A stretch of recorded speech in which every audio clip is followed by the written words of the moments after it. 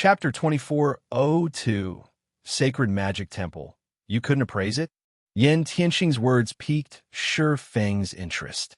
Immediately, the swordsman used omniscient eyes on the crystal. In God's domain, very few things defied appraisal at the master rank. Only special items could not be appraised by a master appraiser. Generally, these special items were of extraordinary quality, and even the most inferior among them should be at the epic rank. 3 seconds, 6 seconds, 10 seconds. Even after 15 seconds had passed, omniscient eyes still hadn't fully analyzed the crystal. What is this item? At this point, even Shi Feng could not help but be surprised. When appraising items using omniscient eyes, 15 seconds were more than enough to analyze an epic item. Now, however, the loading bar was still a long way from full. Finally, when a total of 22 seconds had passed, the white energy crystal's information appeared before Shi Feng. Magic Key, Epic Rank, a key that can open the second floor of the sacred magic temples found in Lost Ruins. Cooldown. 1 natural day upon seeing the appraisal results, Shi Feng was dumbfounded. Guild leader, what is it? Yan Tianxing asked curiously upon seeing Shi Feng's surprised expression. A magic key, a secret key that can open the sacred magic temple's second floor. Shi Feng said, a hint of excitement flashing across his eyes as he gazed at the white crystal in his hand. For a moment, he even wondered if the reward for achieving an S-rank rating in the quest was in Alba Gray's favor, but this magic key instead. The sacred magic temple? Everyone was confused at Shi Feng's words. They could be considered very knowledgeable regarding God's domain, but this was the first time they had heard the term sacred magic temple. Judging by Shi Feng's expression and manner of speaking, they concluded that it should be a very amazing place, yet they actually had never heard of it before. It's an excellent place to learn skills, spells, and magic arrays. The learning efficiency in the sacred magic temple is at least double that in the outside world, Shi Feng explained excitedly. The sacred magic temple was a relic of ancient times, which normally only appeared in ancient ruins or lost towns. The location of the magic gate Shi Feng was aiming for this time was one of these ancient ruins. This ancient ruin housed not only a magic gate that led to the Western continent, but also a sacred magic temple. This sacred magic temple was another reason why the various superpowers had grown extremely envious of the dark power that ruled over the Demon Wolf Mountain range in his previous life. While inside the sacred magic temple, players could freely learn the information stored there so long they had access. The information contained within the sacred magic temple was generally related to skills, spells, and magic arrays used during ancient times. While this information was outdated, it was of great help to players, since these skills, spells, and magic arrays were the original forms of present versions. Studying them would allow players to improve their control over current skills, spells, and magic arrays significantly. Hence, the Sacred Magic Temple was a place many players sought to visit.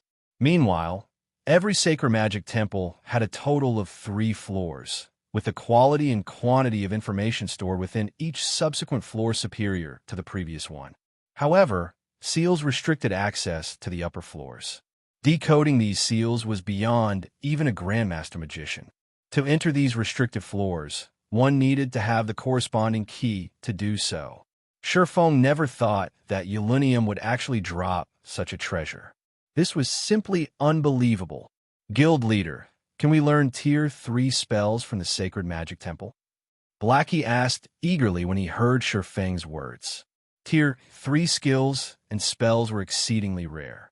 Despite grinding in the Demon Wolf Mountain range for so many days, they had yet to come across even one Tier 3 skill book or spell book. The Tier 3 skills and spells they possessed thus far were obtained through legacy skill points. If they wished to learn more, they would have to find other ways to do so. If he could freely learn as many Tier 3 spells as possible, then his strength would definitely skyrocket. Learning Tier 3 spells? Dream on, Shi Feng retorted, rolling his eyes at Blackie.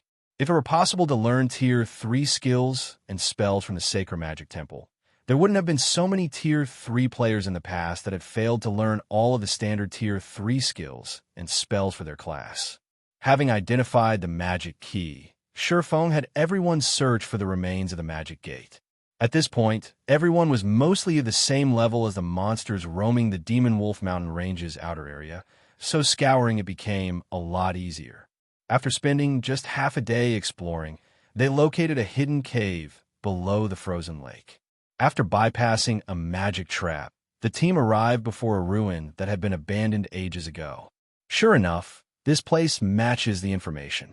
When Shifeng saw the tightly shut silver gate and the 3-story sacred magic temple, he inwardly breathed out a sigh of relief. Due to his reincarnation, the development of the current god's domain had greatly deviated from his previous life's version. Hence, he hadn't been confident that the Demon Wolf Mountain Range's magic gate still existed in this life. Guild leader, quick, look! It's a magic gate! Blackie exclaimed in excitement, pointing at the silver gate. With this, our guild will also be able to travel between the 2 main continents. Blackie had never imagined that they would actually find a magic gate leading to the western continent. Moreover, even if he wasn't an expert in magic arrays, he could tell by the looks of the gate's shape and the magic arrays engraved on it that the gate was not a one-time use tool, but one that allowed players to freely travel between the 2 main continents. Now that Zero Wing had access to the resources of both continents, there was no doubt that the guild would develop into a superpower. It seems the gate has been preserved quite well. The restrictions aren't that significant, Shifeng said calmly as he inspected the silver gate. In its current state, the magic gate before him could be used only once a week, and each use allowed up to 10 players to be teleported, with each person costing 2,000 magic crystals. Shifeng was relatively satisfied with this outcome. It was much better than some of the other magic gates he knew of that teleported only 3 to 5 people at a time. The only troublesome aspect about the gate before him was its long cooldown. However, now that he had activated the gate, he just needed to wait a few more days to travel to the western continent and start raking in a ton of resources and credits. After inspecting the magic gate, he shifted his sights to the sacred magic temple. During his previous life, despite having access only to the sacred magic temple's first floor, he had reaped a significant harvest, especially regarding his mana control and skill completion rate. Read latest chapters at Wuxia World. As for the Sacred Magic Temple's second floor, all he had was hearsay. He had never personally visited it before. As for the third floor, he had never even heard of anyone reaching it, much less information about it. While everyone else was perusing the information available on the Sacred Magic Temple's first floor, Shifeng went to access the second floor. He took out the magic key and started chanting the incantation.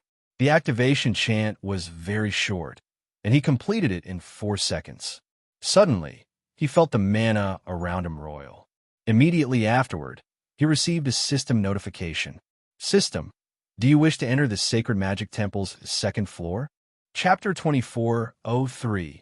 Reaching the realm of masters. Looking at the system notification, Shifeng immediately chose to enter the Sacred Magic Temple's second floor.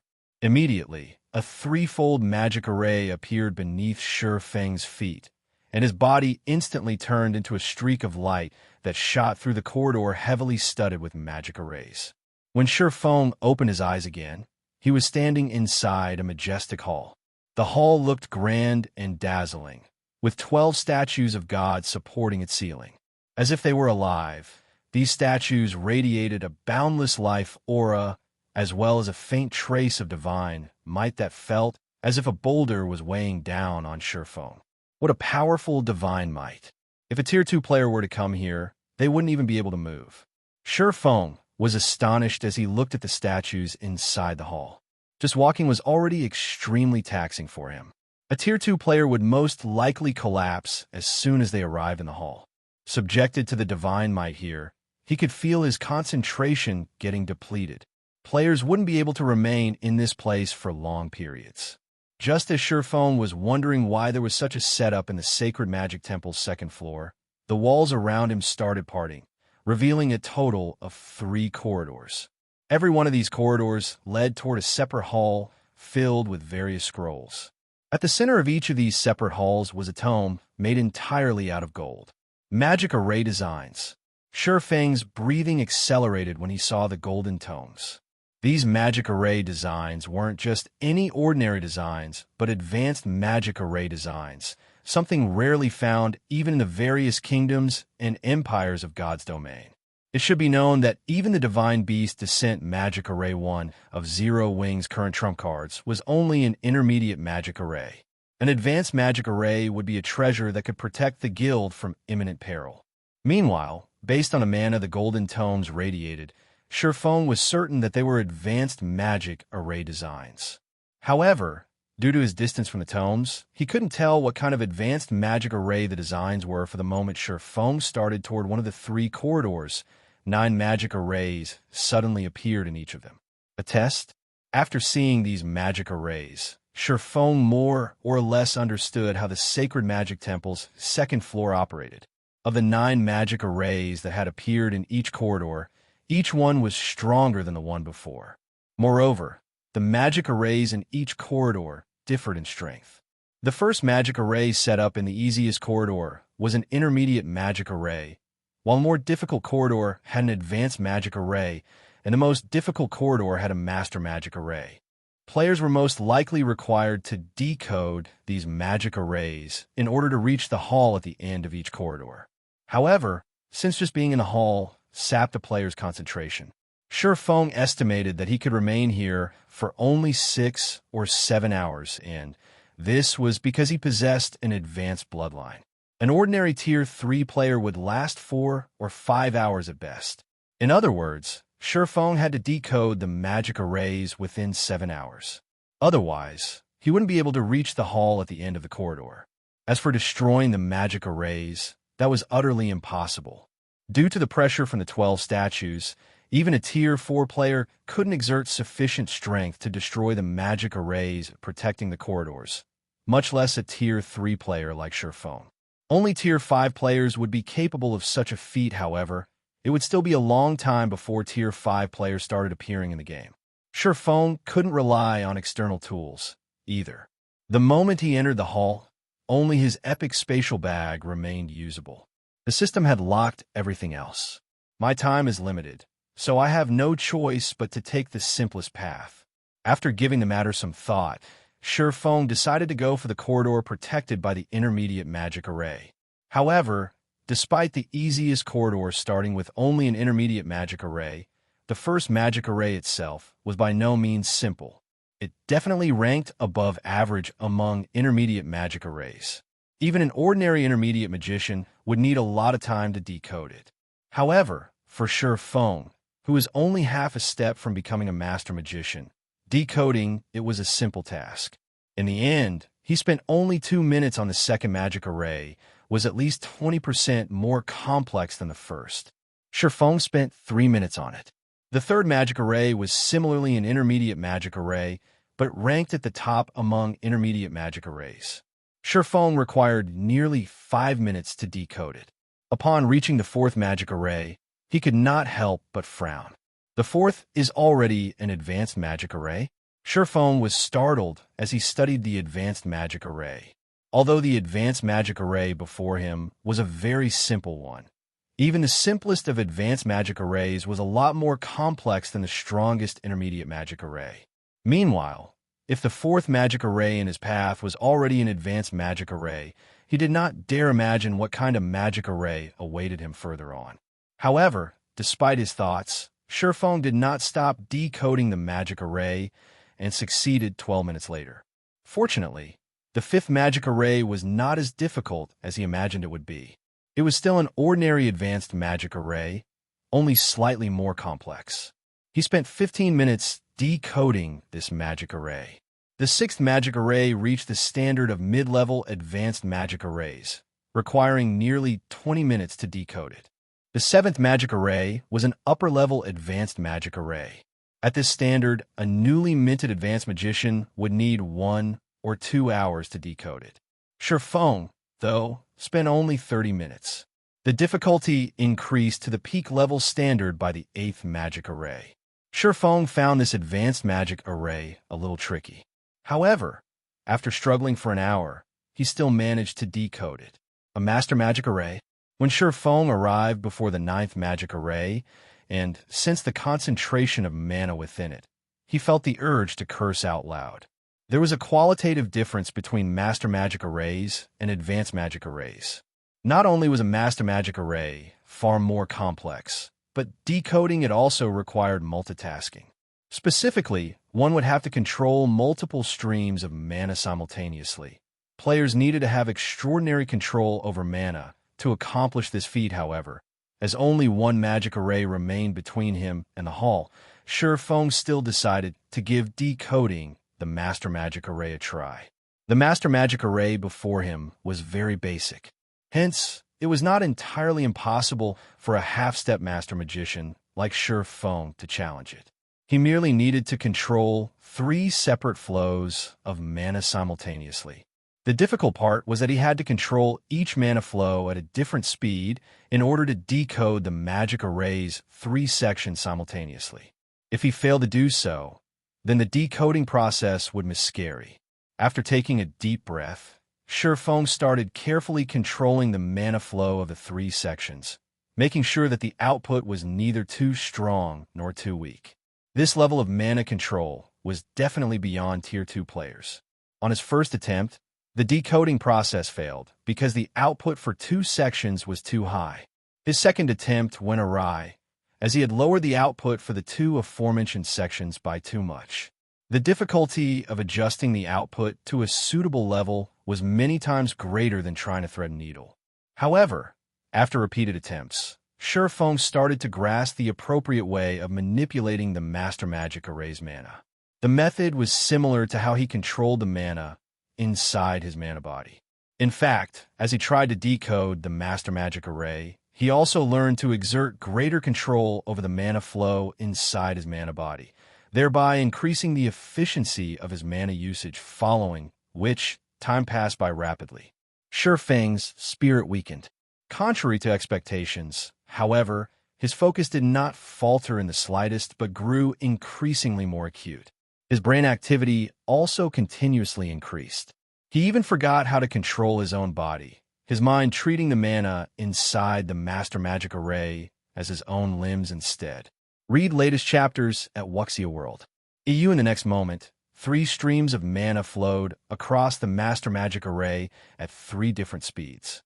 The stream that had moved too quickly on Shifeng's last attempt was a touch slower now, while the stream that had moved too slowly had accelerated slightly. When the 3 streams of mana had filled up the final pattern in their respective sections of the magic array, all 3 actually arrived at the magic array's center at exactly the same time. I did it! Shifeng could not help shouting in excitement. The moment all 3 streams of mana came into contact with each other, the magic array before him released a dazzling light. A moment later, the sound of a system notification entered Shifeng's ears. System, congratulations. You have become a master magician. Chapter 2404. Frightening Treasury System. You have become a master magician. Rewarding the Great Magician title. The system notification repeated 3 times.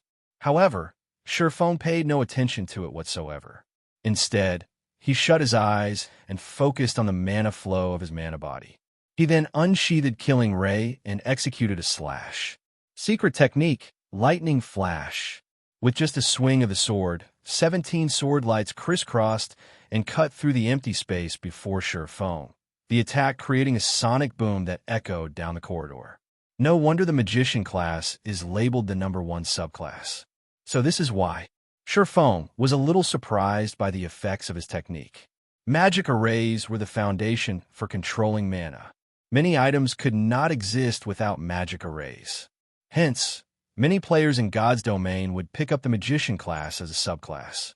This was especially true for forgers and alchemists, who would not be able to tread far on their path without the Magician class. However, Shifeng had never thought that becoming a master magician would raise his control over his mana body to a whole new realm. Now, not only could he simultaneously control multiple streams of mana much more quickly, but his body also became much more agile. The power of his combat techniques also improved considerably. Although his proficiency at multitasking with Mana Still was not particularly high, which prevented him from fully leveraging these new advantages, he just needed time. Once he familiarized himself with this process, his utilization of it in combat would improve. Moreover, the Great Magician title increased his maximum concentration by 10% and improved his mana control by 10%, which made controlling his mana body easier. At this moment, Shurfeng more or less understood why players who had become master magicians in the past were usually very powerful. Just a minor improvement toward the mana body would allow players to exhibit much greater power with their combat techniques, skills, and spells. Not to mention, a master magician could construct basic magic arrays without the assistance of materials and use these magic arrays as a tool for support or interference. The benefits of becoming a master magician were massive. Now, if he could get Aqua Rose, Violet Cloud, and the other magical class experts of Zero Wing to become master magicians within a short period, the guild's overall strength would definitely increase substantially. Thinking up to this point, Shurfeng shifted his gaze to the center of the nearby hall. Now that he had decoded the last magic array, the advanced magic array design was already within his reach. So long as he could obtain it, helping Zero Wings members get promoted to the advanced magician rank and, subsequently, the master magician rank would be much easier. When Shurfeng stepped into the hall, the contents of the hall entered his view. The hall was not particularly large, only the size of about 3 basketball courts. However, many magic array scrolls were displayed all over the hall. These magic array scrolls, ranging from intermediate magic arrays to advanced magic arrays, all came in complete sets. Every one of these magic arrays was of the barrier type. Shurfeng was dumbfounded upon seeing this scene. Barrier-type magic arrays were things that the current powers of God's domain urgently needed, especially intermediate barrier-type magic arrays. Past level 100, monsters at the Grand Lord rank or above would be immune to the effects of basic barrier-type magic arrays. One needed intermediate barrier-type magic arrays, or better, to suppress them. However, intermediate barrier-type magic arrays were incredibly rare. Even Zero Wing had only a few complete sets. Inside this hall, however, there were over 100 sets of intermediate barrier-type magic arrays and as many as 12 sets of advanced barrier-type magic arrays. This was practically a treasury of magic arrays. No wonder nobody was willing to reveal any concrete information about the Sacred Magic Temple's second floor. When Shurfeng looked at the treasure trove before him, he understood why there had been so little information regarding the Sacred Magic Temple's second floor in his previous life. One could make a fortune just selling the magic array scrolls here, since the various major powers were willing to pay over 1,000 gold to purchase a set of intermediate barrier-type magic arrays. After all, not all guilds possessed as many fine gold guards as Zero Wing did. Meanwhile, without the help of powerful personal guards, raiding a level 100-plus Grand Lord was an extremely difficult and costly task. However, with the suppression effects of an intermediate barrier, the raid difficulty would instantly decrease by a large margin. The expert teams of guilds would then have the ability to raid level 100-plus Grand Lords. With the scrolls for an intermediate barrier at hand, teams could also start exploring level 100 neutral maps much more boldly, as they no longer had to fear level 100-plus Grand Lords. While Shurfeng was thinking of sweeping these magic array scrolls into his bag, his gaze still drifted to the golden tome hovering in the middle of the hall. Previously, as he had been too far from the tome, he could only tell that the magic array design was of the advanced standard. Now that he was standing so close to it, he discovered that it wasn't just an ordinary advanced magic array design. Not only was the golden tome enveloped by a dense layer of mana, but it also radiated a faint trace of divine, although the power of this divine might was negligible and would have no effect on a player's performance. It still signified that the tome was once the possession of a god. Otherwise, it wouldn't have absorbed a god's aura. Following which, Shurfeng walked up to the tome to inspect it. This is an ancient magic array design. Shurfeng's breathing accelerated when he read the tome's statistics. 12 elemental pillars, Ancient Magic, Advanced Magic Array. Requires at least 12 Tier 2 magical classes to cast. Places a seal on all enemies within a 200-yard radius. Effects will improve by 1 grade with every additional 12 casters added. The magic array can be cast by up to 36 casters. Required materials: 1 mana stone, 12 elemental crystals, 12 magic scrolls, and 1 advanced magic scroll. Ancient magic had been lost after the Great Destruction. Although humans had researched new forms of magic after the Great Destruction, the performance of current spells and magic arrays was still greatly inferior to that of ancient spells and ancient magic arrays. This was because ancient magic was taught to humans by the gods. It was not only much more refined, but also much closer to the essence of magic. Any player that successfully learned ancient magic would be much stronger than players of the same tier. Magic arrays that applied the principles of ancient magic were also much stronger than those that did not. Only very few ancient magic arrays had been passed down in God's domain. Hence, every ancient magic array was incredibly valuable, and their designs all the more so. The value of an intermediate magic array design that applied ancient magic principles could rival that of fragmented legendary items. Needless to say, advanced versions would be even more valuable. Now that such a design had appeared before Shurfong, how could he not be surprised? For a moment, Shurfong even entertained the thought of attempting the other 2 corridors and securing the magic array designs housed in the halls beyond them. Fortunately, though, his rationality prevented him from doing so. The reason for this was very simple. If even the easiest corridor required a master magician to break through, then the other 2 corridors would definitely demand an even higher standard. At least, those 2 corridors were not challenges that a newly minted master magician, like himself, could break through for now. He would merely waste his time trying. Read latest chapters at Wuxia World. The materials needed for the 12 elemental pillars are relatively easy to procure. Even a mana stone, which is the most troublesome material to get, is no problem for me. So long as I can mass-produce this magic array, I can definitely raise the performance of the guild's teams by a large margin. At that time, even the Superpowers expert teams won't be a match for Zero Wings when it comes to raiding field bosses. Shurfong grew excited as he looked at the design in his hands. In his opinion, even the combined value of 10 fragmented legendary items could not match the value of the 12 elemental pillars design. Guild leader, we're done setting up a teleportation point here. All we need to do is set up a teleportation device in the Ten Saints Empire, and we can teleport here anytime we want, Blackie reported excitedly after contacting Shurfong. All right, have everyone get ready. It's time we headed home, Shurfong said, nodding, and started collecting all of the magic array scrolls inside the hall. In less than 10 minutes, he had cleared out the entire hall. He then returned to White River City together with Blackie and the others. Chapter 2405 Changes to the Gravity Mountain Range White River City, Zero Wings residence. When Shurfong and the others returned to the guild residence, an unusually depressing atmosphere greeted them. Now, less than 100 players stood in line to take the recruitment test to join Zero Wing. The guild members in the residence only seemed to reanimate as Shurfong and his companions entered the guild hall. They were all excited for their guild leader's return. It's the guild leader. The guild leader is back. This is wonderful. Boss Blackie and the others have returned as well. The several hundred players in the hall ran up to Shurfong and his team to welcome them back. When Liang Jing, who was working in the lobby, saw the group, she ran over, just as elated. Guild leader, you've finally decided to come back. Liang Jing breathed a sigh of relief.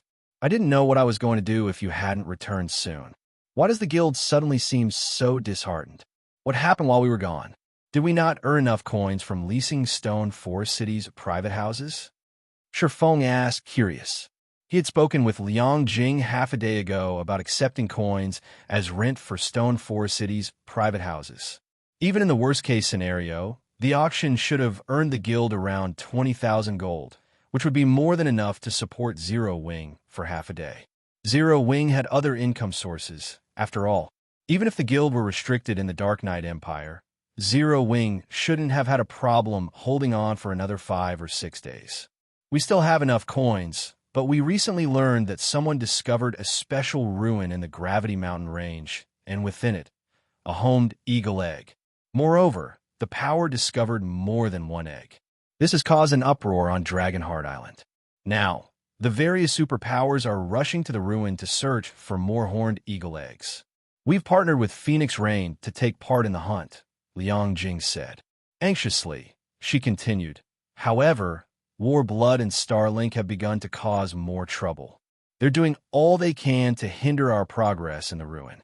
We thought it best to send Fire Dance and the other recently promoted Tier 3 players to lead the guild's level 100+ experts to the Gravity Mountain range as reinforcements. Unfortunately, Starlink started to target our players in the neutral maps around Starmoon Kingdom, and we don't have anyone left to stop it. Horned eagle eggs? Liang Jing's report left Shifeng a little confused. He had never considered that the Gravity Mountain range would be home to horned eagle eggs. He certainly hadn't heard of such a thing in his previous life. Horned eagles were one of God's domain's flying mounts. They were only intermediate common rank, but they were still flying mounts, and as long as players obtained their eggs and hatched them, they could take the horned eagle hatchling to a tamer, where it would become a true flying mount. The very idea of flying mounts had driven the various superpowers to the brink of madness, but aside from Zero Wing, the number of superpowers on the eastern continent with flying mounts could be counted on one hand. Flying mounts were the future of God's domain. Whoever had the most would have a massive advantage. It was easy to imagine the various superpowers' reactions to the news that someone had found horned eagle eggs in the Gravity Mountain range. Meanwhile, to prevent Zero Wing from exploring the ruin, Starlink would do all it could to limit Zero Wing's movement to the Starmoon Kingdom. Based on what we've learned from the secret pavilion, Demon Palace has secretly sent over a dozen Tier 3 experts to the Gravity Mountain range to help Starlink and War Blood against us. I'm afraid Fire Dance's group is in grave danger, Liang Jing said worriedly. By now, some of the various superpowers experts had completed their Tier 3 promotion quests, and although Zero Wing had the most right now, it couldn't take on multiple superpowers at once. In that case, let's split up into 2 groups, Shifeng said as he turned to Kola and the others.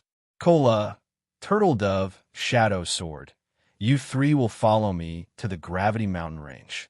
Tianxing, you'll lead the rest of the team to deal with those bastards hunting our players in the neutral maps nearby. It's too dangerous for just the 4 of you, guild leader. You should take more people with you. Starlink isn't the only power in the ruin. Many superpowers are heading there as we speak.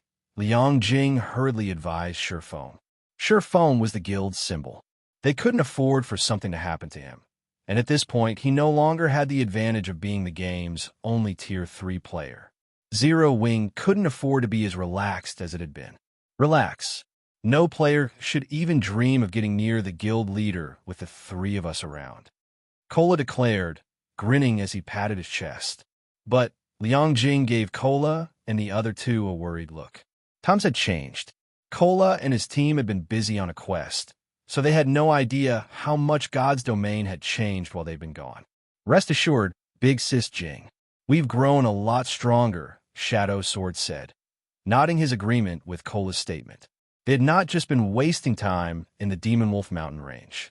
They might not be a match for a monster like Ulinium, but they were definitely strong enough to deal with new Tier 3 players. All right, enough chatting. Everyone, let's get to work, Shifeng said. He could not help but shake his head and chuckle at Kola and Shadow Sword's confidence. He then turned back to Liang Jing, saying, I need you to purchase elemental crystals and magic cores in bulk. I have an important use for them. If you don't have enough money, sell these intermediate magic array scrolls. I'm sure they'll fetch a high price. As he spoke, Shifeng retrieved the 100+ sets of intermediate magic array scrolls he had obtained from the Sacred Magic Temple and handed them to Liang Jing. Although the guild had quite a few elemental crystals and magic cores in stock, it didn't have nearly enough for him to exploit the 12 elemental pillars design. When she saw the scrolls, Liang Jing was stupefied. Do you really want me to sell all of these intermediate barrier scrolls, guild leader? Liang Jing had to ask. At this stage of the game, there were very few Tier 3 players in God's Domain. Most of the players in level 100 neutral maps were still at Tier 2. However, exploring level 100 neutral maps was a major challenge for Tier 2 players, especially when it came to Grand Lord ranked bosses. Unfortunately, players needed to hunt these Grand Lords to obtain better equipment. Without strong enough equipment, players would have no hope of completing their Tier 3 promotion quests. Hence, the various powers had turned to magic arrays to suppress these bosses, increasing their chances of acquiring better weapons and equipment for their Tier 2 members. Because of this, intermediate barrier scrolls were incredibly popular right now, especially when sold in complete sets. A full set of intermediate barrier scrolls could easily fetch 800 gold or more. MHM. I've obtained an advanced barrier-type magic array design, so we don't need these anymore, but don't sell too many at once. Post them for sale one by one, Shifeng said. Intermediate barriers were valuable, but they couldn't compare to the 12 elemental pillars. Furthermore, this was the best time to sell intermediate barrier scrolls. As more players reached Tier 3, these scrolls would become less valuable. Since Shifeng didn't need to keep them for his guild, selling them for materials to craft advanced magic array scrolls would only benefit Zero Wing as a whole. Understand. I'll start posting them in the various kingdoms and empires' auction houses, Liang Jing said, her eyes glowing with excitement. She hadn't expected Shifeng to return with such an abundant harvest. An advanced barrier-type magic array design. With such a design, Zero Wing could produce as many advanced barrier scrolls as it wanted. With an advanced barrier, a team of Tier 2 players would even have a chance of defeating a level 100-plus Grand Lord ranked archaic species. Liang Jing left to carry out Shifeng's orders. Shifeng, on the other hand, hurried toward the Gravity Mountain range with Kola, Turtledove, and Shadow Sword. The Molten Canyon, located within the Gravity Mountain range's core region, was crowded with players. Most of them were from the various superpowers and top adventurer teams, and every one of these players had reached level 100 or higher. Several players wearing the Heaven's Blade adventurer team emblem fought desperately to escape the Molten Canyon. However, several hundred level 100-plus experts, led by a Tier 3 player, stood between them and the canyon's exit. Leader, what should we do? They have a Tier 3 expert on their side. We've already used up all our instantaneous movement magic scrolls, a level 101 assassin from Heaven's Blade said, watching the Tier 3 Berserker King a short distance away with an anxious expression. Read latest chapters at Wuxia World. I'll hold them off while the rest of you get out of here. If you don't make it out, Blood Oath will kill the commander. The level 102 female Guardian Knight leading the team growled through gritted teeth. We've sealed the area off already. Do you really believe you can escape? Even if you guys get past us, no one can save you. No one can stop Warblood in the Gravity Mountain range. The Tier 3 Berserker King shouted, sneering at Heaven's Blades members. The Heaven's Blades players despaired. The Berserker King had only spoken the truth. The Warblood Adventurer team had evolved. With the help of Starlink and Demon Palace, Warblood had become Dragonheart Island's #1 adventurer team. Even if they managed to break past Warblood's blockade and got far enough to ask for help, no one would help them. However, the moment the Berserker King finished his gloating, everyone in the area heard a deep voice. Is that so? And what if Zero Wing gets involved? Chapter 24:06. Shock as the question echoed throughout the canyon's exit. Everyone fell silent.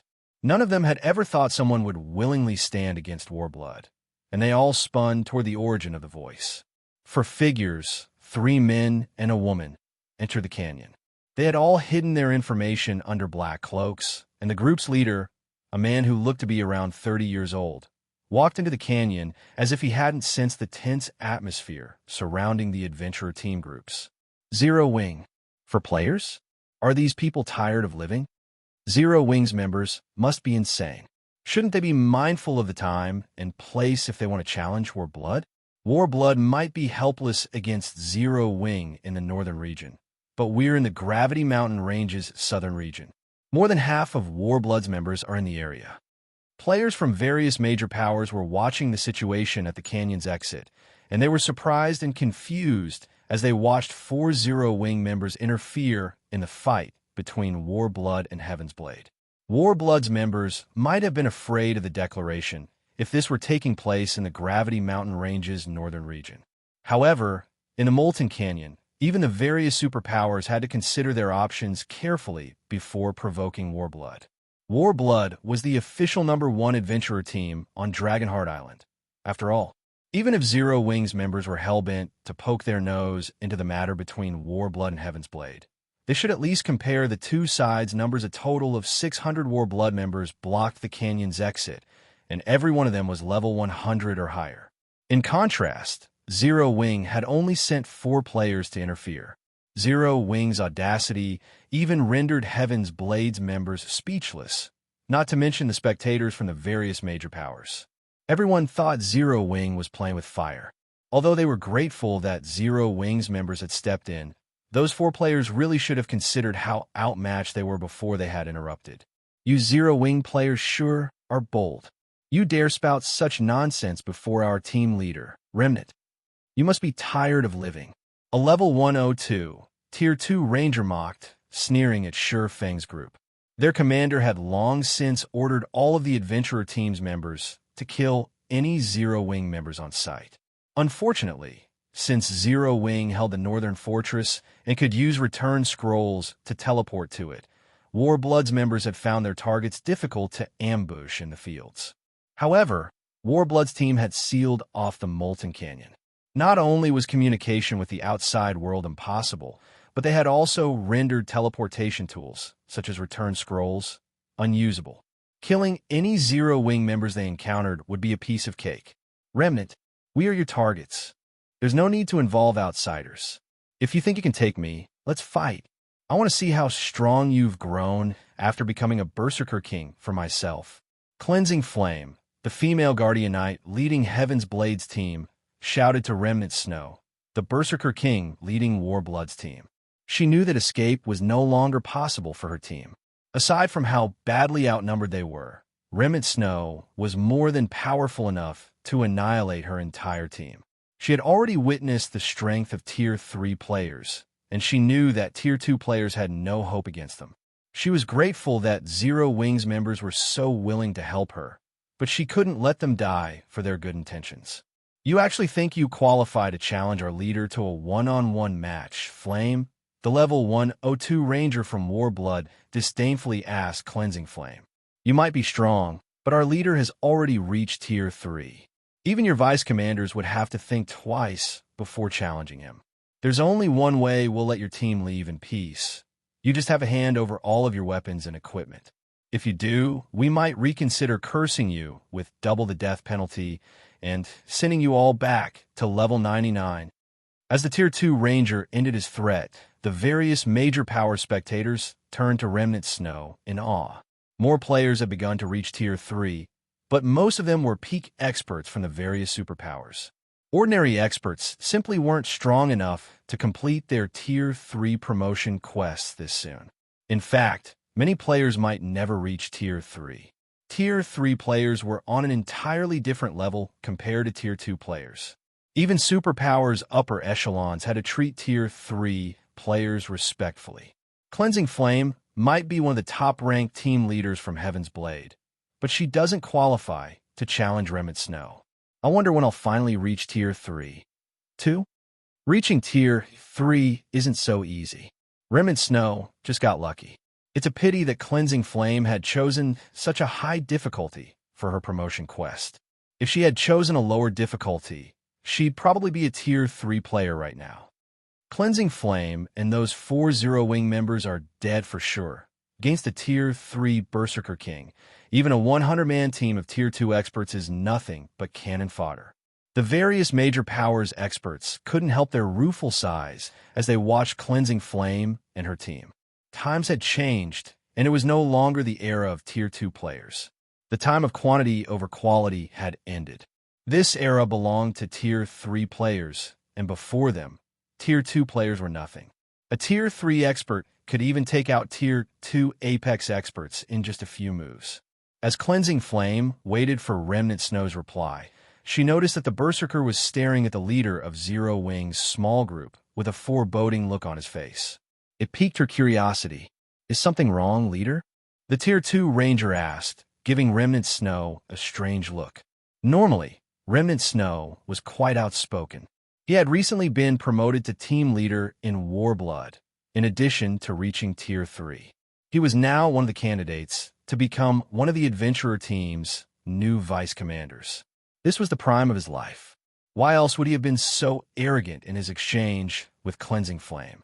However, before the Tier 2 ranger could continue, Remnant Snow pulled away from his team and approached Zero Wings players. Read latest chapters at Wuxia World. EU Zero Wings members are doomed now. It seems Remnant Snow intends to take care of those Zero Wing fools himself. The various major powers experts gave Sure Feng's group pitying glances as Remnant Snow made his move. Cleansing Flame, on the other hand, paled. She wanted to stop the man, but with several hundred War Blood members in her way, rushing forward would accomplish nothing. Just as the spectators expected Remnant Snow to attack, the man in question expressed his respect for Sure Feng as he reached Zero Wing's 4 players. "Guild leader Black Flame, you jest. How could I show such disrespect to your request? We'll allow them to leave," Remnant Snow said. He then barked an order for Warblood's members to open a path for Cleansing Flame and her team to leave the Molten Canyon unhindered. Chapter 2407. Hidden Terror. When Remnant Snow commanded his team to give way, both the spectating experts and Heaven's Blades members were stupefied. What was going on? Had Remnant Snow hit his head at some point? Even Warblood's members gaped at Remnant Snow. They even wondered if this were some imposter. Why else would he show respect to Zero Wing's guild leader? Warblood had an irreconcilable feud with Zero Wing, and the two organizations frequently clashed in the Gravity Mountain Range. Although Zero Wing's guild leader was a Tier 3 player, Remnant Snow was a Tier 3 Berserker King. He shouldn't have any reason to treat Sure Feng respectfully. Not a single player watching the scene could understand why Remnant Snow behaved as he did. "Are you deaf? Why aren't you moving?" Remnant Snow snarled as his team members stared at him. Seeing his rage, Warblood's members followed their orders and opened a path for Cleansing Flame's team, regardless of how confused they were. When the watching experts saw this, they were utterly flabbergasted. At first, they had wondered if they had misheard Remnant Snow, but after watching Warblood's members move aside and let Cleansing Flame's team pass, they had to accept the odd situation as fact. "I'll thank you in their place then, Team Leader Remnant. I still have other matters to deal with, so I'll be heading out," Sure Feng said. Remnant Snow's behavior had surprised him, too, but since the man had taken a step back, it'd be in poor taste if Sure Feng escalated the situation. Thus, he decided to continue on his way into the Molten Canyon after a polite response. Remnant Snow couldn't help but breathe a deep sigh of relief as he watched Sure Feng's group walk off. Others might not realize how powerful Sure Feng was, but he had experienced the swordsman's astonishing might for himself. Sure Feng had caused a huge scene on Tranquil Mine Island even before he had reached Tier 3. He had then slain Blood Oath, who had been protected by several of his bodyguards and one of the adventurer team's vice commanders, within the Dragon Phoenix Pavilion's residence. And yet, Sure Feng had still slain Blood Oath. The swordsman was inhumanly strong. Now that Sure Feng had reached Tier 3, he had undoubtedly become even more terrifying. Remnant Snow had no wish to provoke such a monster. Even among Tier 3 players, there were still differences. Reaching Tier 3 did not grant invincibility. Are we really letting them go, leader? The higher-ups have made it clear that we are under no circumstances allowed to let Cleansing Flame's team leave the Molten Canyon. The Tier 2 ranger whispered to his team leader. Even if Black Flame is Tier 3, there are plenty of us here, and we have a battle array.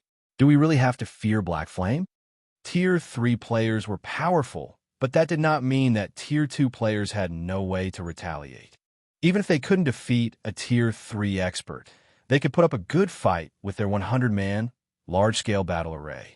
If Remnant Snow joined the fray, it wouldn't be impossible to defeat Sure Feng. Yet, Remnant Snow had ordered them to allow Cleansing Flame's team to leave without a fight. Warblood's upper echelons definitely wouldn't tolerate this insubordination. That is true. I am confident that I could hold my ground against Black Flame with the help of a battle array. But do you truly believe that he's only a Tier 3 player? Remnant Snow said as he rolled his eyes at his vice team leader. Didn't you see the 3 players behind him? Even if they're all Tier 3 players, we could buy enough time for our other Tier 3 experts and Starlink's Tier 3 experts to arrive. Winning that battle isn't necessarily impossible, the Ranger insisted. Although Tier 3 players were still rare at this stage, Warblood and Starlink had a few. Surrendering without a fight would tarnish Warblood's reputation. So what if they make it here? Remnant Snow shot back, chuckling. You're aware that I learned a special skill after I completed my Tier 3 promotion, right? With this skill, I can see through Black Cloak's concealment effects. Do you know what those players' levels and equipment standards are? How strong could they possibly be? Are they level 105 players in level 100 Dark Gold set equipment? The Tier 2 Ranger offhandedly mocked the notion. He knew about Remnant Snow's identification skill. That skill was the reason Warblood had ordered the Berserker King to guard the Molten Canyon's exit in the first place. With him running the show, Heaven's Blades members wouldn't be able to sneak out of the Molten Canyon with Black Cloaks. At this point, Tier 3 experts' equipment standards weren't much higher than Tier 2 players. Most Tier 3 experts were still wearing level 100 epic equipment. A player would only have a distinct advantage if they equipped level 100 Dark Gold set equipment, but obtaining that kind of equipment was nigh impossible for current players. More experts were reaching Tier 3, but not a single power had enough Tier 3 players to raid level 100 team dungeons. And because of that, obtaining level 100 plus top-tier equipment was still extremely difficult. Players could grind level 100 plus Grand Lords, but the best equipment those field bosses would drop would be fine gold rank. Bingo, Remnant Snow said, chuckling. Not only have they reached level 105, but they're even wearing Dark Gold set equipment. Level 105? Level 100 Dark Gold set equipment? How is that possible? The Tier 2 Ranger exclaimed, astonished. Level 100 Dark Gold set equipment? Shaking his head, Remnant Snow revealed an envious expression as he said, they're not wearing level 100 Dark Gold set equipment. They're wearing level 105 Dark Gold set equipment. Impossible. How can they have possibly acquired such items? Stupefied, the Ranger refused to believe his leader's claim. Obtaining level 100 Dark Gold set equipment was an unbelievable feat at the moment, and obtaining level 105 Dark Gold set equipment was an utter joke. Yet, that was what Remnant Snow had seen after using his special identification skill, so it must be absolute truth. Furthermore, the Ranger had no reason to doubt his leader. Remnant Snow was fighting to become a vice commander. He wouldn't benefit in the least from my Flames team go. As Remnant Snow had said, even if Warblood and Starlink sent Tier 3 experts as reinforcements, they'd be nothing but a joke against those 4-0 wing members. Why else would I have let Cleansing Flames team leave without a fuss? Remnant Snow asked, rolling his eyes. As he stared at Sure Fang's departing figure, a trace of fear flashed in his eyes. There was one bit of information he hadn't revealed, the fact that he hadn't gleaned the slightest detail regarding Sure Fang. When he had stood before the swordsman, it had felt as if he were trying to stare down a Tyrannosaurus Rex. Honestly, the Tier 2 Ranger silently celebrated his leader's wisdom. Had they started a fight with those players, they all would have died. As Sure Fang's group passed, delving deeper into the Molten Canyon unhindered, the various experts in the area gaped in shock. Leader, is Zero Wing's Black Flame really that powerful a player? Remnant Snow actually stepped aside out of respect for him. The level 101 female cleric beside Cleansing Flame asked, confused and stunned. Even the various superpowers feared Tier 3 players. Yet Remnant Snow had conceded after a few words from Sure Fang. It was utterly unbelievable. I don't know exactly how powerful Guild Leader Black Flame is, but I know that this is an opportunity for us, Cleansing Flame said, excitement flashing in her eyes after seeing Remnant Snow's extraordinarily respectful display before Sure Fang. She immediately tried to catch up with the small Zero Wing group. None of Heaven's Blades members knew what she was up to. Guild leader Black Flame, I am Cleansing Flame, one of Heaven's Blades team leaders. Thank you for saving us. If you hadn't come along, we would have died here. Cleansing Flame sincerely thanks Shurfong. It was just a small effort on my part. There's no need to be so polite, team leader Flame, Shurfong said.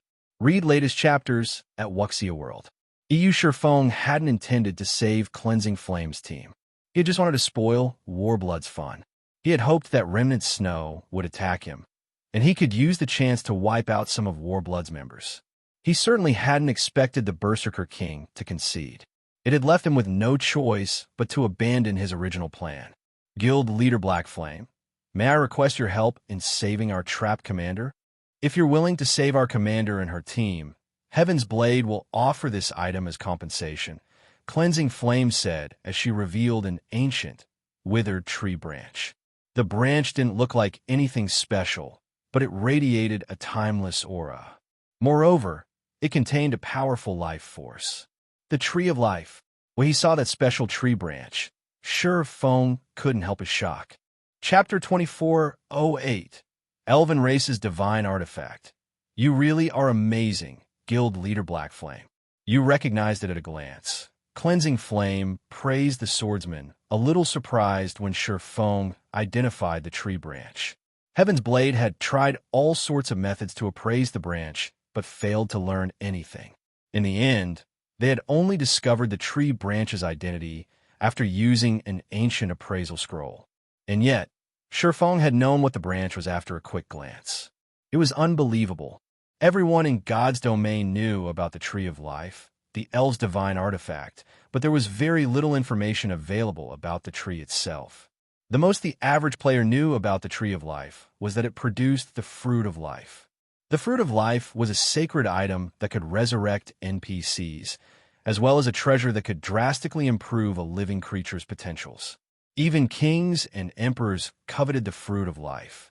It's no wonder why Warblood is out to get you and willing to go as far as to seal off the Molten Canyon.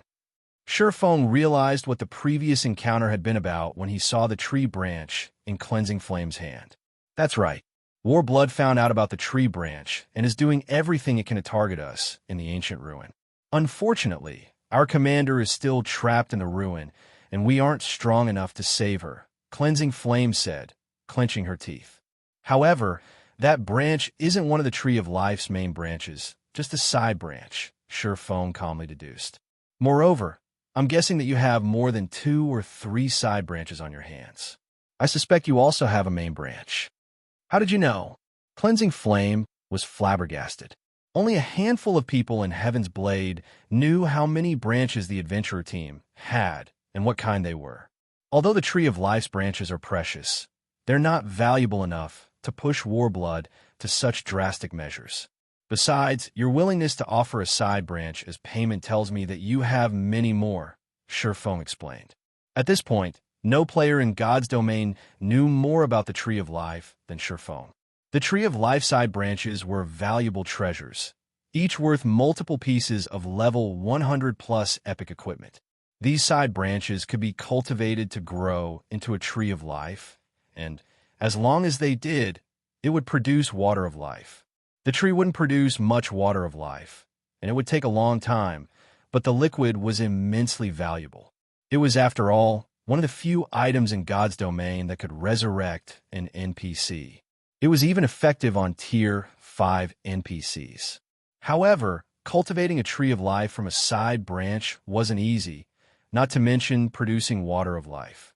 One would need to sacrifice astronomical resources to accomplish the feat. Even if Warblood wanted the side branch, it wouldn't be desperate enough to seal off the Molten Canyon to get it. The only explanation was that Heaven's Blade had acquired one of the Tree of Life's main branches. The main branches were extraordinary and even more valuable than ordinary legendary items.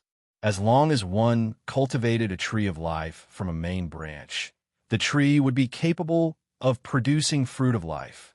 Fruits of Life were just as valuable as fragmented legendary items. Thus, it was easy to imagine how valuable a Tree of Life, which could produce an endless supply of the fruit, would be. Even super guilds would sacrifice everything to get their hands on a main branch. Hearing Shi Feng's explanation, realization dawned on Cleansing Flame. Shi Feng's deduction was correct. Warblood had discovered that Heaven's Blade had a main branch from the Tree of Life, which was why it so furiously targeted Heaven's Blade. With no other choice, her commander, Zvi, had sent her with the side branch to find outside help. These branches weren't ordinary items, and they were guaranteed to drop on death. Her commander wouldn't have been in such a precarious position otherwise. If you're hoping that Zero Wing will save your commander just for a side branch, I'm afraid that I have to refuse. I'm sure you're aware of how crazy and powerful Warblood is, not to mention its partnership with Starlink. I doubt any superpower would be willing to offend Warblood. Even if you offered me 2 or 3 side branches, I'd have to refuse, Shi Feng told Cleansing Flame with a serious look. However, it's not impossible to afford Zero Wing's help. We want one of the main branches. That's the bottom line to purchase Zero Wing's help in rescuing your commander. He did not particularly care about the Tree of Life side branches. He could easily find replacements for the Water of Life. The main branch, however, was a different story. Not only could the main branch provide fruits of life, but it could also yield nuclei of life. The nucleus of life was one of the required materials to produce the broken steel set equipment. It was also the most difficult material to acquire. If he could secure a source of nuclei of life, he could forge his class set equipment, an epic class-specific set equipment. Even during his previous life, very few of the various superpowers experts had obtained epic set equipment. Most had only worn an assortment of epic equipment. With the broken steel set equipment, he could roam through the truly dangerous areas of God's domain and hunt down the 3 remaining fragments of Solomon's sword. With his current strength, he only had a 10% chance of surviving in these locations, and that was only because he had the disintegration armor, which could temporarily elevate him into a Tier 4 Sword Emperor. Without the disintegration armor, he had no chance of surviving whatsoever. Only an epic set equipment could increase his survival chances. Only the extremely lucky could find enough fragmented legendary items for the task, and he couldn't afford to rely on luck. A main branch. Cleansing Flame hesitated after hearing Shi Feng's demand. As a mere team leader, she didn't have the authority to make that decision. Heaven's Blade had only secured one main branch, and if they gave it to Zero Wing, the adventurer team would suffer a huge loss. Furthermore, protecting the main branch in their possession was the very reason that her commander was struggling so desperately. She would have already offered the side branches to appease Warblood otherwise. Read latest chapters at Wuxia World. EU, however, Cleansing Flame couldn't deny what Shi Feng had said. Not only was Warblood Dragonheart Island's #1 adventurer team, but it also had Starlink support. No superpower on the island would be willing to offend Warblood for a mere side branch from the Tree of Life. Guild Leader Black Flame, I'm afraid I can't agree to that. I need to discuss the matter with my commander, Cleansing Flame said after giving the matter some thought. Rather than rejecting Shi Feng's demand outright, she felt it was wisest to speak with her commander first. I understand, Shi Feng said, not particularly surprised by Cleansing Flame's response. Cleansing Flame was only a team leader. How could someone of that rank possibly have the authority to make such an important decision? With Shi Feng's agreement, Cleansing Flame logged out of God's domain to contact her commander offline. The offline messenger was the only way to communicate within Heaven's Blade now that Warblood had sealed off the Molten Canyon. Chapter 2409, Thunder Eagle Reappears Molten Ruin, Inner Corridor. A team with fewer than 50 members fended off 2 level 106 Grand Lord rank Guardian Knights while desperately trying to retreat toward the Molten Ruin's inner corridor. Although the team had so few members, as many as 8 of them were Tier 3 experts, including the female Guardian Knight that stood 9 meters tall and single-handedly held her ground against the 2 Grand Lords. She wore black and white runic armor, carried a shield engraved with dark runes in one hand, and wielded a 2-handed sword in the other. This female Guardian Knight's outstanding performance was the only reason that the other Tier 3 players on the team could focus on stopping the dozen or so Great Lord ranked mechanical puppets, allowing the rest of the team to pull back safely. The Guardian Knight was none other than Zwei, Heaven's Blade's famous commander and the very soul of the adventurer team. Suddenly, a level 101, Tier 3 assassin appeared beside Zwei, reporting, "Commander, I've just received an offline message from Cleansing Flame. She says that she ran into Zero Wing's guild leader, Black Flame. After negotiations, Black Flame stated that his price for rescuing us is one of the Tree of Life's main branches." The team members fell silent when they heard the assassin's statement. What a big appetite, a level 102, Tier 3 Berserker snarled. "We're fighting so desperately to survive in the main corridor to protect the main branch. Yet Zero Wing wants it in exchange for saving us? If we just give it to Zero Wing, we'll have wasted all of our efforts." "That's right. We might as well offer it to Warblood or some other superpower. At least they'll have a better chance of saving us," a Tier 3 Elementalist said, nodding in agreement. The rest of the team expressed their disapproval as well. They had gone to great lengths to protect the main branch. There was no way they'd hand it over to Zero Wing. If they had to give it away in exchange for their safety, they'd be better off making a trade with a true superpower. They'd be far more confident of a superpower saving them than Zero Wing. "Shadow, what do you think of this?" Zwei asked the Tier 3 assassin next to her. When she spoke, Zwei's voice sounded sacred, and the entire team quieted down. Everyone perked up and waited to hear their vice commander's opinion on the matter. "I'm afraid that keeping the Tree of Life's main branch will be too much of a challenge for us, Commander, and the side branches aren't nearly attractive enough to the various superpowers. No one will offend Warblood for a few side branches," Divine Shadow, the Tier 3 assassin, said. "However, I think we'll have more options if we use the main branch as a bargaining chip." "What do you suggest we do?" Zwei asked calmly. "We definitely cannot allow Warblood to benefit from our work. Zero Wing's help is negligible as well, and we can't rely on most superpowers. I've just received an offline message from 13 Thrones. I don't know how they found out, but they know we have the Tree of Life's main branch. They're willing to help us. Not only will they send reinforcements to get us out of here, but they'll also provide protection and conveniences on Dragonheart Island in the future as long as we give them the main branch," Divine Shadow said. No one was happy with it, but they understood Divine Shadow's reasoning. The Molten Ruin was extremely dangerous. Although Dragonheart Island's various superpowers were here to find horned eagle eggs, most of them couldn't get past the ruin's outer region. Very few superpowers were strong enough to explore the inner region. Heaven's Blade's team had only managed to make it that far by relying on special means. Although Zero Wing's peak combatants were no weaker than those from the various superpowers, if the superpowers couldn't set foot in the inner region, Zero Wing's experts wouldn't be able to either. 13 Thrones was their only reliable option now. After listening to her vice commander's view, Zwei fell silent as she considered her options. Her team waited silently for her decision, but they wouldn't hesitate to follow their commander's orders, regardless of what she decided. "All right, let's go with your suggestion," Zwei said. "I'll notify 13 Thrones," then Divine Shadow said as he prepared to back out of the game. "Notify Cleansing Flame as well.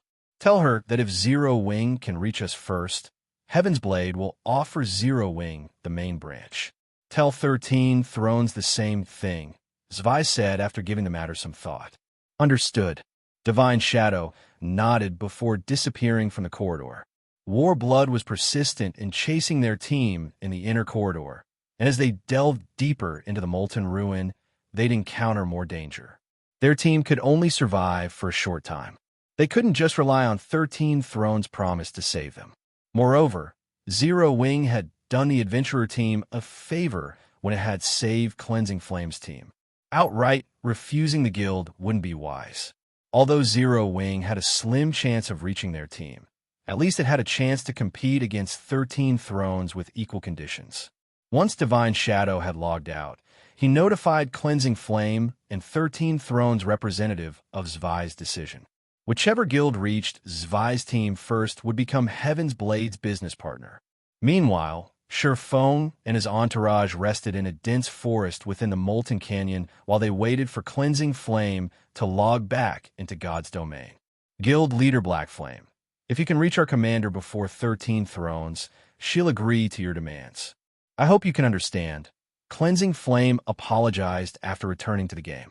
Naturally, 13 Thrones had more members in the Molten Ruin than Zero Wing. The superpower had long since dispatched a large force of experts to the ruin to search for homed eagle eggs. In fact, it had been the first guild to send experts into the Molten Ruin's inner region. Ordinary expert teams had no place in the Molten Ruin's inner region.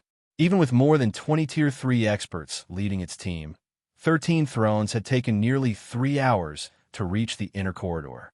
The monsters that guarded the path to the inner region were immensely powerful, and ordinary superpowers were utterly powerless against them. Heaven's Blade's team had only reached the inner region by relying on special means. In contrast to 13 Thrones' team, which was already in the area, Zero Wing's main force hadn't even gathered in the Molten Canyon yet. By the time the team arrived, 13 Thrones would have secured her commander's team. Shi Feng had saved her team, but Cleansing Flame knew she couldn't change her commander's mind. This concerned the adventurer team's survival. After all, understand, the survival of your adventurer team comes first. Commander Zvi has made a wise decision, Shi Feng said, chuckling. He knew what Heaven's Blade was trying to pull.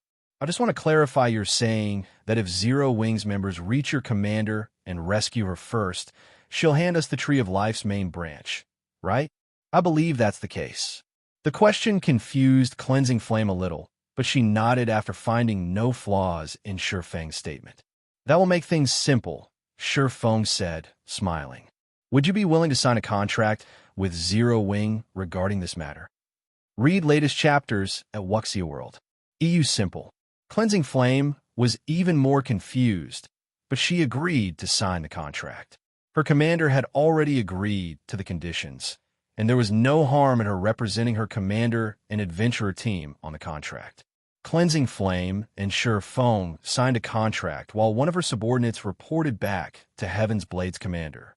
Since that's taken care of, let's go, Shi Feng said, satisfied with the contract. Go? Go where? To save your commander, of course, Shi Feng said, smiling. He then took out the Thunder Eagle's summoning flute and summoned the flying mount. A gigantic eagle with a wingspan of over 20 meters appeared above the forest with a deafening screech that echoed throughout the Molten Canyon. Chapter 24:10. Rescue Team? The surrounding players immediately noticed the Thunder Eagle's appearance. A flying mount. What a powerful flying mount. Based on its aura, it's as strong as a level 100 Great Lord. Too cool. When will I get to ride a flying mount like that? The various major powers fell into a heated discussion when they noticed the Thunder Eagle, visibly envious. If not for the fact that summoning flutes occupied a bag space and had an abysmally low chance of dropping, they would have charged forth to try to steal the flying mount. So, this is the rumored Thunder Eagle? Cleansing Flame stared at the massive bird of prey as it descended.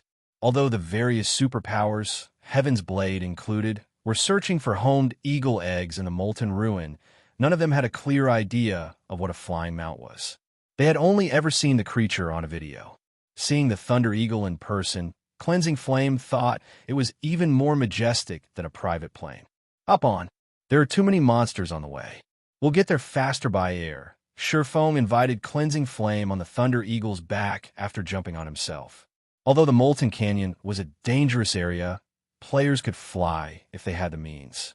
Shi Feng had only refrained from using his flying mount because of how incredibly conspicuous it was.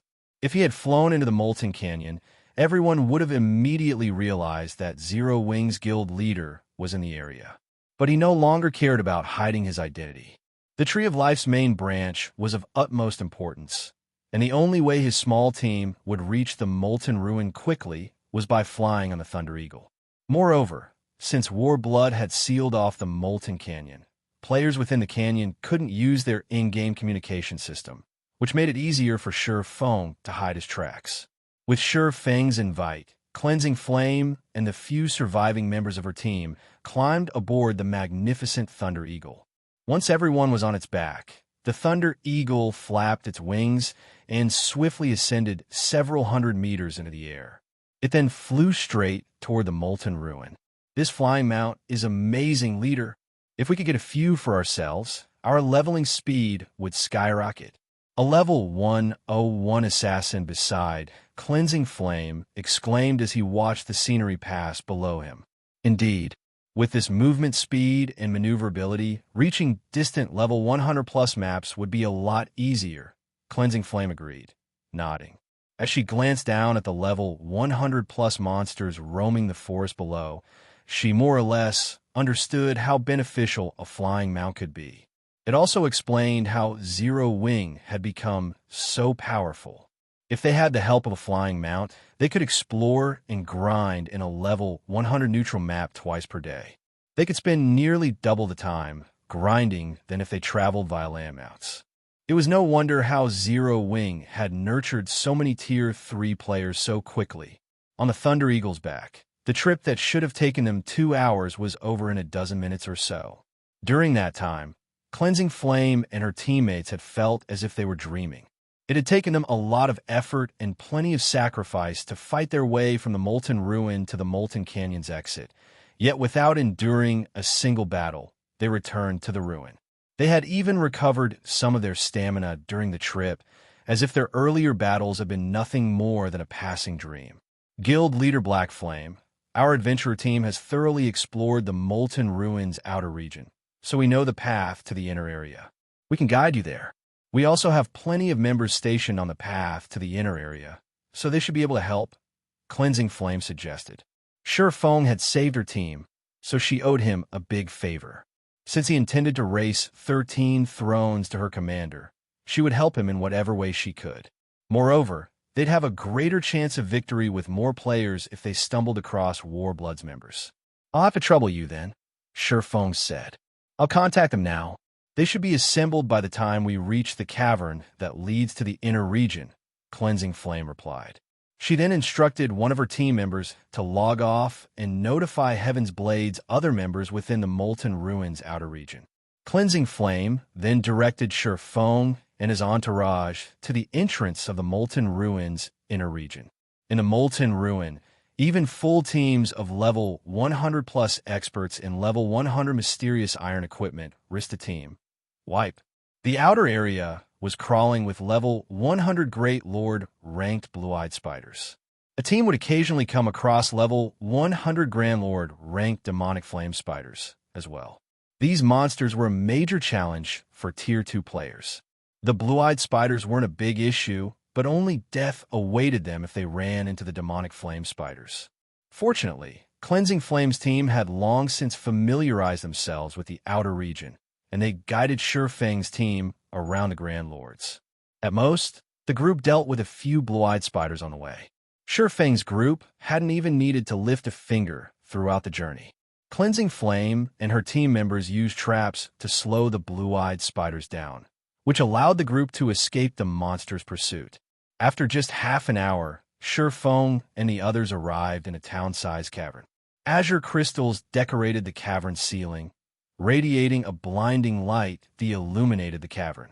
A steel tunnel that was more than a dozen meters across led out of one corner of the cavern. A frightening aura seeped from the tunnel, and Sure Feng and his companions could even sense it from several hundred yards away. The aura was extraordinary. A Tier 1 player wouldn't even be able to approach the tunnel, and Tier 2 players would feel extremely uncomfortable as they got near, with the aura partially restricting their movements. However, quite a few players had gathered at the mouth of the tunnel. Sure Feng counted more than 10,000 players with a rough glance, all of which were from the various superpowers expert teams. These players were high-leveled and well-equipped. Quite a few of them were even peak experts, wearing multiple pieces of epic equipment. Sure Feng also spotted several dozen Tier 3 experts.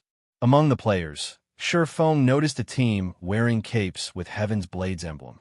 The team wasn't particularly large, with only a little over 100 members, but their equipment standards were very high. Many of the team members were experts in level 100 secret silver equipment. The team was also one of the more eye-catching groups standing near the tunnel. Luo, you guys sure got here quickly. We've rushed here as fast as we could, yet you still beat us. Cleansing Flame said to the Tier 3 female cleric leading Heaven's Blades team in greeting. The female cleric was delicate and pretty. Although she had a small frame and looked harmless, none of Heaven's Blades experts dared to look down on her. Rather, traces of fear and reverence flashed in their eyes when they looked at her. You're finally here. If you'd taken any longer, I would have challenged the path already.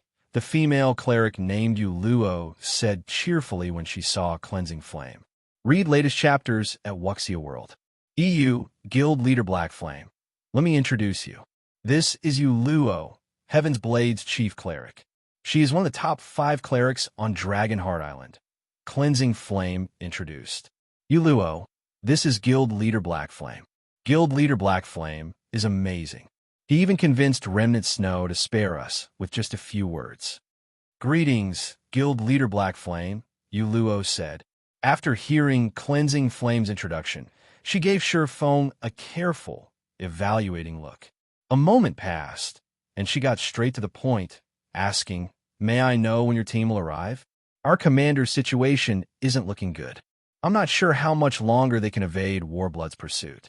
I'd like to move out as soon as possible." In consideration for the team in the Molten Ruins outer region, Zvi had instructed Luo to remain in that area. As a result, Luo hadn't been able to help her comrades when Warblood's experts had attacked. If the inner corridor hadn't been so dangerous, even for the various superpowers' main forces, she would have long since rushed to her commander's aid. Commander's aid. My team's here already. We can get moving when you're ready. Chapter 2411, Commotion at the Molten Ruin. Shifeng's statement stunned Heaven's Blades members. Even Cleansing Flame and her team, who had led Shifeng to the cavern, stared at him in shock, not to mention Luo and her people. The passage to the Molten Ruins' inner area was incredibly dangerous. Even superpowers sent teams of several hundred main force members to ensure the team survived the path, and their survival still wasn't certain. The superpowers teams that had made it through the path had merely gotten lucky. Cleansing Flame had assumed Shifeng must have notified Zero Wings members within the Molten Ruin to join them. She had never thought that he intended to enter the ruin's inner region with just his 3 companions. It was utterly insane. Do you know how dangerous this passage is, Guild Leader Black Flame? Luo asked after taking a moment to calm down. Seeing his serious expression, she continued. Even the superpowers teams, which have 400 main force members, have less than a 50% chance of surviving the trip through the passage. If you really intend to go in there with just 4 people, I'm afraid that I cannot accompany you. If Shifeng hadn't done Heaven's Blade a favor by saving Cleansing Flame, Luo would have likely erupted at him. Because of Warblood, her team was already in a tight spot. She had only agreed to take the risk of returning to the passage because she had heard that Zero Wings Guild leader was willing to save her commander. Due to that decision, her team had suffered several dozen casualties. And now, Shifeng insisted that he only intended to rescue her commander with 4 players, as if the Molten Ruin were his own backyard. It's a pity that team leader Luo isn't willing to come with us. Kola, get ready. We're heading in, Shifeng said, unfazed by Luo's response. Understood. Kola was excited to head out, and without hesitation, he approached the tunnel's entrance. Helplessly, Turtle Dove and Shadow Sword followed after him.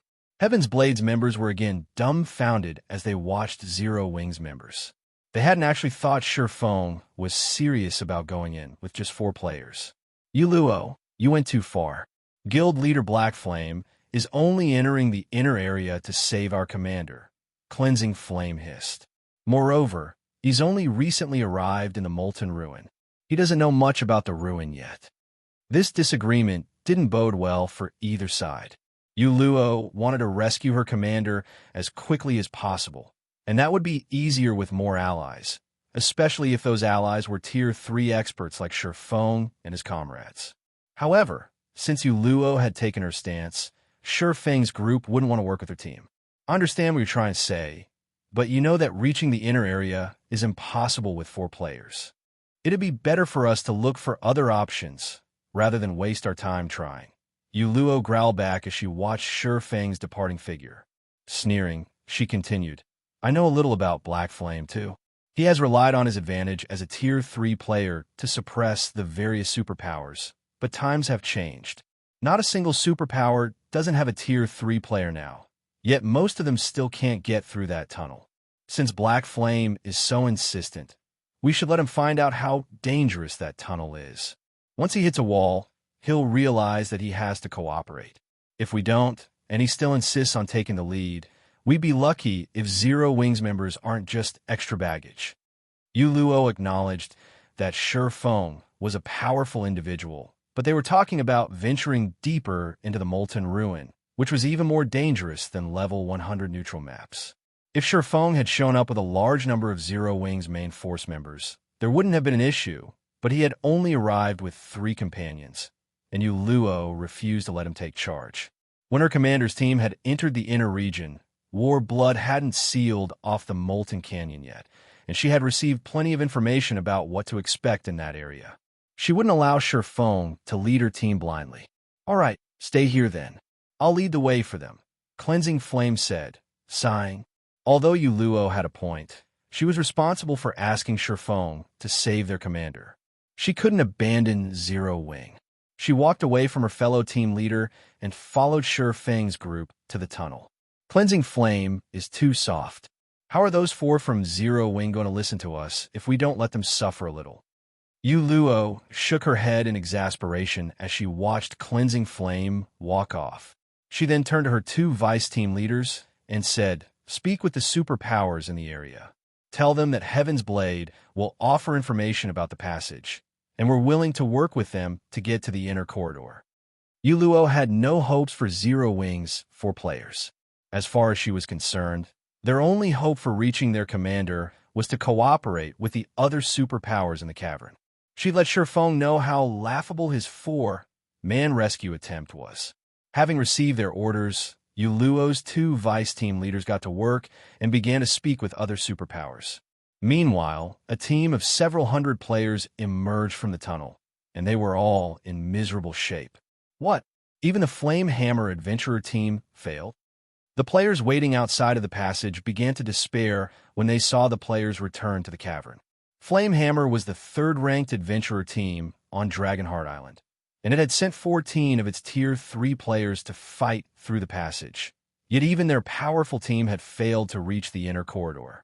The team had gone in with 500 members, but only returned with 300. In addition, only 8 of the Tier 3 experts had survived the expedition. The loss was devastating for Flame Hammer. Look at them and realize how immature you're being, Yuluo thought, chuckling as she glanced back at Sure Feng. However, Sure Feng reacted as if he didn't see Flame Hammer's team and continued toward the tunnel without any hesitation. As he and his 3 comrades approached the tunnel with Cleansing Flame in tow, a commotion broke out in the cavern. They're entering the passage with just 5 players? Are they insane? Who are they? Didn't they see that even Flame Hammer's team failed to make it through? Isn't that female guardian knight Heaven's Blade's Cleansing Flame? I heard that War Blood is going all out to hunt down Heaven's Blade's commander in the inner corridor. They must be going in to save her. But with just 5 people, are they suicidal? I bet they won't even get past the first guardian. I guess Heaven's Blade is really doomed. The various superpowers experts discussed Sure Feng and his small party, mocking Heaven's Blade. Overhearing it, Yuluo's complexion turned ashen. While everyone badmouthed her adventurer team, a giant statue, which had stood 100 yards in the tunnel, began to move. Primordial Guard, elemental creature, archaic species, Grand Lord, level 105 HP 2, 400 000 000/2, 400 000 000. When the various superpowers experts noticed the Primordial Guard, they were overcome with dread. A level 105 Grand Lord was already a very powerful foe. Even a Tier 3 metric tons would struggle to tank a level 105 Grand Lord. And to make matters worse, the Primordial Guard was an archaic species. It had such overpowered strength that it could easily send a tier 3 metric tons flying with an ordinary punch. Moreover, players couldn't use berserk skills while inside the tunnel. Even if they activated their life-saving skills, tier 3 MTs would barely be able to tank the Grand Lord. Many teams had ventured into the tunnel, and every one of them had made plenty of sacrifices to hold the Primordial Guard, allowing the rest of the team to pass. Fortunately, the Primordial Guard only prevented players from entering the tunnel. It didn't prevent players from leaving. Otherwise, teams that retreated from the passage halfway through would have been in for another beating. I wonder if the 5 of them can last more than 20 seconds. 20? Are you kidding me? That's the Primordial Guard we're talking about. Not even tier 3 MTs with active life-saving skills last more than a few hits. I bet they'll survive for 10 seconds at best. I agree. While the players within the canyon chatted about how quickly they thought Feng's party would fall, the Primordial Guard had already reached the players in question. It was easily faster than a tier 3 assassin. Read latest chapters at Wuxia World. The Primordial Guard immediately raised a foot and kicked at Feng's party. The Grand Lord was a 12-meter-tall giant, and the foot it thrust at Feng's party was as large as a small house. Dodging the attack would be impossible for tier 3 players that didn't focus on agility builds. Boom! When the kick struck Feng's party, the very ground shook. Contrary to everyone's expectations, however, Feng and his companions didn't fly through the air. To the various superpowers experts' shock, the Primordial Guard's foot had stopped just before it had reached Feng and the others. Kola, the reason the kick had failed, remained steady in his original position. Chapter 24, 12 Frostwolf sets might this. Impossible. Is that Guardian Knight a monster? Who are they? Not even Zwei, Heaven's Blade's strongest MT, is that powerful. The various superpowers experts were indescribably shocked as they watched Kola stop the Primordial Guard's attack, without stumbling back in the slightest. For a moment, they even wondered if they were hallucinating, but no matter how they rubbed their eyes, the scene before them remained the same. Realizing that this was real, they all wondered about Kola's identity. All of these players had personally experienced the Primordial Guard strength. The Grand Lord's raw power was unstoppable. Only by rotating 3 or 4 tier 3 MTs could a team hold the monster off long enough for the rest of the team to slip by the Primordial Guard. And yet, Kola single-handedly stopped the Primordial Guard's attack, and he did so without relying on a life-saving skill. Why wouldn't they be shocked? Among the spectating players, no one was more shocked than Yuluo. How is this possible? Yuluo stared at Kola, unable to believe her eyes. She hadn't thought that Zero Wings MT would be this powerful. Heaven's Blade's commander, Zwei, had fought with everything she had to tank the Primordial Guard, and she was one of the top 3 MTs on Dragonheart Island. Her astonishing strength was the reason that so many prideful independent experts were willing to submit to her commands. Before anyone could overcome their shock, the Primordial Guard, seeing that its first attack had failed, thrust its golden spear at Kola with enough power to make space itself tremble. What? It's using its spear already. I thought it only used its spear once players had crossed the halfway mark. All of the players in the cavern were surprised by the Primordial Guard's second attack. They couldn't help the fear they felt when they saw the golden weapon. That golden spear had claimed many tier 3 MTs' lives thus far, giving those players no chance to retaliate. That spear was also the reason that so many superpowers teams had failed to pass the tunnel's first checkpoint. Those that had only done so after suffering tremendous casualties. Come! In contrast, Kola was excited to see the weapon. He immediately raised his Titan Guard to greet the spear in battle. Boom! When a golden spear and Titan Guard collided, the resulting impact stirred an intense storm that spanned over several hundred yards. Kola stumbled back a step as a damage exceeding minus 30,000 appeared above his head. To tier 3 MTs, who possessed nearly 1 million HP, minus 30,000 was practically negligible, especially for Kola, who had 1,540,000 HP thanks to his Frostwolf set and Titan Guard. Seeing Kola block the Primordial Guard spear, A deathly silence descended on the crowd watching from the tunnel's entrance. Is that Guardian Knight even human? Could he be a Tier 3 NPC? Kola had nullified the Primordial Guard's full-powered attack so easily, and he had only lost a little over 30,000 HP in the process. His performance shattered everyone's understanding of Tier 3 MTs. Even the best Tier 3 MTs from the various superpowers could only tank level 100 Grand Lords. Tanking a level 105 Grand Lord would be a major challenge. Every 5 levels in God's domain was a minor turning point, after all, even for monsters. Yet, Kola had successfully stopped a level 105 Grand Lord ranked archaic species full-powered attack without using a single skill. He was definitely stronger than the best Tier 3 MTs the various superpowers currently possessed. Meanwhile, Yuluo was utterly flabbergasted. The biggest challenge in reaching the inner area was the Primordial Guard's golden spear, but Kola had blocked it and only taken negligible damage. Compared to Yuluo, however, Cleansing Flame, who acted as Sure Fang's guide, was shocked senseless. Is this how Zero Wing was able to establish itself in a level 100 neutral map? Although Cleansing Flame knew that Sure Fang and the others were very strong, she had never dreamed that they'd be this strong. Kola, stop fooling around. We're in a rush, Sure Fang admonished, sending Kola, who was deliberately playing with the Primordial Guard to test the Frostwolf set's effects, a reproachful glance. Sure Fang wasn't surprised in the slightest to see Kola stop the Primordial Guard so effortlessly. In fact, he would have been surprised if Kola hadn't stopped the Grand Lord attacks.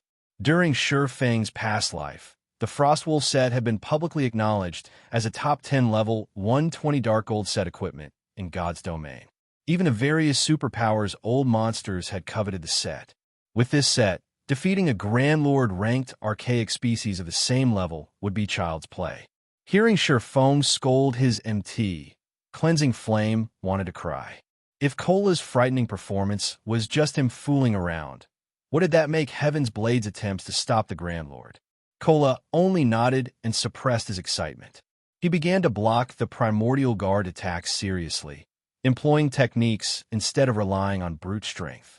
The Primordial Guard attacked with its golden spear again, and in response, Kola accurately timed his counter and smashed his shield into the side of the weapon, diverting the spear into a nearby wall. This time, Kola didn't lose a single point of HP after blocking the attack. Kola then jumped up to the Primordial Guard's knee and slashed his saber twice. Combat technique, strength combination. The two rapid strikes merged and bit into the Grand Lord's joint. Boom! The powerful attack brought the Primordial Guard to its knees and opened a path that was large enough for a dozen players to pass side by side. Let's go, Sure Fang said once the Primordial Guard was temporarily immobilized. Meanwhile, Kola raised his Titan Guard and slammed it down on the Primordial Guard as the Grand Lord was about to stand. Read latest chapters at Wuxia World. EU Tier 3 Legacy Skill, Dragon Strike. The phantom of a crimson dragon's claw struck down the guardian monster. Boom! The sound of an explosion echoed throughout the passage as the impact drove the Primordial Guard into the ground. The spectating crowd was speechless. They merely watched, silent, as Sure Fang's party walked past the Grand Lord ranked archaic species unhindered, eventually disappearing into the tunnel. Chapter 2413. Pray for themselves this? Isn't that Guardian Knight a little too strong? Who is that guy? Where did Heaven's Blade find such a capable MT? With him in the lead, getting to the inner corridor will be at least 20% easier. As the various superpowers experts watched Sure Fang's party disappear into the passage, envy welled up within them. Some even took the initiative to chat up Yuluo's team in hopes of working with Kola. In God's domain, MTs were the core of a team. With a powerful enough MT, a team would have a much higher chance of successfully raiding dungeons and exploring ruins. As long as a team could tank a monster, it could kill it. The various teams had already found quite a few horned eagle eggs in the Molten Ruin's outer region already. Needless to say, the men's inner region would hold even greater treasure. If their teams had an amazing MT like Kola, the team's overall strength would reach a new level, and they'd definitely be able to reach the inner corridor, gaining a massive advantage. Meanwhile, Yuluo and her team stared at the tunnel in stunned silence. Yuluo's expression was particularly gloomy. She had never thought Shifeng's party would be so strong. After Cola's display, she had to re-evaluate what she thought she had known about Tier 3 MTs. They've already gone into the tunnel, leader. What should we do? A level 102 shield warrior quietly asked. They had run all the way here for the sole purpose of entering the inner corridor and rescuing their commander, and they had just missed their best opportunity to do so. Even if they worked with another superpower to get through the tunnel, they wouldn't have more than a 50% chance of success. Even if they made it to the other side, they'd suffer severe losses. The shield warrior's question made Yuluo regret her earlier decision a little. She now knew she had been too impulsive. Had she followed Shifeng's party, her team would have already cleared the first checkpoint and had a much higher chance of reaching their commander. However, all they could do now was stand on this end of the tunnel and watch. But who would have expected Cola to be so powerful? So what if they've entered the passage? I refuse to believe that we can't reach the inner corridor without them. Yuluo snarled after snapping out her days. Reaching the inner corridor was difficult, but it wasn't impossible. Moreover, her team also had the information her commander's team had collected. Avoiding the traps and monsters in the tunnel would be far easier for them, and they had much higher chances of success than any other superpowers team. Yuluo's statement ignited the rest of her team's fighting spirit. They, too, wanted to prove to Shifeng's party that they were capable of reaching the inner corridor without Zero Wing's help.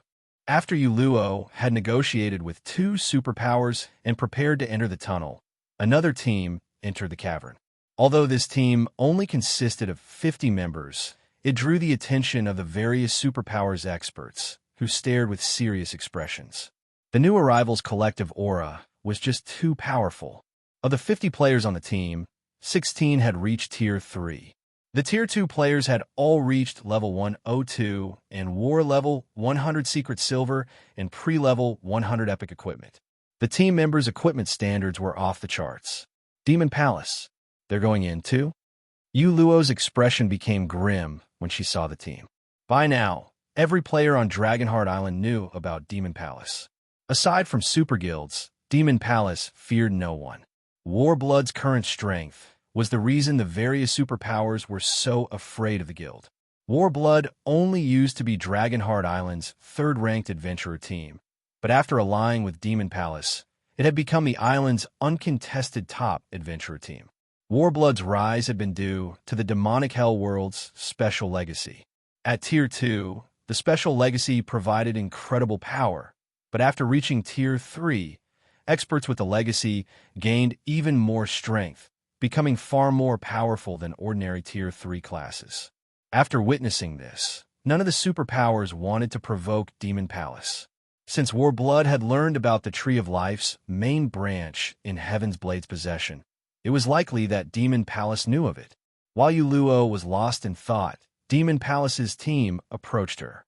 A robust, middle-aged man, who was 3 meters tall, stepped forward, smirking at Yuluo. You're Heaven's Blade's Yuluo, right? I've heard that you're one of the top 5 healers on Dragonheart Island. That's certainly an impressive feat, might I ask you to relay a message to your commander? Evil Qilin, the middle-aged man, said, chuckling. What do you want me to tell her? Yuluo asked. She had a bad feeling about this.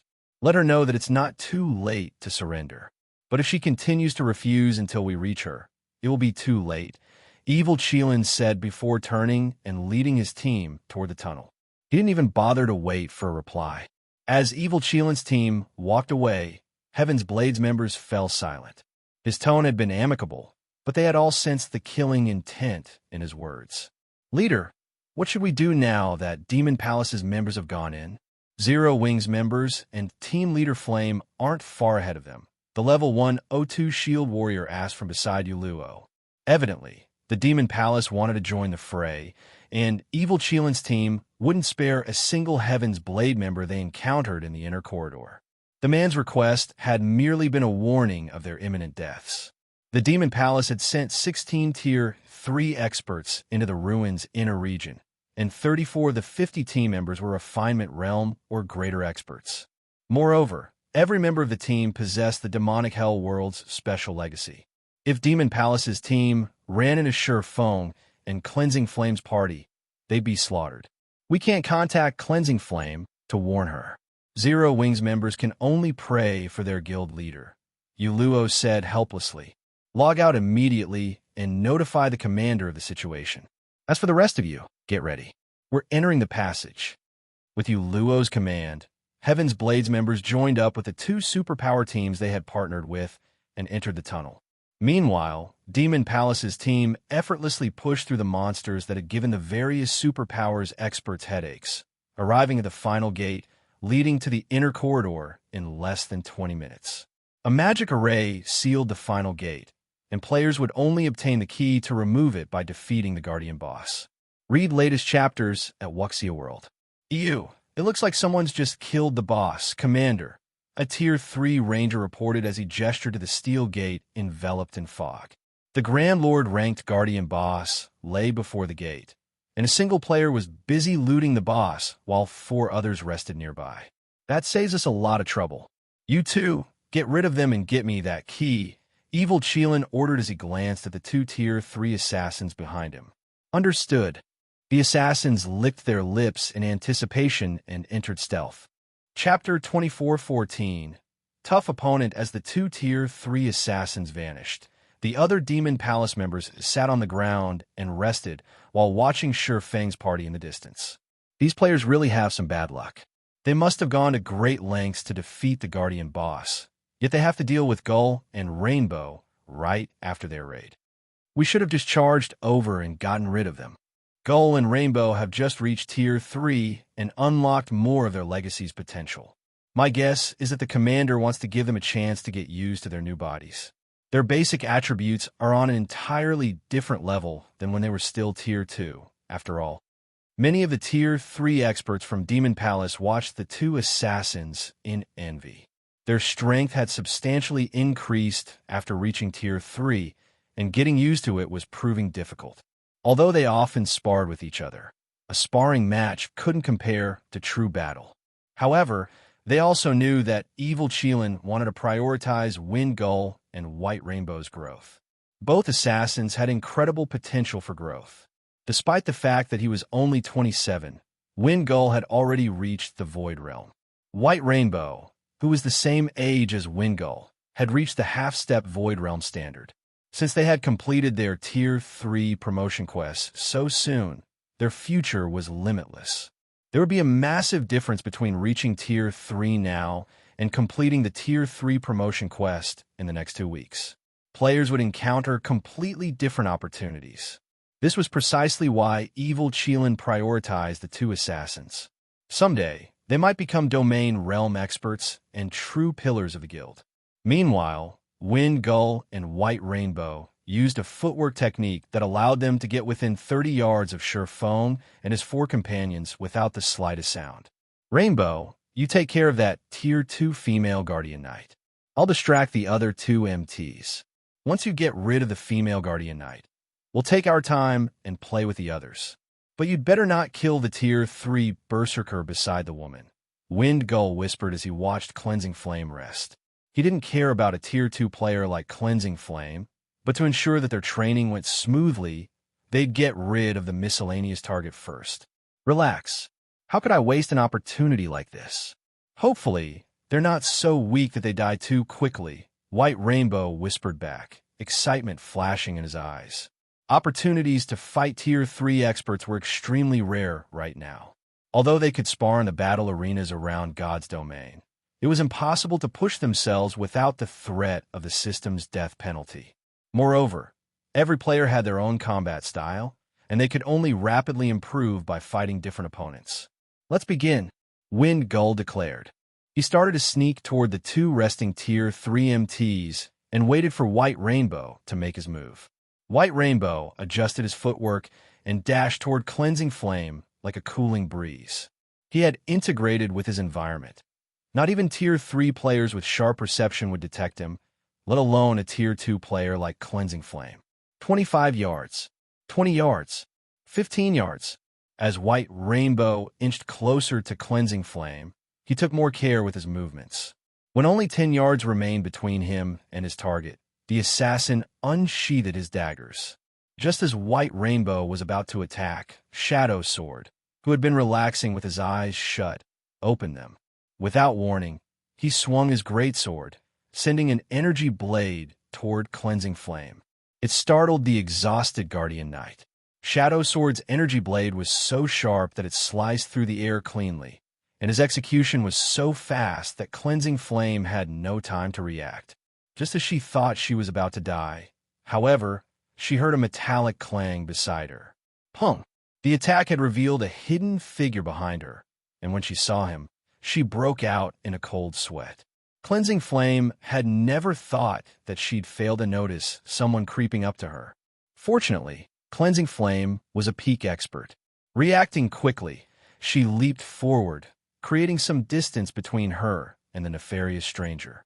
If an assassin was able to get so close to her undetected, she knew he'd be extraordinarily powerful, and she didn't bother with an offensive or defensive maneuver.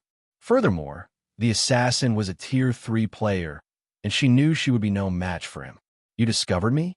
It seems you're not such a weakling, after all," White Rainbow said, unfazed by the fact that Cleansing Flame had escaped his grasp. He ignored Cleansing Flame and focused his attention on Shadow Sword with an ecstatic expression as he said, "It seems I can take this seriously now." Although his footwork wasn't as masterful as Windgull's, detecting him from farther than 7 or 8 yards should be very difficult for ordinary Tier 3 experts.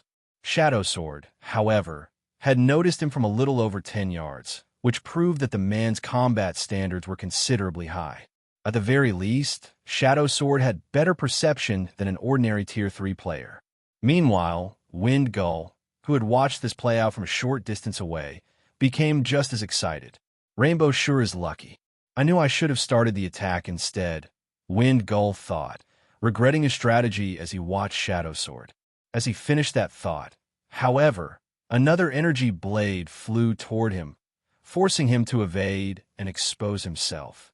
Windgull spun toward the attack's origin, astonished when he saw who had launched the energy blade. The attack had come from the 5-man party's Tier 3 male Guardian Knight, and based on his accuracy, this Guardian Knight had long since noticed him. Moreover, the Tier 3 female shield warrior had clearly sensed him as well. Who are these people? Windgull stared at Kola and his comrades, surprised. Windgull was already amazed that Shadow Sword had discovered White Rainbow, but he found it unbelievable that the party's 2 Tier 3 MTs had discovered him while stealth as well. When he was in stealth, only his commander and vice commander could sense his presence from 10 yards away, yet these 2 MTs could do the same. For a moment, Windgull even wondered if he had really activated stealth. When Cleansing Flame saw White Rainbow and Windgull, she paled.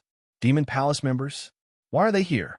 Cleansing Flame had a bad feeling when she saw the 2 Tier 3 Assassins Guild emblems.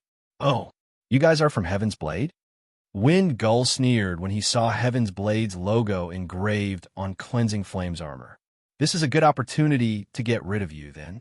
Rainbow, ignore that female knight. Target their Tier 3s first." "Got it." White Rainbow became serious about this battle and prepared to meld with the shadows once more. "Don't think you can hide from us so easily."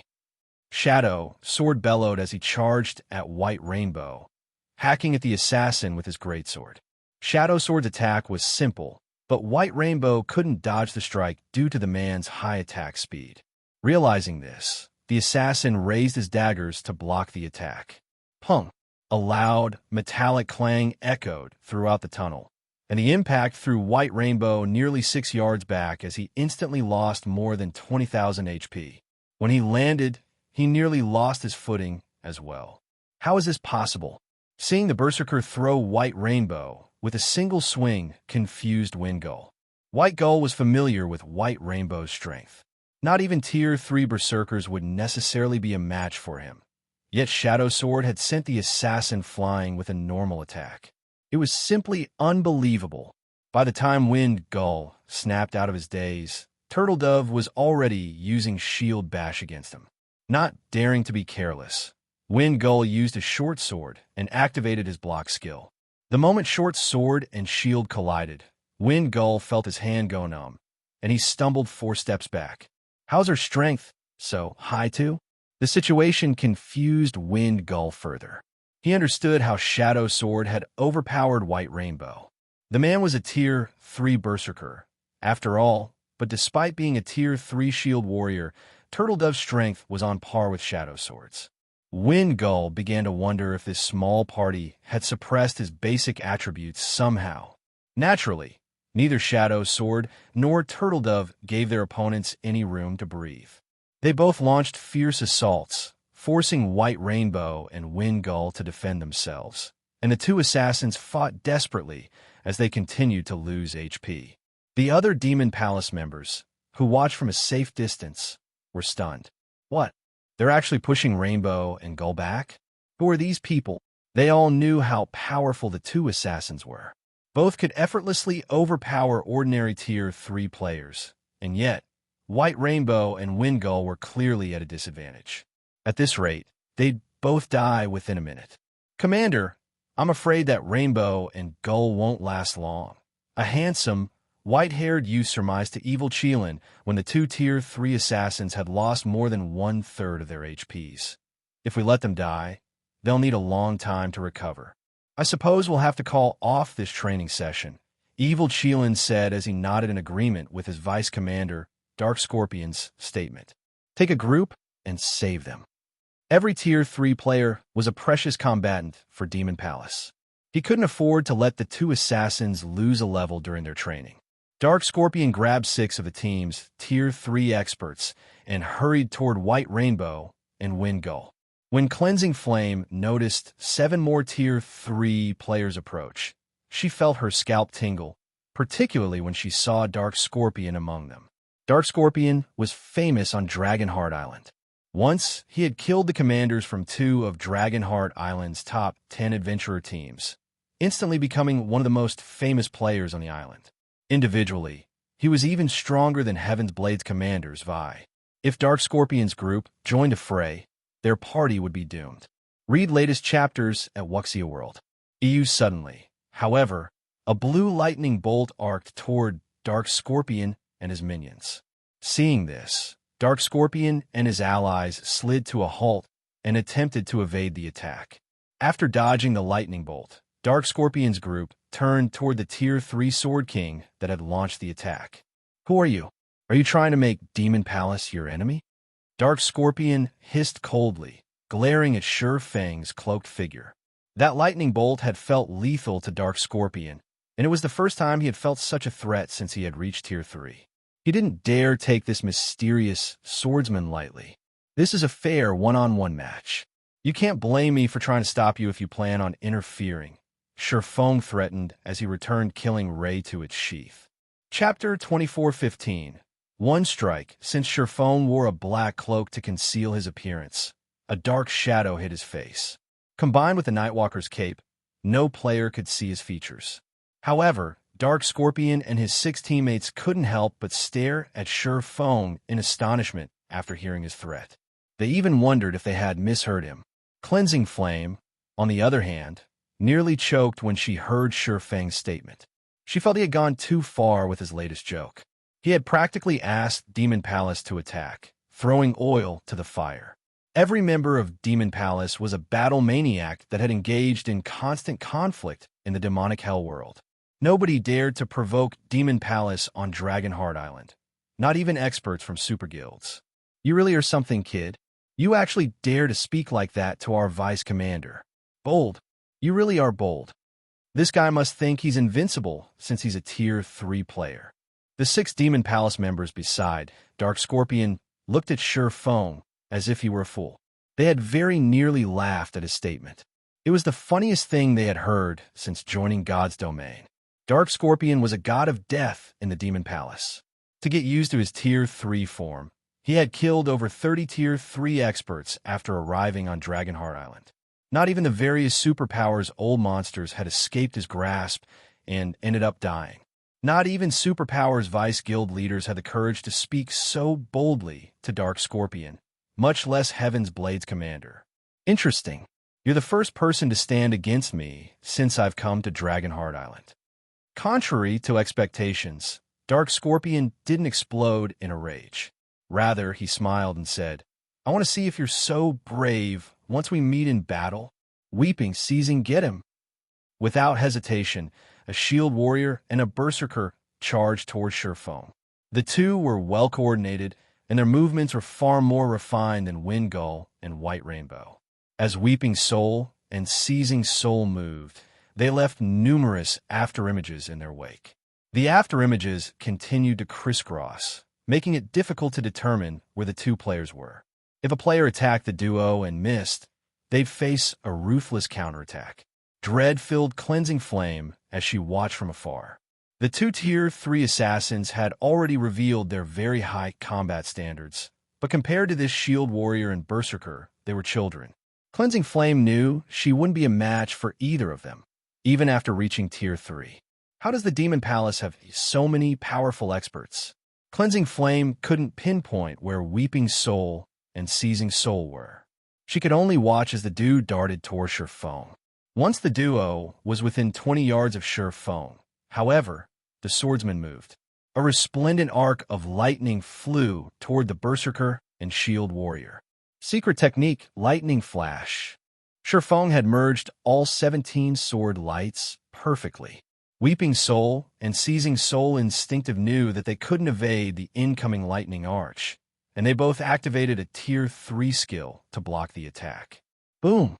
A deafening boom echoed throughout the passage, and both Weeping Soul and Seizing Soul shot backward like bullets, their arms and weapons violently vibrating.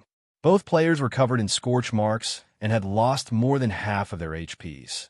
Seizing Soul, the Tier 3 Berserker King, in particular, was an inch from death's door. A random strike would be enough to send him to his grave. The duo crashed to the ground, and silence filled the passage. Demon Palace's members stared with grim expressions. Weeping Soul and Seizing Soul were veteran peak experts. Their strength ranked among the top 10 of the 50 players on their team. If they hadn't been so powerful, Dark Scorpion wouldn't have sent them to attack someone who could even threaten him. And yet, not only had Surefoam repelled the duo with one attack, but he had also devoured most of their HPs. His strength could definitely be described as horrifying. Not even Dark Scorpion could accomplish such a feat meanwhile. The Demon Palace members, watching from a distance, stared at Surefoam with dropped jaws. They had never thought the swordsman would be powerful enough to suppress two veteran peak experts. Who is this guy? He tossed two Tier 3 peak experts away with a single move. He can likely even rival 13 Thrones Crazed Sword. Could he be 13 Thrones Crazed Sword? Demon Palace's members were overcome with confusion and surprise as they looked at Surefoam. This was the first time since the duo had reached Tier 3 that they had seen anyone defeat Weeping Soul and Seizing Soul so thoroughly. When those two worked together, they could even force a Tier 3 domain realm expert into a corner. Surefoam, however, had overwhelmed both of them. Even on Dragonheart Island, there were very few with Surefang's strength. Based on their information, it seemed that 13 Thrones intended to offer its help to Heaven's Blade. With a Sword King like Surefoam before them, they assumed he was the Super Guild's Crazed Sword. Crazed Sword, huh? Even evil Qilin knew he had to take the situation seriously. If their opponent really was 13 Thrones Crazed Sword, they'd have to be careful. Crazed Sword wasn't just incredibly powerful, he also represented 13 thrones. Demon Palace might be able to ignore the various super first-rate guilds on Dragonheart Island, but could not do the same with super guilds. A confrontation with such powerful guilds wouldn't be easy for Demon Palace. It's no wonder why you're so brave. With this kind of strength, you're certainly capable of ranking among the top 20 on Dragonheart Island, but I don't care if you're 13 Thrones Crazed Sword or not. No matter what, I will interfere. Dark Scorpion snarled as he watched Windgull and White Rainbow's HPs fall to a critical low. He immediately removed the two greatswords from his back and brandished them at Surefoam. Dark Scorpion's two greatswords radiated a dismal glow as they absorbed mana from his surroundings. The weapons also exerted a weak force on all players in the vicinity, pulling them towards the blades. The Vice Commander is finally making a move. With his strength as a Tier 3 demonic fighter, not even 13 Thrones Cray Sword is his match. When Dark Scorpion appeared above, Shur foamed like a phantom, merging his great swords into one gigantic blade. His comrades' eyes glowed with excitement. Dark Scorpion's great swords were the Nether Blades, an epic weapon set, and that move was his trademark. Dark Scorpion had used the move to severely injure a Grand Lord of the same level. If players received this attack, only death awaited them. Moreover, the attack was impossible to dodge since it covered an AoE of 15 by 50 yards. Not even a Domain Realm expert could evade his attack. Dying. Looking down at Shur Feng, Dark Scorpion swung the gigantic blade. In response, Shur Feng unsheathed Killing Ray and countered the descending weapon with a light slash. Although Shur Feng's counterattack seemed gentle, everyone saw space split around the weapon. A lightning bolt then tore the gigantic blade among the gloomy blue flames, and a pitch-black tear followed it. Lightning slash. Against the brilliant lightning bolt, Dark Scorpion's merged weapons were as flimsy as paper, and Shur Feng's counterstrike sundered the gigantic blade in half as it passed through the weapon. Before anyone could react, Dark Scorpion's blade began to disintegrate, and a fine cut and scorch marks appeared on his body. Like a puppet with cut strings, Dark Scorpion, who still hung in the air, tumbled gracelessly to the ground, an item appearing beside his corpse. He died. Read latest chapters at Wuxia World. EU The Vice Commander's dead? Impossible. Demon Palace's members panicked, unable to pull their astonished gazes away from Dark Scorpion's corpse. They couldn't believe that someone had killed him with a single hit. Everyone turned toward Shur Feng, overwhelmed by fear and curiosity. Suddenly, evil Qilin realized something. With a grim expression, he turned to Shur Feng and asked, "Sword King, Black Flame?" Chapter 24:16. One axe, one sword. As evil Qilin's question hung in the air, Demon Palace's members fell silent. Their jaws hung open, and they couldn't process the possibility. They had heard Black Flame's name before. Not long ago, their vice guild leader had tried to secure Zero Wing Stone Forest City to help the guild's peak experts develop rapidly. Naturally, as members of Demon Palace's main force, they had heard about the situation. However, they had never thought that Black Flame would be this strong. Black Flame's ability to instant kill Dark Scorpion, the vice commander of Demon Palace's main force, was unbelievable.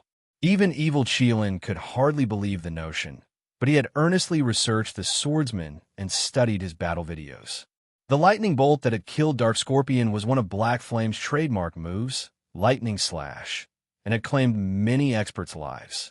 Although he hadn't thought it important before, evil Qilin had heard that Zero Wing was one of the powers trying to rescue Heaven's Blade Commander. Seeing Lightning Slash and the swordsman's obvious relation to Heaven's Blade, evil Qilin could only think of Zero Wing's Black Flame. "That's right. We meet again, Elder Qilin," Shur Feng said, chuckling as he sheathed Killing Ray. He did not bother to hide his identity. Hearing Shur Feng acknowledge his identity, Demon Palace's members gasped. Zero Wing's Black Flame is this strong? They considered Zero Wing to be a mere upstart guild that was lucky enough to secure a treasure trove like Stone Forest City, which, in turn, allowed the guild to nurture Tier 3 players sooner than other powers. Although Zero Wing's guild leader was the first player to reach Tier 3, they thought he had lost his advantage now that the various superpowers had Tier 3 experts of their own. As for Shur Feng's identity as the 30th ranked player on the God's Domain experts list, that was of no concern. The various superpowers had an agreement with the secret pavilion that it would only display information about a small number of their experts. No one wanted to reveal all of their cards. If not for this agreement, the various superpowers would have ganged up on the secret pavilion and removed it from the virtual gaming world. To put it simply, the God's Domain experts list wasn't a reliable way to determine an expert's strength. And yet, Shur Feng had instant killed Dark Scorpion, who ranked among the top 30 on Dragonheart Island. The situation destroyed everything they thought they knew about Shur Feng. This swordsman was clearly powerful enough to rank among the top 10 experts on Dragonheart Island. With such strength, they couldn't afford to take him lightly. Numerous superpowers operated on Dragonheart Island, and quite a few of them were super guilds. Even the weakest power on the island was on par with a first-rate guild. Dragonheart Island was a hub for peak experts, and not a single individual who could rank among the island's top 10 experts should be underestimated. Of course, that did not mean that Demon Palace feared Shurfong. Evil Qilin could also rank among the top 10 experts on Dragonheart Island. If it came down to an actual fight, Shurfeng's victory wasn't guaranteed. Furthermore, they had far more Tier 3 experts than Shurfeng's little group of 5. Guild Leader Blackflame, my subordinates behaved rashly. May I request that you spare them? Then we can go our separate ways. Evil Qilin asked as he gestured to Wind Gull and White Rainbow. Hearing the request, Cleansing Flame breathed a sigh of relief. If Evil Qilin wanted a fight, the outcome wouldn't be in their favor. Even if Zero Wings members were far stronger than expected, Demon Palace still had 15 combat-ready Tier 3 players on its team. Moreover, team battles weren't like one-on-one fights. Evil Qilin had 2 Tier 3 healers with him, whereas they didn't have a single healer and would have to rely on potions and items with healing skills. I've already said that this is a fair one-on-one match. I don't care if they acted rashly or not. If they want to leave, all they have to do is die once. Shurfong refused, chuckling. As he did, a chilling atmosphere enveloped the area. Are you so unwilling to give the matter a little consideration on behalf of this old man? Guild Leader Blackflame? Evil Qilin's question was laced with killing intent, and he watched Shurfong with narrowed eyes. Shurfong was stronger than he had expected, and Evil Qilin had to admit that the swordsman qualified to be treated as an equal. But that was all. At most, Shurfong was only his equal. Do you think you could just come and go as you wish? You think too highly of yourself, Elder Qilin, Shurfong responded, unfazed by the other man's hostility. I'll repeat myself. I won't just sit by and watch you interfere. Good. Very good. I see you're willing to fight, Guild Leader Blackflame. Evil Qilin's expression darkened. Suddenly, he radiated dense mana, as if the demon god had just arrived. Evil Qilin was a much stronger demonic fighter than Dark Scorpion. Commander, we shouldn't waste words on him. If we don't teach him a lesson, he'll think that he can provoke Demon Palace with impunity just because he's strong enough to rank among the top 10 experts on Dragonheart Island. A tall, beautiful woman, another demonic fighter, hissed coldly. The rest of the team's Tier 3 players nodded in agreement. Shurfong was simply too arrogant. Aside from super guilds, no power on Dragonheart Island dared to disrespect Demon Palace. Shurfong was clearly tired of living by refusing to show Evil Qilin the respect he deserved. Since you insist, show me your moves, Guild Leader Blackflame. Evil Qilin then pulled the two-handed war axe from his back. The weapon was nearly as long as Evil Qilin was tall, and when he held it in his grip, emerald flames ignited on the axe's blade, radiating an intense heat. The flames were so hot that space around the war axe blurred. A legacy weapon? Shurfong was a little surprised to see how perfectly Evil Qilin integrated his strength with the Crimson Axe. Legacy weapons were very rare and usually stronger than ordinary epic weapons. Aqua Rose's Sea Dragon Staff was one such example. Although Evil Qilin's axe wasn't as powerful as Aqua Rose's Legacy Staff, it should still be a top-tier epic weapon. Combined with his special legacy, Evil Qilin's strength could likely rival that of a Grand Lord of the same level. Evil Qilin then transformed into a blazing meteor as he charged at Shurfong. The older man was even faster than Tier 3 assassins. Before anyone could react, Evil Qilin was within 10 yards of Shurfong, leaving a blazing trail behind him. So strong. Is he really just a Tier 3 player? Cleansing Flame could not help but gasp when she saw the attack.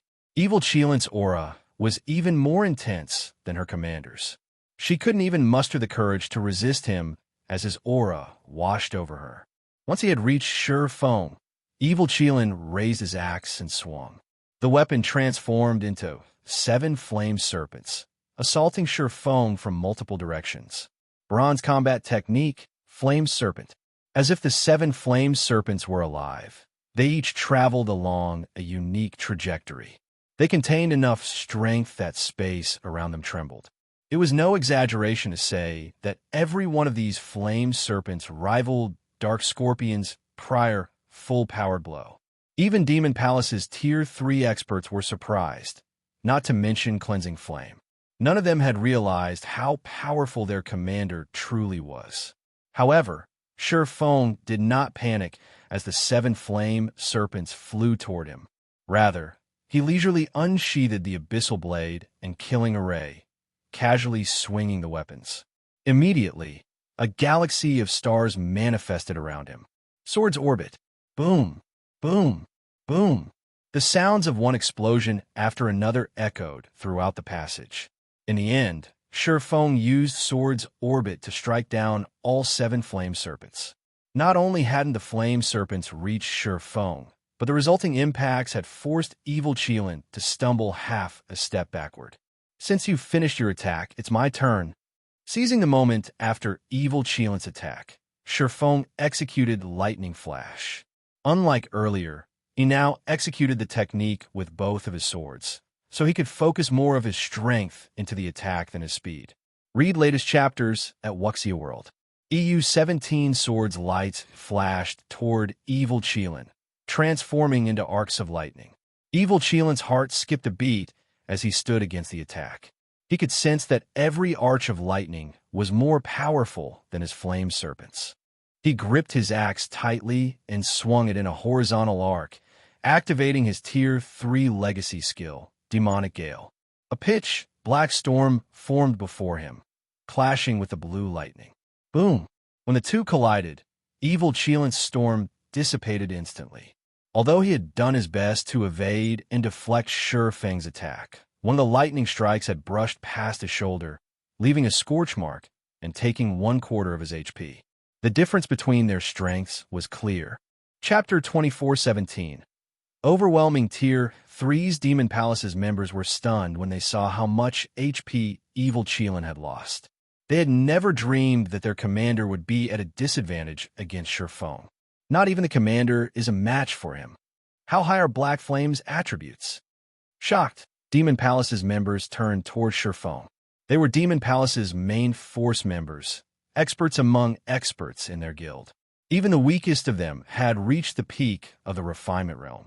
They could all recognize the difference between two fighting players' strength. In terms of combat standards, evil Qilin and Shifeng were matched. Both were domain realm experts. Their physical control was exceptional, and they could make the best judgments based on their surroundings. Their combat standards were nearly impossible to beat. However, Shifeng was considerably faster and had much higher strength than evil Qilin. Despite sharing the same standard of skills and combat techniques, the combat power those two had displayed thus far was on completely different levels. The difference between their reaction speed was glaringly noticeable, which was precisely the reason that evil Qilin had failed to dodge all of Shifeng's lightning arcs. The members of Demon Palace's main force knew exactly how high evil Qilin's basic attributes were. Even at Tier 2, his attributes had been high enough to rival that of ordinary Tier 3 players. Naturally, his basic attributes had reached even greater highs now that he had reached Tier 3. It was no exaggeration to call him a humanoid monster. And yet, evil Qilin's basic attributes were no match for Shifeng's. They couldn't fathom how Shifeng had obtained such inhuman attributes. Meanwhile, Cleansing Flame, who watched from afar, could do nothing but gape. Is this guild leader Black Flame's true strength?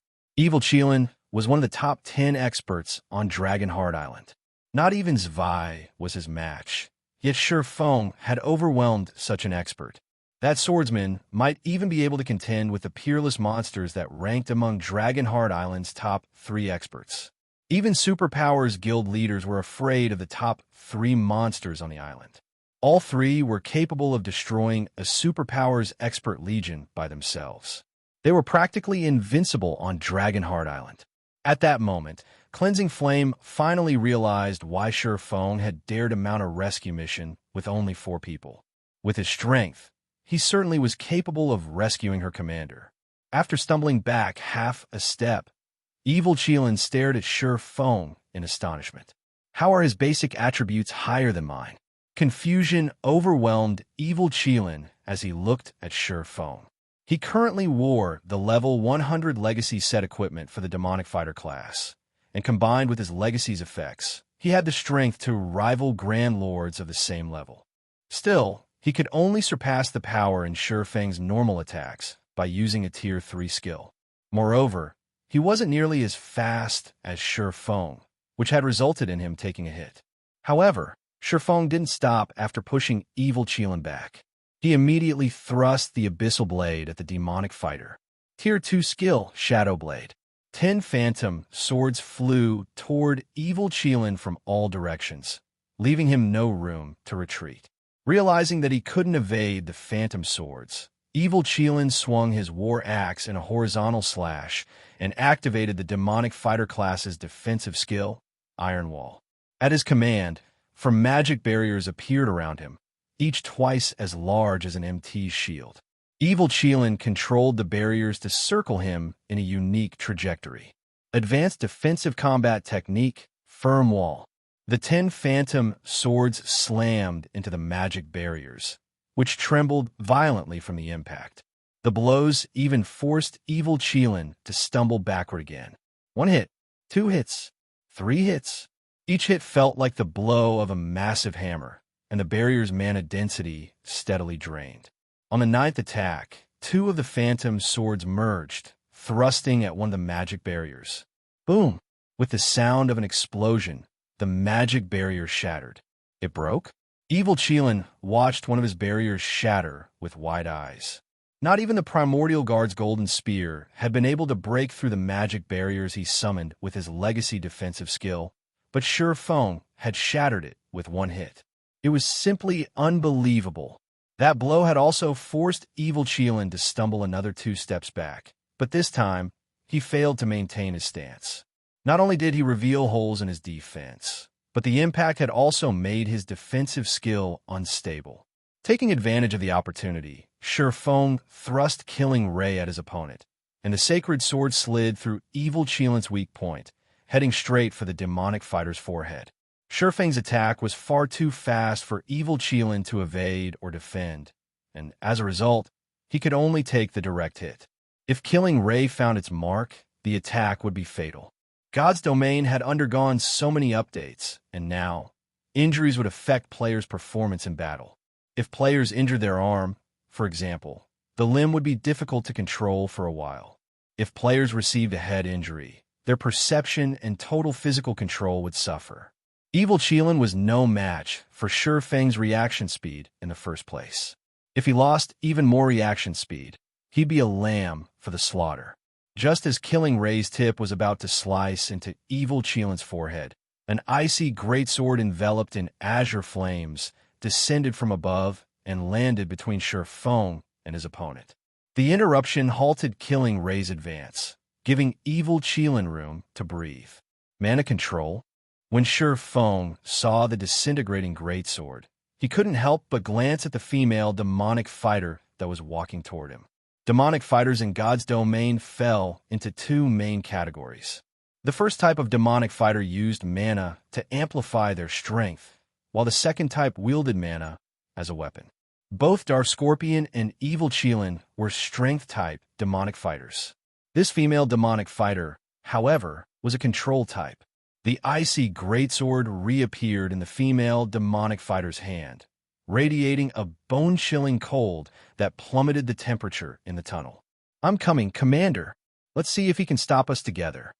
Twilight Dawn, another vice-commander from Demon Palace's main force, shouted as she began to manipulate her icy greatsword again. The weapon split into 6 smaller swords of ice that spun around Shi Feng. Advanced combat technique, Wind Wheel. Evil Qilin did not reject Twilight Dawn's help. He now knew that he couldn't defeat Shi Feng on his own, and defeating this swordsman was of the utmost importance. If they lost here, the prestige Demon Palace had earned on Dragonheart Island would vanish. Following which, Evil Qilin raised his war axe and leaped into the air. He then smashed the axe down on his sure Feng, transforming the weapon into a blazing meteor mid-swing. The meteor carried so much power that space around it began to fragment. Tier 3 Legacy Skill, Falling Strike.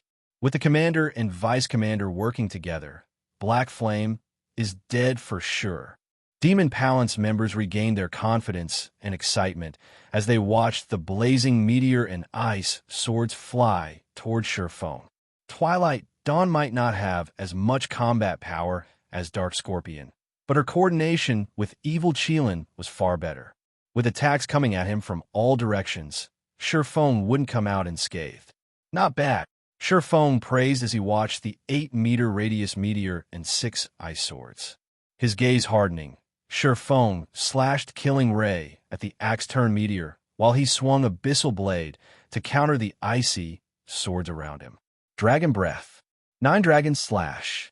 A brilliant beam of white light shot through the air, crashing into the descending meteor. When the two attacks collided, bright light illuminated the tunnel as if the sun had just appeared. After a brief moment, the white beam devoured the blazing meteor.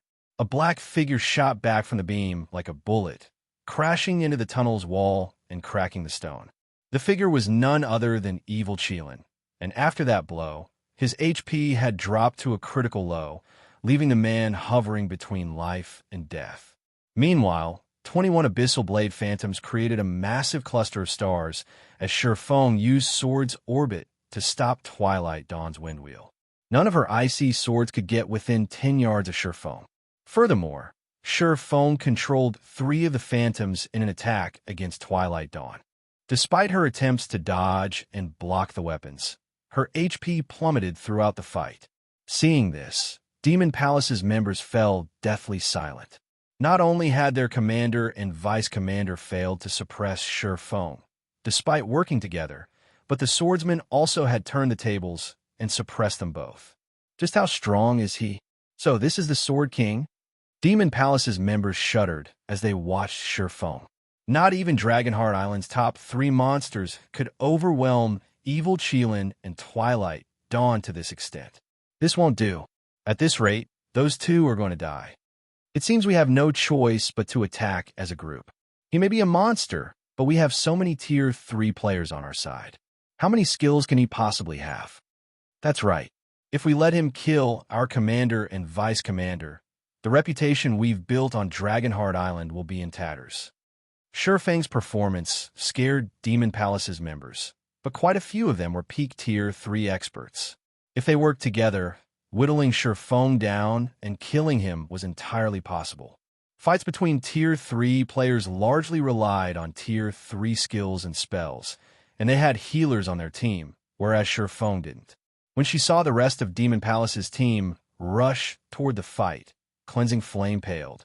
Are they really going to fight to the end? As she watched Demon Palace's healers restore Evil Qilin and Twilight Dawn's HP, Cleansing Flame desperately wished she was a healer herself. Read latest chapters at Wuxia World.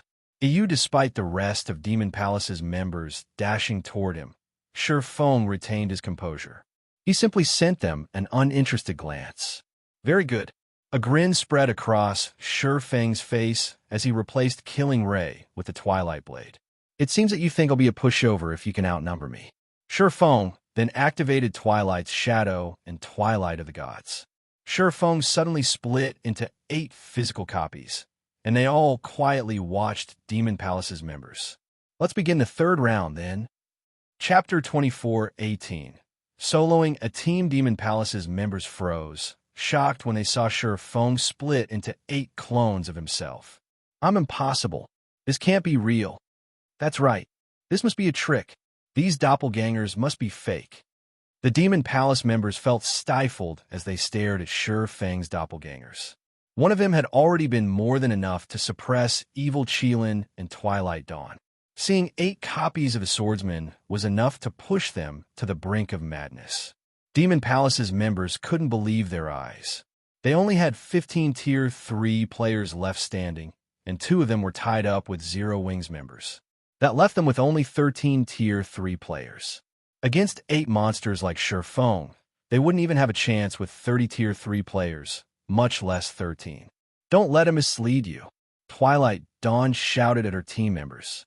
He may have split into 8, but his doppelganger's basic attributes can't be as high as his normal bodies. Besides, he's controlling all 8 doppelgangers by himself. Their combat standards will be limited, and we have healers on our side. We can outlast him. Twilight Dawn could sense that the doppelgangers were physical, and the development had dealt a massive mental blow. However, she could also sense that the doppelgangers' auras were weaker than Feng's normal aura, which proved that their basic attributes weren't as high. At the end of the day, Feng was still human. Controlling all 8 clones perfectly was impossible. Even as a domain realm expert, at most, he should be able to control 3 doppelgangers at the Void Realm standard. He'd be fortunate if he could get the remaining doppelgangers to the Refinement Realm. On average, Feng's 8 clones could fight at the Flowing Water Realm standard in only the initial stages. Tier 3 experts had no reason to fear these significantly weaker versions of Feng. Hearing Twilight Dawn's encouragement, the Demon Palace players snapped out of their dazes and mustered their courage once more. They had been so shocked to see Feng's 8 clones that they had forgotten that players weren't like NPCs. No player could perfectly control so many doppelgangers. Is that so? Feng chuckled when he heard Twilight Dawn's deduction, and all 8 of him charged at Demon Palace's members. They were experts among experts, and, as such, Demon Palace's members didn't panic, despite facing the doppelganger's sudden assault. They retaliated with everything they had, with the Tier 3 melee players rushing to meet the doppelgangers in battle, while the Tier 2 MTs formed a defensive line to protect their healers and long-range players. Meanwhile, Twilight Dawn went all out against the doppelganger before her. While manipulating the 6 ice swords to attack, she cast her Tier 3 legacy spell, Demonic Fall. Let's see how long you last. The 6 icy swords radiated a frightening amount of mana as the intensity of their auras doubled. These weapons then attacked as one, each one locked onto the doppelganger's vital points. This move was even stronger than evil Qilin's Flame Serpent, and controlled by a half-step domain realm expert. They could even give Tier 3 domain realm experts a run for their money. Feng was controlling his doppelgangers in the fight against Demon Palace's other Tier 3 experts. If she could force him to focus most of his attention on the doppelganger she fought, the other doppelganger's combat standards would suffer. This would make it easier for the other Demon Palace members to kill off Feng's doppelgangers. However, Feng remained unfazed as he faced Twilight Dawn's all-out attack. His doppelganger merely executed Sword's orbit and created a barrier of stars around itself. Boom! Boom! Boom!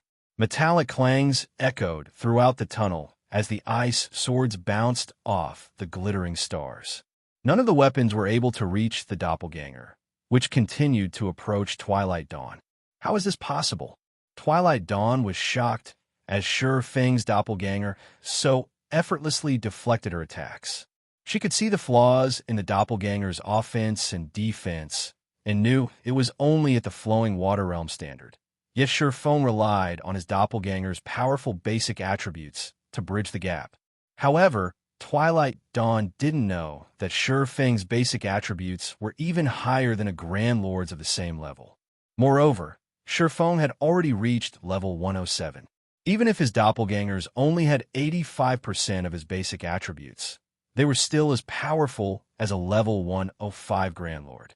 While Twilight Dawn tried to fight through her shock, Demon Palace's Tier 3 experts were at a complete disadvantage against Feng's doppelgangers, and they continued to lose HP. Many of them couldn't even hold their ground, and the doppelgangers sent them flying with a single hit. If not for the rear-line healer's diligent healing, they would have long since fallen. Even evil Qilin, who had just recovered to full HP, failed to secure an advantage against the doppelganger he fought. Of course, that doppelganger was also the strongest of Feng's clones, with combat standards to rival veteran peak experts. For a time, Feng's 8 clones thoroughly suppressed Demon Palace's 40-plus experts, repeatedly pushing them back and away from Wind Gulls and White Rainbow's fights. Is he even human? Twilight Dawn began to panic as Shi Feng suppressed her team all by himself. Their team was the main force of Demon Palace's third trump card legion. Almost no one was strong enough to threaten them. And yet, Shi Feng single-handedly pushed their team to the brink of annihilation. Surviving was enough of a problem right now, let alone saving their 2 assassins. This was an utter nightmare. Everyone, hold on for a little longer. Black Flame's doppelgangers can't last that long. Once the doppelgangers are gone, his time will be up. Evil Qilin shouted, seeing his teammates lose their confidence. Shi Feng's performance had exceeded his expectations, but doppelganger skills typically had short duration. Once Shi Feng lost his doppelgangers, ending his life would be easy. I'm afraid that you don't have that luxury. Shi Feng quipped, activating his disintegration armor's disintegration field. Suddenly, Demon Palace's members felt an indescribably powerful pressure, and their basic attributes and physiques rapidly began to weaken. The Tier 2 players' attributes, in particular, fell by 30%. Now, even ordinary level 100 Tier 2 experts would be a match for them. Demon Palace's Tier 3 experts didn't fare much better. Both their basic attributes and physiques fell by 20%, causing their combat power to plummet. Because of the disintegration field, the gap between Shi Feng's doppelgangers and Demon Palace's members widened even further. Now, even Evil Qilin slid back as he fought Shi Feng's doppelganger.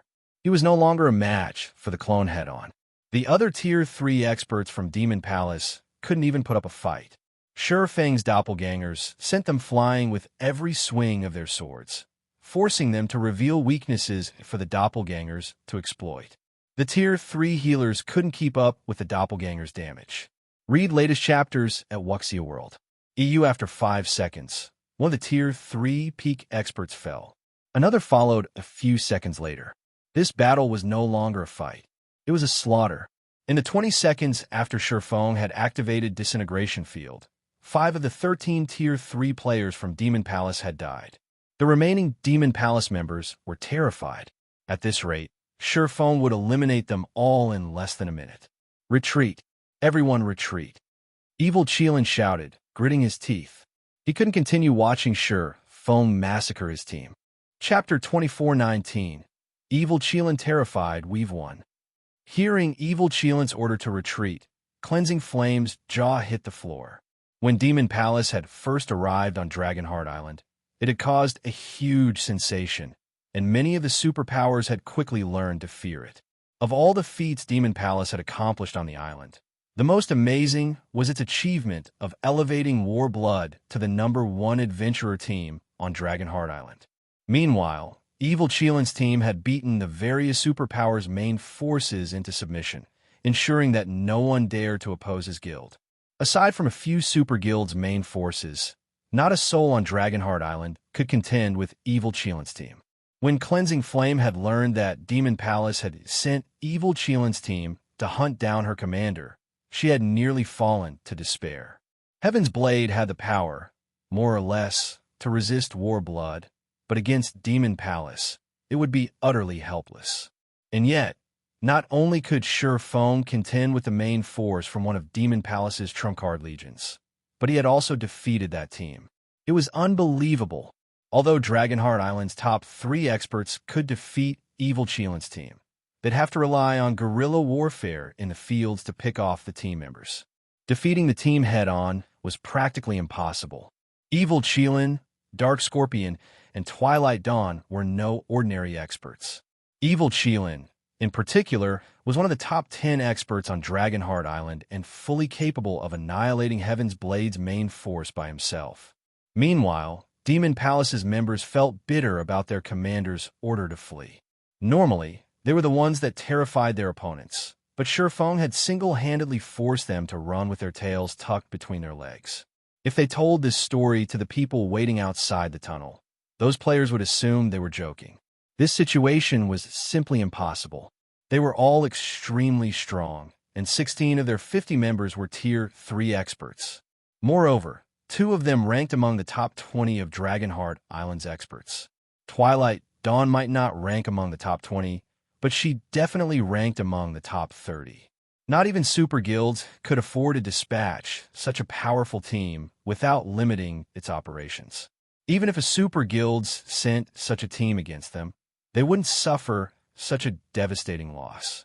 However, this impossibility had happened, and their opponent wasn't a trump card legion from some super guild. They merely faced a pseudo-superpower, and to make matters worse, Zero Wings guild leader, Shi Feng, had defeated them without help. If word of this spread, Demon Palace's reputation on Dragonheart Island would be ruined. But despite their bitterness, Demon Palace's members didn't hesitate to follow evil Qilin's orders. They immediately scattered and fled, ignoring Shi Feng's doppelgangers. Their retreat was so decisive that even Shi Feng was stunned by their abrupt response. He wouldn't have been surprised if ordinary players were fleeing from him, but such a retreat was humiliating for experts like those from Demon Palace. The stronger an expert was, the more prideful they'd be. Many experts would be more willing to die standing rather than live on their knees. Furthermore, they'd only die once. With the support of a powerful guild like Demon Palace, recovering that level would be a piece of cake. What Shi Feng didn't know was that Demon Palace wasn't like other superpowers. The guild hailed from the demonic hell world, where competition was far more intense than anywhere on the main continent. Losing a level and a piece of equipment could result in losing their positions as upper echelons in the guild. Why? Because opportunities were so hard to come by. Only with high levels and great strength could one find fortuitous opportunities, especially when one was a frontline expert. Losing their chance to reach greater heights because of a single death was entirely possible.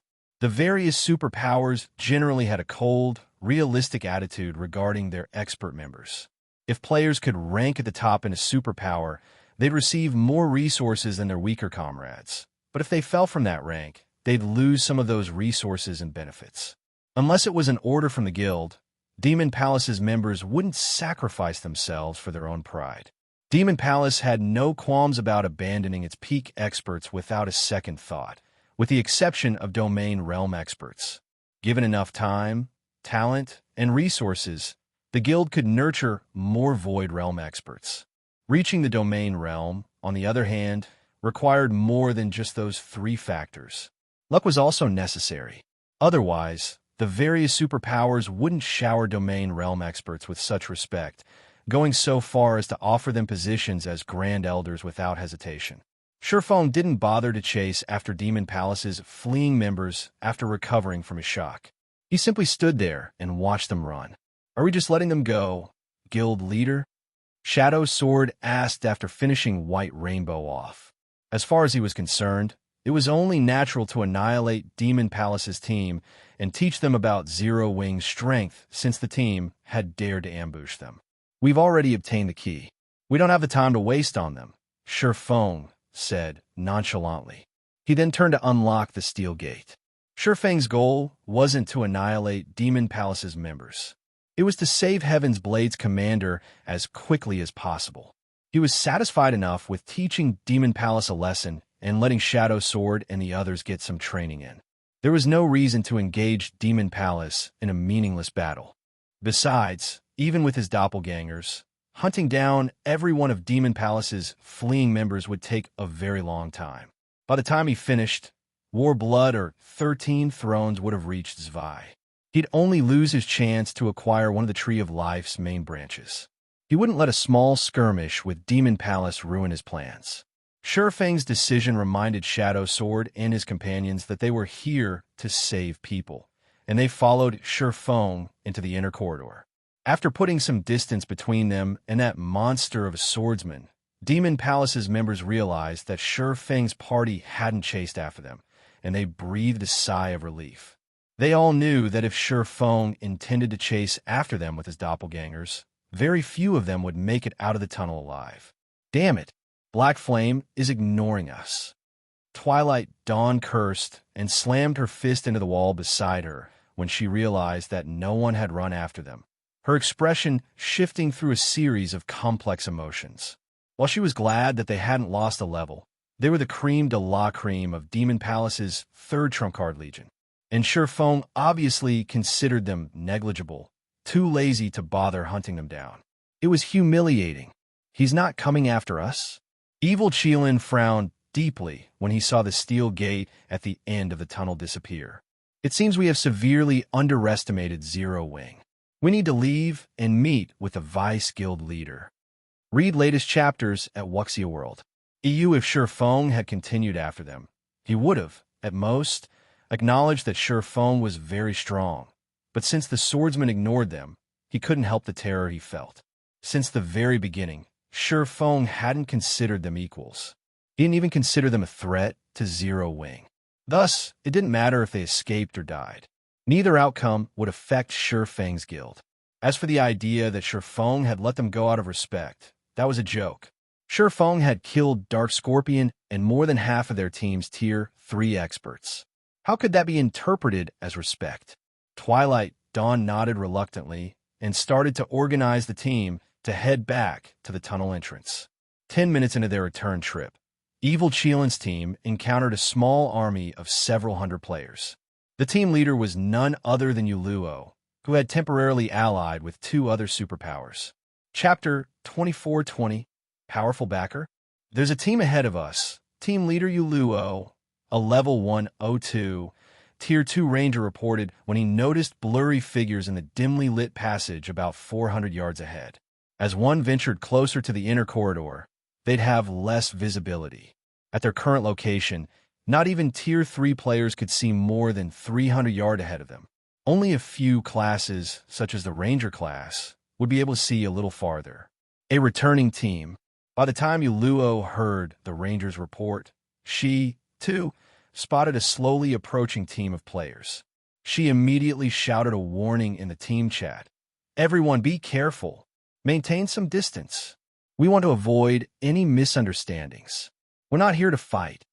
There is only one path leading into the Molten Ruin's inner corridor, and no one, aside from Shifeng's group and Demon Palace's team, had entered the tunnel ahead of them. They had already made it past the most difficult parts of the tunnel and were almost guaranteed to reach the inner corridor.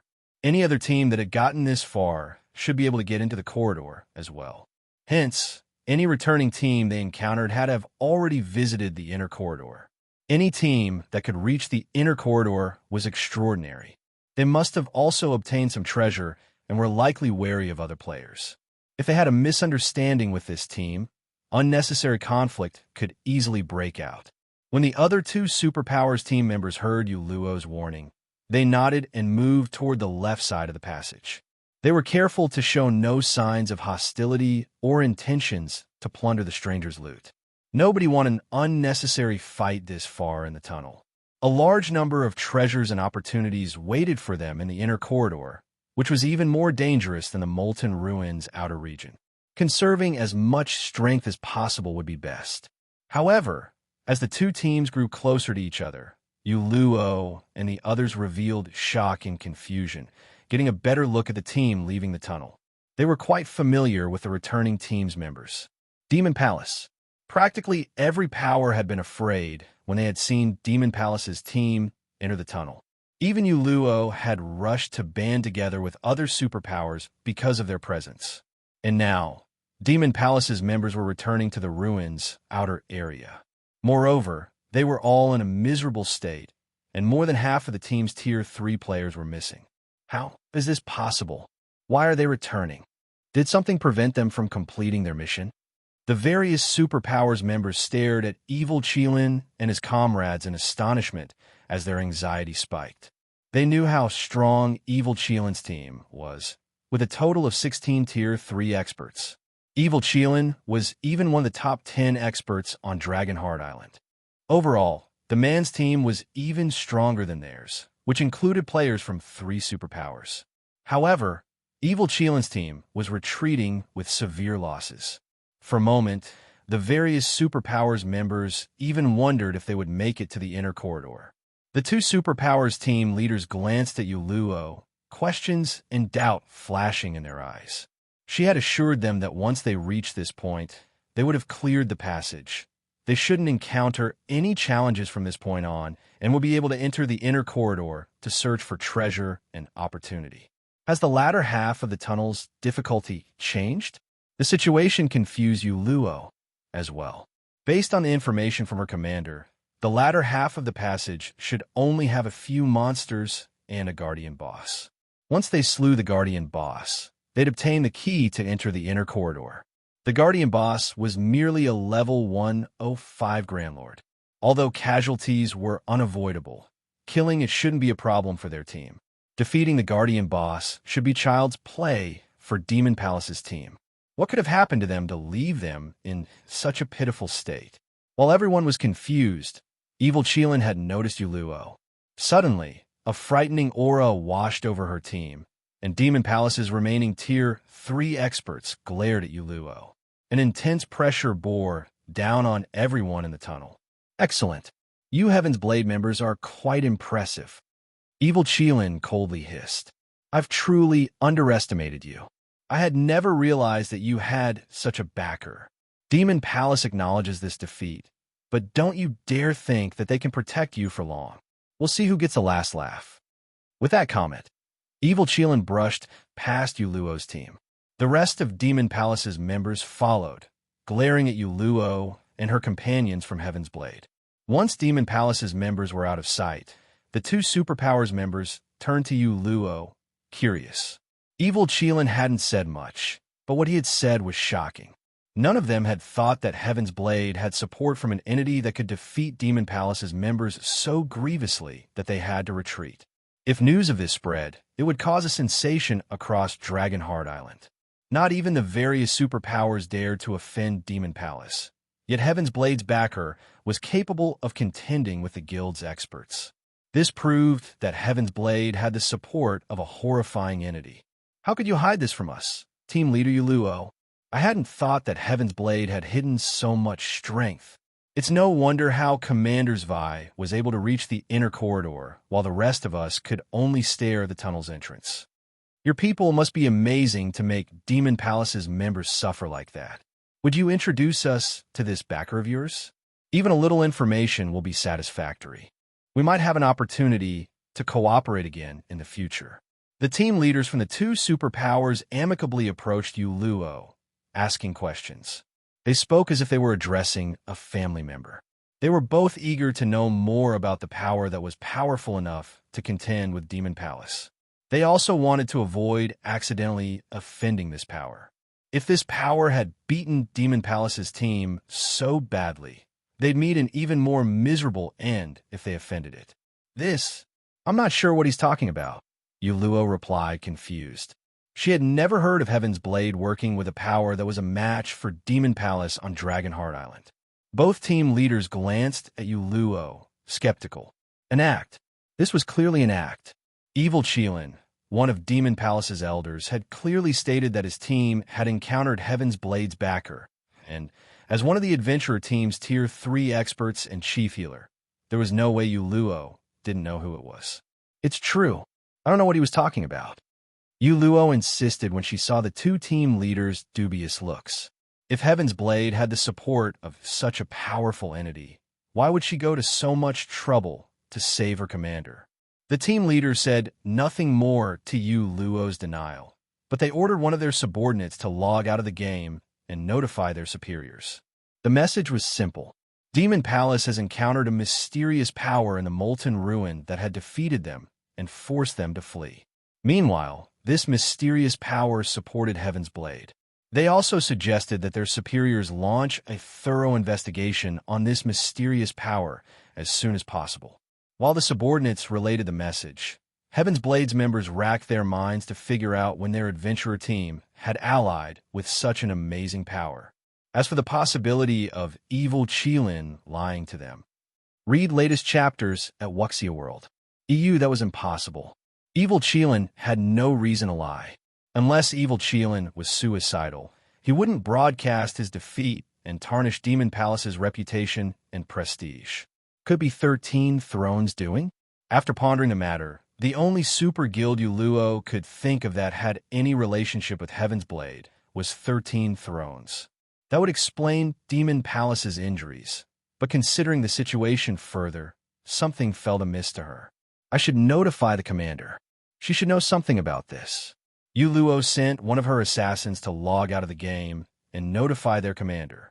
Demon Palace's retreat, after all, was wonderful news for their adventurer team. Chapter 24-21 Monster Level Genius Molten Ruin Inner Corridor. After venturing further into the inner corridor, Zwei and her team reached an altar hall the size of a football field. Because of the various traps and monsters they had encountered, less than 30 players remained on the team. Of the 8 Tier 3 players the team had started with, only 6 remained. Their losses had been considerable. Commander, those monsters seem afraid to enter the hall, a Tier 3 Berserker mentioned when he realized that the mechanical golems pacing in the corridor refused to follow them. Breathing a sigh of relief, he continued, "That was close. I almost thought we wouldn't make it." To escape Warblood's pursuit, they had run through the inner corridor. They desperately fought the entire time, unable to relax their guard. Doing so had exhausted their stamina and concentration. If they had to continue at that pace for another half an hour, Warblood wouldn't have needed to attack. They would have died as soon as the mechanical golems caught up. Now that they had made it to a room where the mechanical golems wouldn't follow, they could finally catch a breather. This might be one of the inner corridor's safe zones. Take this chance to rest up, everyone. Zwei, the female guardian knight wearing a silver knight's helmet and a black-white suit of armor, said as she glanced around the hall. Assassins and rangers, check this room for traps. As always, Zwei's voice sounded gentle and sacred. It was impossible to detect her fatigue. It earned even more respect from her team members. Zwei was the team's lead MT, and, as such, she had been fighting for hours. She had even borne the burden of tanking 2 Grand Lords. She should have expended more stamina and concentration than any of her teammates, yet she seemed perfectly fine. The team's assassins and rangers did as they were told and began to inspect the hall for traps. Meanwhile, the rest of the team sat and pulled potions from their bags, using the opportunity to restore some of their lost stamina and concentration. What should we do now, Commander? Warblood's members are likely getting close, but if we move deeper into the ruin, we'll likely encounter a challenge we can't overcome. A Tier 3 female elementalist worriedly asked as she examined her system map. Although they had found a safe zone, it wouldn't protect them from Warblood's team. It was only a matter of time before Warblood caught up to them. Furthermore, they should be very close to the central corridor according to the system map. The monsters in that area were all level 110 or higher and were too strong for players of their levels to defeat. If they died, not only would they lose all of the Tree of Life's branches they had acquired, but they'd also lose levels and equipment. If we are doomed, we might as well charge into the central corridor and meet our deaths. I refuse to let Warblood take advantage of us. Prison Tiger, the Tier 3 Berserker, declared. He had already thought the matter through. It did not matter whether their team ran into Warblood's members or rushed headlong into the ruin's heart. Both meant their annihilation. If they were going to die, either way, they might as well ensure that Warblood waste their time and energy. The rest of the team members nodded their agreement. They had thought that the Tree of Life's branches would help their adventurer team's development skyrocket, but Warblood had pushed them to the brink of annihilation. They absolutely couldn't allow Warblood to benefit from their destruction. I'm afraid that isn't for you to decide. Shortly after the Tier 3 Berserker's proclamation, a deep, powerful voice echoed throughout the hall. Who is it? Prison Tiger snarled in surprise. Everyone spun toward the speaker, only to find no one there. It confused them. 2 seconds later, however, space blurred and several translucent figures appeared. The figures solidified after another 3 seconds, revealing more than 30 players at the end of the hall, and every one of them radiated the aura of Tier 3 players. Blood Oath. Prison Tiger's expression turned grim when he saw who the man leading the group of new arrivals. He hadn't expected Warblood's team to catch up to them so quickly. That's right. You guys really know how to run. We had to use a Tier 3 group invisibility scroll just to catch up, Blood Oath said, smiling. He then glanced at Zwei and continued, Commander Zwei, it's time for you to hand over the Tree of Life's branches. Or do you still insist we take them from you? Blood Oath had wanted to avoid using the precious Tier 3 group invisibility scroll, but when he had heard that 13 Thrones was on his tail, his hand had been forced. If 13 Thrones' main force caught up with Heaven's Blades, not even Warblood and Starlink would be able to touch the adventurer team. 13 Thrones was a veteran super guild with a foundation that easily trumped Starlink's and Warbloods. Blood Oath's team didn't wait for a response, and the 31 Tier 3 experts behind him moved to surround Heaven's Blades members. Heaven's Blades team began to despair. They could sense that the weakest of their opponents was a Void Realm expert. Furthermore, Starlink's 4 Shadow Demons had joined Warblood on this hunt. The 4 Shadow Demons were particularly famous in the virtual gaming world. Any virtual gaming expert knew of them. During their early days, these 4 players had given the various super first-rate guilds and super guilds massive headaches. Not only did those 4 players have Starlink's full support in God's domain, but they had also reached Tier 3. The 4 Shadow Demons could likely wipe out Heaven's Blade's entire team on their own. Commander, you should get out of here. Tiger and I will hold them back. They won't be able to get to you once you're in the central corridor, the Tier 3 Elementalist advised Vi. The Elementalist recognized that Heaven's Blade's team stood no chance against Warblood's experts. Rather than involve Vi in this meaningless battle, she'd be better off if she fled into the central corridor by herself while the rest of the team bought her time. Without needing to worry about her teammates, Zvi would have an easier time reaching the central corridor as well. I've already told you that isn't up to you. Blood Oath spat. He then turned toward the 4 Shadow Demons and politely requested, I'll have to trouble you 4. Leave it to us. After all, it's why the guild leaders sent us. Sword Demon agreed, nodding. He and the 3 other Shadow Demons then approached Heaven's Blades commander. We've heard plenty about you, Commander Zvi. Although we'd like a proper battle with you, we're burdened with responsibility. I'm afraid you'll have to take offense. The 3 other Shadow Demons then moved to surround Zvi.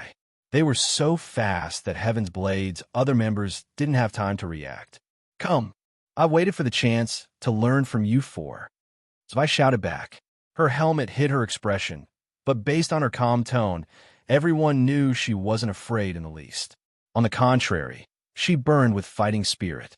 With her bold declaration, an immense amount of mana burst from her body, so dense that a white mist began to manifest around her. She radiated a powerful, sacred aura, which felt as if a god had descended to the mortal plane. Amazing, as expected of the player to single-handedly lead Heaven's Blade in becoming one of Dragonheart Island's top 10 adventurer teams. I admire you for reaching that realm at such a young age.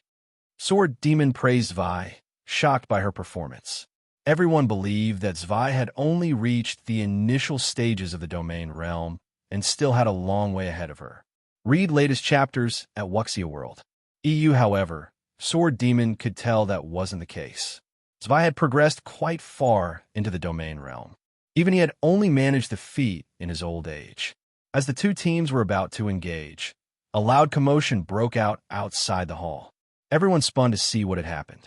Has 13 Thrones arrived? Prison Tiger muttered hopefully. A moment later, a figure entered the altar hall, and when they saw who it was, Heaven's Blades members were shocked. Cleansing Flame. Chapter 24-22. Black Flame's arrival. Cleansing Flame's sudden appearance stunned and confused Heaven's Blades members. Why is Flame here? Prison Tiger wondered as he rubbed his eyes, wondering if he was so exhausted that he was hallucinating.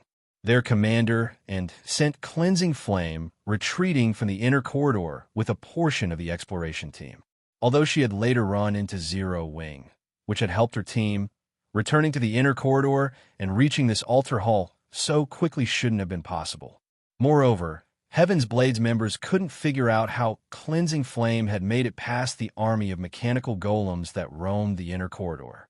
They had suffered considerably to get this far, yet Cleansing Flame didn't even seem to have lost much stamina or concentration, much less HP.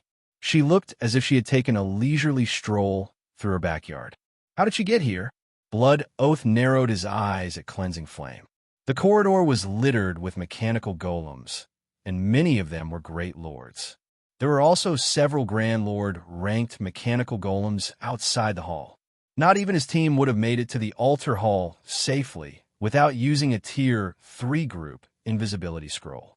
And yet, despite being a Tier 2 player, Cleansing Flame had entered the hall without taking any obvious damage. It was also obvious that she hadn't used an invisibility scroll. It was astonishing. While everyone stared at her, Cleansing Flame ignored Warblood's team and addressed Vi. "Commander, reinforcements have arrived," Cleansing Flame excitedly announced, her voice resonating throughout the hall. "We're saved. Reinforcements. This is great. We can finally leave this godforsaken place." Heaven's Blade's members released a held breath, joy, excitement, and relief washing over them. The constant fighting and hiding had tormented their mental states, and they'd been incredibly depressed when they thought about how Heaven's Blade might fall from their position as one of Dragonheart Island's top 10 adventurer teams once they were annihilated. How could they hold themselves back from celebrating now that reinforcements had arrived to save them? Even if, without the main branch, Heaven's Blade's strength could reach a new level with the Tree of Life side branches. Reinforcements. In contrast, Blood Oath was clearly unhappy about Cleansing Flame's announcement. How did 13 Thrones members get here so quickly? He knew that 13 Thrones was trying to rescue Heaven's Blade since the Super Guild's representative had contacted him, asking him to give up on his hunt for Zvi. However, the idea of owning a Tree of Life was too tempting, and 13 Thrones forces had been nowhere near Zvi's team. If Warblood could annihilate Heaven's Blade's team and secure the Tree of Life's main branch, 13 Thrones would likely let the matter slide. Furthermore, Warblood and Starlink were partners in this situation, and starting a war with both organizations wouldn't benefit 13 Thrones, especially not over a Tree of Life main branch. If Warblood clashed with 13 Thrones' main force, however, it would be a different story. The Super Guild would consider it a declaration of war, and to protect its reputation, 13 Thrones wouldn't let Warblood or Starlink off the hook. "Are we going to continue this fight, Commander Blood?" Sword Demon asked in a whisper to Blood Oath. This Blood Oath hesitated, unsure of which route to take. With 13 Thrones members here, the tables had turned, but he didn't want to give up now that he had set his sight on the Tree of Life's branches. While Blood Oath hesitated, Cleansing Flame spoke again, and the atmosphere changed again with her next statement. "Commander, Guild Leader Black Flame and his 3 companions will be here soon. Then we can all get out of here safely," Cleansing Flame said, joyfully jogging up to Zvi. Prison Tiger and the rest of Heaven's Blade's members fell silent at that, their expressions twisting in disappointment. What was going on? Zero Wing was their reinforcements? After giving the matter some thought, Heaven's Blade's members realized what was happening. Cleansing Flame had informed them that she had secured Zero Wing's help and was going to lead the guild's members to the inner corridor. But why did Zero Wing only bring 4 people to rescue them? "Did you misspeak, Flame? Are you sure it's 4 people and not 40? Prison Tiger anxiously asked. There was a huge difference between 4 and 40 people. "No, I said what I meant for people," Cleansing Flame confirmed, shaking her head. The statement rendered Heaven's Blade's members speechless. They all assumed there was something wrong with Cleansing Flame's mind. "Good. This is excellent. You actually dare to play us for fools." Blood Oath gave Cleansing Flame a painfully cold look. "Do you really think you can just leave because Zero Wing is here?" His team had seen his earlier hesitation, but he had only paused because he had thought 13 Thrones' team had arrived. But now he learned that Zero Wing's members had come, not 13 Thrones. To make matters worse, only 4 of Zero Wing's members were coming to rescue Heaven's Blade. If everyone thought he had shrunk back in fear of 4 Zero Wing members, he'd be humiliated. Blood Oath wasn't the only one enraged. Every Warblood and Starlink member in the hall was furious. A Tier 2 player like Cleansing Flame had played them all for fools. "You've doomed us, Flame," Prison Tiger said, smiling bitterly when he noticed Warblood and Starlink's members burn with rage and fighting spirit. Cleansing Flame might have fooled Blood Oath and his companions, but her actions had only added fuel to the fire. Even if Zero Wings members could help them, they'd likely have an even more difficult time dealing with their enemies now. Relax, big brother tiger. We're safe now. Cleansing Flame confidently replied, smiling at Prison Tiger's gloomy expression. Safe. Prison Tiger was a loss for words. Warblood and Starlink had arrived with a team of 32 players, and every one of them had already reached Tier 3. How could they possibly be safe against such a force? Kill them. Leave none alive. Blood Oath snarled, his expression darkening when he saw the smile on Cleansing Flame's face. Warblood and Starlink's experts moved in on Heaven's Blade's members, rage burning in their eyes. They wanted nothing more than to tear Heaven's Blade's team to shreds. Boom! Suddenly, before Warblood and Starlink's team could act, a deafening blast echoed throughout the hall.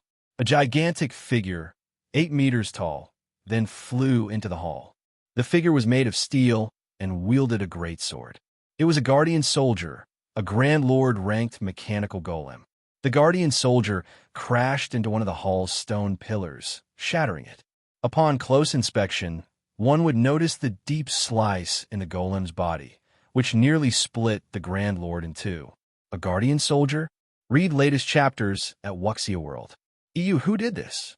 Everyone in the hall was familiar with how powerful the guardian soldier was. Even Tier 3 MTs struggled to tank the level 107 Grand Lord's normal attacks, and yet a sword strike had sent it flying. Before everyone could react, another deafening boom reached them from the inner corridor. This time, several Great Lord-ranked mechanical golems were thrown into the hall. As clouds of dust filled the corridor, the players in the hall felt as if some monster lurked within. Moreover, this monster was approaching the altar hall. Everyone suddenly felt a cold chill crawl down their spines as they watched the hall's exit, overwhelmed with anxiety. As the dust settled, fur-cloaked players walked toward the hall. Blood Oath and the others were quite familiar with the figure in the lead, instantly recognizing him. Sword King, Black Flame. Chapter 24-23. Black Flames might the appearance of Sure Fang's group of 4 instantly made both sides freeze. At this moment, let alone Warblood's and Starlink's members, even Heaven's Blade's members had their mouths hanging. After all, this scene was simply too shocking. Everyone present was well aware of how powerful the inner corridor's golem army was. Both teams had suffered severe losses due to these golems. Anyone who tried to force their way through the golem army would suffer losses several times higher than if they employed crafty methods like using a Tier 3 group invisibility scroll. However, Sure Fang's group of 4 had not only brute forced its way through the golem army, but also sent so many golems flying into the altar hall.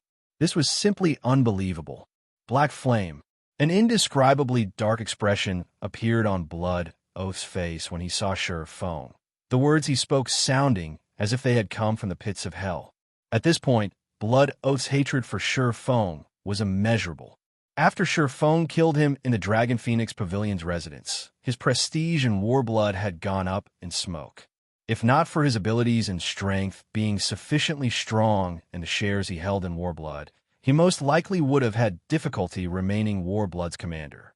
After all, unlike ordinary adventurer teams, Warblood had backing from major corporations. Hence, he wasn't the only decision-maker in the organization. Aside from Blood Oath, Starlink's 4 shadow demons were also glaring at Sure Fang, belligerence written across their faces. All thoughts of fighting Zwei had vanished. Now, only Sure Fang existed in their eyes. I never thought that we would actually meet this brat here, Sword Demon said, a hint of excitement appearing on his face. Ever since I got promoted to Tier 3, I've been itching to repay the humiliation he gave me. Wind, Mad, and Heart, you 3 get ready as well. This was not the first time Sword Demon had seen Sure Fang displaying absurdly high basic attributes. Hence, he was not particularly surprised that Sure Fang had made it all the way here with just a group of 4. On the contrary, his fighting spirit soared even higher.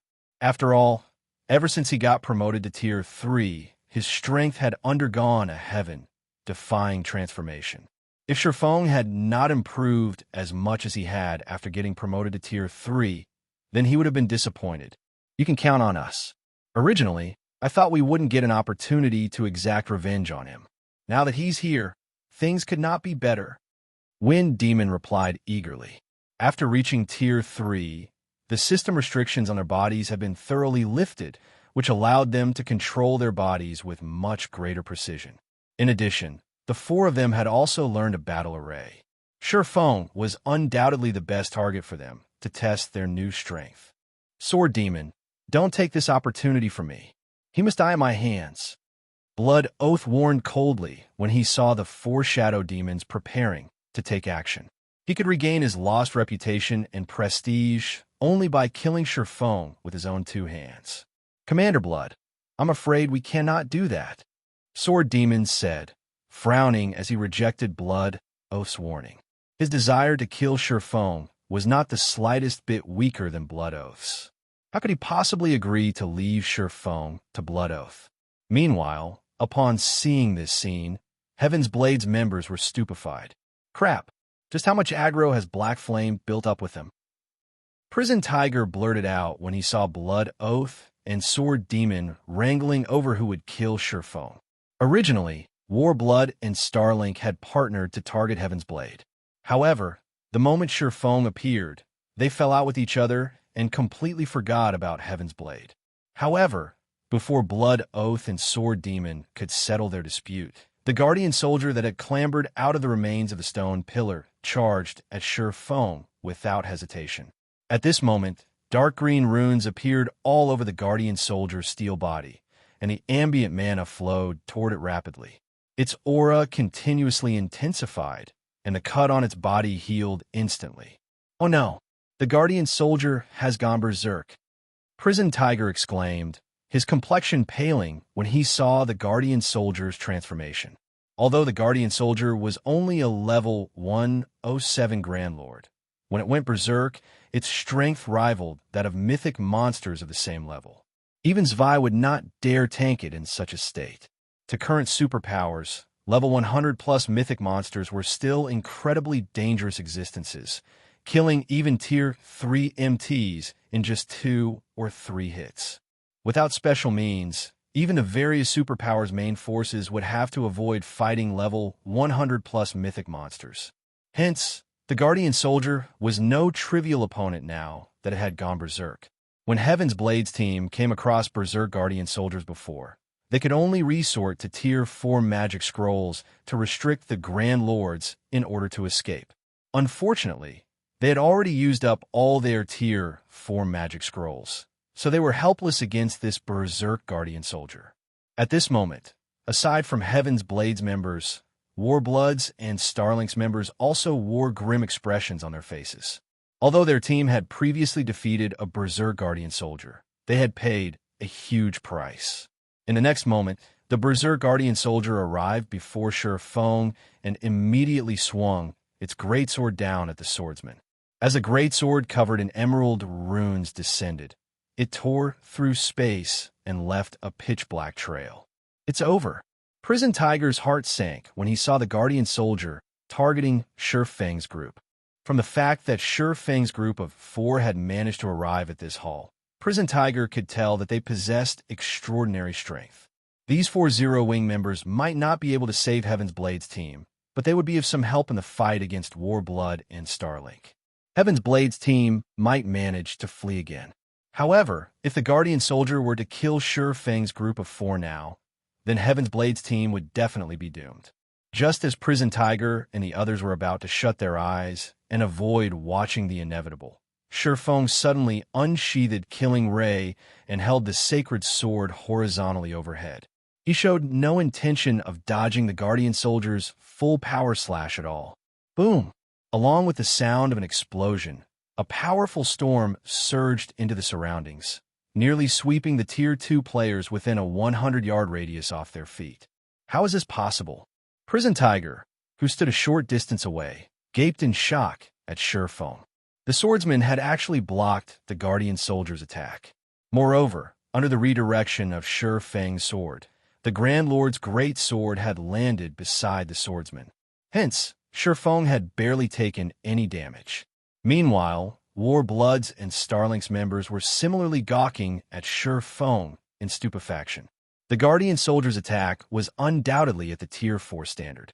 Even a Tier 3 Metrotons would suffer heavy injuries if they received this attack with a life-saving skill. Shifeng, however, had blocked it so easily. Before everyone could wrap their head around this shocking scene, Shifeng swung the Twilight Blade, which he held with his other hand, at the Guardian Soldier. Tier 3 Legacy Skill, Void Slash. Secret Technique, Lightning Flash. Before becoming a Master Magician, Shifeng could already execute his Tier 3 skills at 90% completion rate or higher. Afterward, his control over his mana body improved significantly. As a result, the completion rate of his Tier 3 skills reached whole new heights as well. System: Void Slash Skill Completion Rate 99%. Skill Proficiency +5. Read latest chapters at Wuxia World. EU. Suddenly, 9 resplendent sword lights appeared and transformed into lightning arcs that pierced through the Guardian Soldier's body. The Grand Lord's body shot back like a bullet and crashed into another stone pillar, shattering it. The Guardian Soldier then collapsed to the ground in a heavily damaged state. As everyone stared at the prostrate Guardian Soldier, a deathly silence fell over the entire hall. Chapter 24-24, Silenced. Is he really just a Tier 3 player? Prison Tiger was flabbergasted as he looked at the heavily injured Guardian Soldier. He had experienced the strength of a berserk Guardian Soldier himself. Back then, it took all he had just to block one of the Grand Lord's attacks. Meanwhile, he had not only gotten sent flying by the attack, but also lost more than 2/3 of his HP. If not for his commander's timely use of a Tier 4 magic scroll to bind a Guardian Soldier's movements, he wouldn't be standing here right now. Shifeng, however, had actually forcefully stopped the Berserk Guardian Soldier's attack, despite being a Tier 3 Sword King. Following that, he had heavily injured the Grand Lord with just one strike. His strength attribute was frighteningly high. At this moment, aside from Heaven's Blades members, even Warbloods and Starlink's members, who had planned to target Shifeng, were stunned by this scene, their mouths hanging wide open as they gawked at the prostrate Guardian Soldier. Damn it! How did he become so strong? Blood Oath's expression turned indescribably heavy as he gazed at Shifeng, his anger and fighting spirit fizzling out. Previously, their team had managed to kill a Berserk Guardian Soldier only after using 3 Tier 4 magic scrolls and sacrificing 7 Tier 3 players. Although they had resurrected the fallen players afterward, the resurrected players still lost half a level, which would affect these players' progress considerably. Now, however, Shifeng had actually heavily injured the Berserk Guardian Soldier so casually. If they fought the swordsman, their losses would most likely be even worse than if they went up against a Berserk Guardian Soldier. After all, players were different from monsters as opponents. The movements of monsters were controllable to a certain extent through the manipulation of aggro. Monsters were also lacking when it came to dodging and blocking attacks. They merely relied on their high HP to outlast players. In contrast, players might not have as much HP as monsters, but they could avoid and defend against attacks. In a fight between experts of equal combat standards, it would be very difficult to reach an outcome, unless there was a massive difference in basic attributes, as neither side would be able to land a vital hit easily. Both sides could only resort to a battle of attrition. Old Sword, it seems we have a problem. I'm afraid this brat's basic attributes are on par with those Peerless monsters. In fact, his might even be superior to theirs, Wind Demon said to Sword Demon as he watched the Guardian Soldier struggle to stand up. There were 3 Peerless experts on Dragonheart Island, and the various superpowers dreaded every one of them. Even Starlink did not dare offend these monstrous existences. Meanwhile, the strength Shifeng had just displayed was not the slightest bit inferior compared to those 3 Peerless monsters. If it came down to a fight, even if the 4 of them utilized their newly learned battle array, victory over Shifeng would still be a long road to hoe. Not to mention, there was still Heaven's Blades Vi. The strength she had displayed similarly exceeded their initial expectations. His strength attribute surpasses that of Grand Lords of the same level. Sword Demon was filled with an indescribable sense of consternation as he stared at Sure Feng. Just how many resources and opportunities did he receive? With Starlink's backing, the resources Sword Demon had obtained were far beyond what guild leaders of first-rate guilds got. In addition, while challenging his Tier 3 promotion quest, he had come across a fortuitous opportunity and secured himself a strength-type bloodline and peak legacy. Now, in terms of strength, he was already close to rivaling Grand Lords of the same level. With the boost from the battle array, his strength would surpass that of a Grand Lord. In terms of strength, he undoubtedly ranked at the top of God's domain. The only ones that could surpass him were Dragonheart Island's top 3 experts. However, those 3 peerless monsters all had a super guild supporting them. The resources and opportunities they received were far superior to his. Hence, his inferiority was only natural. Sure Feng, however, had only 0 wing behind him. Even though the guild was allied with superpowers like the Dragon Phoenix Pavilion and Unyielding Soul, producing a peerless expert should still be impossible for it. Meanwhile, after a moment of silence, whether it was Warbloods or Starlink's Tier 3 experts, every one of them froze, their eyes brimming with fear as they looked at Sure Feng. Heaven's Blade's members were stunned to see this. The fact that Sure Feng had heavily injured a Berserk Guardian soldier with one move was already plenty shocking. Now, he even deterred Warbloods and Starlink's members from taking action.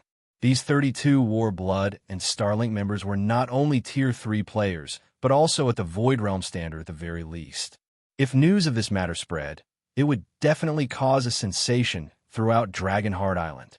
No wonder Black Flame brought only 3 people with him to rescue us. He actually possesses such frightening strength. With this, Warblood and Starlink will have to think twice. Early Butterfly, a Tier 3 female elementalist from Heaven's Blade, said joyfully when she saw this scene. The 3 peerless monsters of Dragonheart Island were terrifyingly strong. Even the various superpowers' main forces were afraid of provoking them. Now, Sure Feng had revealed that his strength rivaled those 3 peerless monsters. If he worked with Heaven's Blade's members, then Warblood and Starlink's chances of victory would be considerably low. What do you think, Big Brother Tiger? I didn't say anything wrong, right? Cleansing Flame said proudly as she glanced at the stunned prison tiger. She knew very clearly what kind of strength Sure Feng possessed. Even Demon Palace's main force was no match for him. Warblood and Starlink naturally wouldn't stand a chance against him, either. At this moment, Cleansing Flame even started wondering how Prison Tiger would react if he found out that Sure Feng had repelled Demon Palace's main force members all by himself in a frontal confrontation. Meanwhile, after Sure Feng heavily injured the Guardian Soldier, Kola, Turtledove, and Shadow Sword joined the fight. Although the 3 of them were not as strong as Sure Feng, they still weren't existences that Warbloods and Starlink's experts could take on one-on-one. Only domain realm experts like Blood Oath and the 4 Shadow Demons would stand a chance against them. For a time, the members of Heaven's Blade, Warblood, and Starlink watched quietly as Sure Feng's group of 4 took out the Guardian Soldier, an indescribably complex atmosphere filling the hall. After looting the Guardian Soldier, Sure Feng turned to Blood Oath, a smile appearing on his face as he asked, "Commander Blood, you've been watching for quite some time now. Are you planning to leave on your own, or do you want to send you off?" Although Blood Oath and the others had reached Tier 3, they still were not much of a threat to Sure Feng. After all, he possessed multiple fragmented legendary items. He would, at most, be wary of Warbloods and Starlink's hidden trump cards. After all, as Dragonheart Island's #1 adventurer team, Warblood should have come across plenty of fortuitous opportunities. The strength it concealed definitely could not be underestimated. At Sure Feng's words, Blood Oath's complexion turned ashen. For a moment, the Berserker wavered over his decision. If he chose to fight, he would have to go up against Sure Feng, someone whose strength rivaled Dragonheart Island's 3 peerless monsters. If he chose to retreat, he would be abandoning an excellent opportunity to obtain a Tree of Life. In addition, Warblood's reputation would most likely take a hit. After all, it would be impossible to keep such a huge incident under wraps. Read latest chapters at Wuxia World. EU Meanwhile, when Heaven's Blades members saw this scene, they could not help but look at Shi Feng in reverence. Ever since Warblood became Dragonheart Island's #1 adventurer team, it had remained in the limelight of Dragonheart Island. No superpower dared to offend it. Aside from Shi Feng, there were most likely only a handful of individuals that could push Warblood to such an extent. Right then, however, another commotion occurred in the inner corridor. Immediately, everyone turned to look at the altar hall's entrance. In the next moment, a team consisting of 50-plus members walked out of the monster-infested inner corridor and into the hall. The powerful aura the team exuded surprised everyone present. Meanwhile, every one of these players sported 13 Thrones Guild emblem. Leading these 13 Thrones members was an elderly man, Elder Wu, one of 13 Thrones Grand Elders. Chapter 24-25, At the Brink of War? With the appearance of Elder Wu's team, the silent atmosphere grew tense once more. Commander, this is bad. Elder Wu actually made a personal trip here, Prison Tiger said, his expression turning grim when he saw Elder Wu and the two neat rows of 13 Thrones experts standing behind the elderly man. Every one of the 13 Thrones members present was a Tier 3 player. They outnumbered Warbloods and Starlink's Tier 3 experts combined, a clear display of a super guild strength. Meanwhile, Elder Wu was someone every power operating on Dragonheart Island knew about.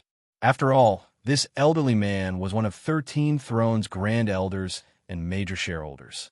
He had watched 13 Thrones grow from nothing into a super guild. Even 13 Thrones' current guild leader had to listen to Elder Wu's words.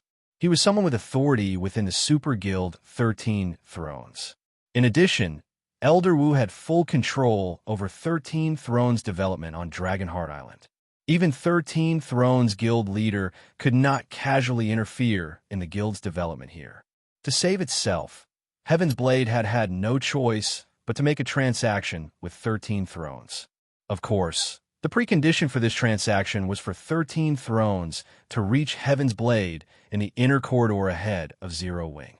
Whichever guild managed to reach Heaven's Blade first would receive the Tree of Life's main branch.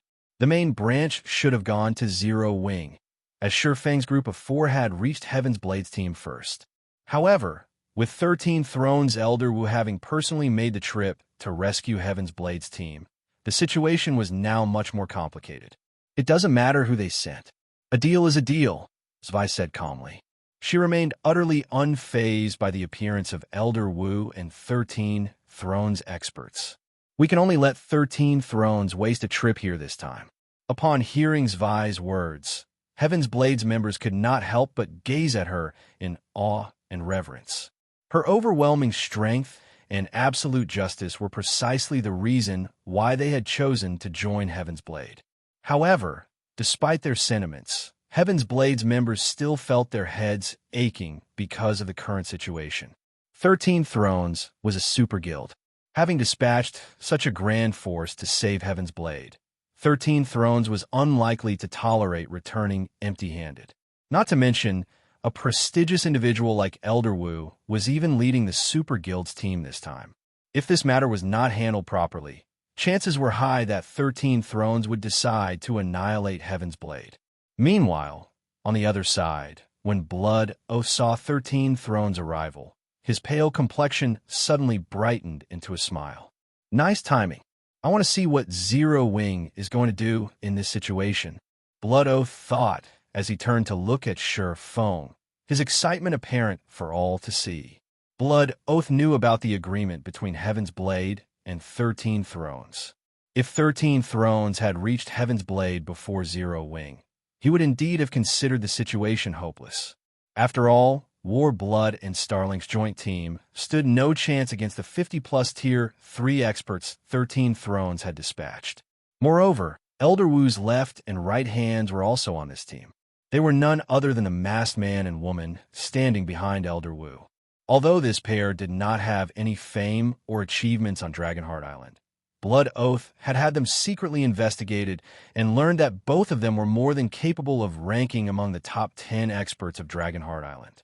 After all, both of them had secretly fought Demon Palace's evil Qilin in a one-on-one fight before, with the result being a draw.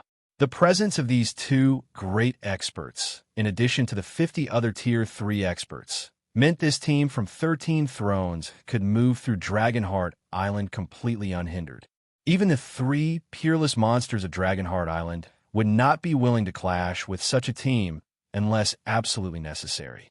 However, under the current circumstances, not only would 13 Thrones not become Warblood's enemy, but it would also serve as Warblood's greatest helper. Unless Shurfong was willing to give up on the Tree of Life's main branch, what awaited him would be 13 Throne sanctions. At that time, Blood Oath would not mind lending a hand to 13 Thrones. During the time Heaven's Blade and Warblood were pondering over this matter, Elder Wu got a clear look at the situation inside the altar hall. Zero Wing arrived first. Elder Wu's complexion turned slightly ugly when he saw Shurfong. The peak experts present were able to detect Elder Wu's change in complexion instantly. After all, the physique of Tier 3 players was incredibly powerful, allowing peak experts and above to perceive even the smallest changes in a person's expressions. Immediately, the atmosphere in the hall chilled. So, they're planning to fight? Prison Tiger's head ached when he sensed the change in the atmosphere. He then glanced at Cleansing Flame, who stood beside him, and said quietly, "Flame, can you try persuading Black Flame? A wise man does not fight when the odds are against him. We stand no chance against 13 Thrones and Warblood's teams." Prison Tiger knew very clearly that with Zvai's personality, it was utterly impossible to dissuade her from a decision she had made. Hence, their only hope now was to change Shurfeng's mind. If Shurfeng was willing to give up on the Tree of Life's main branch, then they could avoid fighting a futile battle. However, if Shurfeng was adamant in keeping the main branch, then a battle against 13 Thrones and Warblood would be inevitable. "You want me to persuade him?" Cleansing Flame revealed a bitter smile upon hearing Prison Tiger's words. "Big Brother Tiger, I'm afraid that will be very difficult." Through her journey with Shurfeng, she had gotten a clear idea of the man's personality. Similar to Zvai, Shurfeng would persist with his decisions regardless of the cost. Moreover, the decision to give up on the Tree of Life's main branch was for Zero Wing to make. An outsider like herself had no place in the decision-making process. As Heaven's Blades members racked their brains over this matter, Blood Oath and his team took the initiative to approach Elder Wu. "Greetings, Elder Wu. I am Blood Oath, Warblood's commander," Blood Oath said, smiling. "I've been looking forward to meeting you for a long time now. Since you have made a personal trip here today, Warblood and Starlink will withdraw from the struggle for the Tree of Life. So, you're Warblood's commander. Younger people really are growing increasingly stronger with each generation."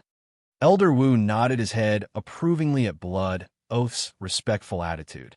"If Elder Wu requires Warblood's help, please feel free to say so. We will definitely assist you to the best of our abilities," Blood Oath offered, smiling. He then glanced at the distant Shurfeng and continued, "If there's anybody that dares disrespect you, Warblood will definitely teach them a lesson." Blood Oath's attitude immediately made the Heaven's Blade members present nervous.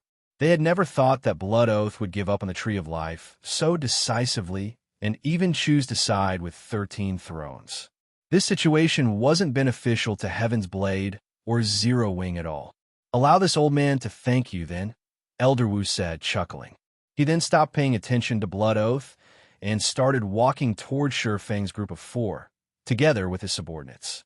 As Elder Wu's group approached Shurfeng, the anxiety Heaven's Blades members felt ramped up. At the same time, the atmosphere also grew increasingly tenser.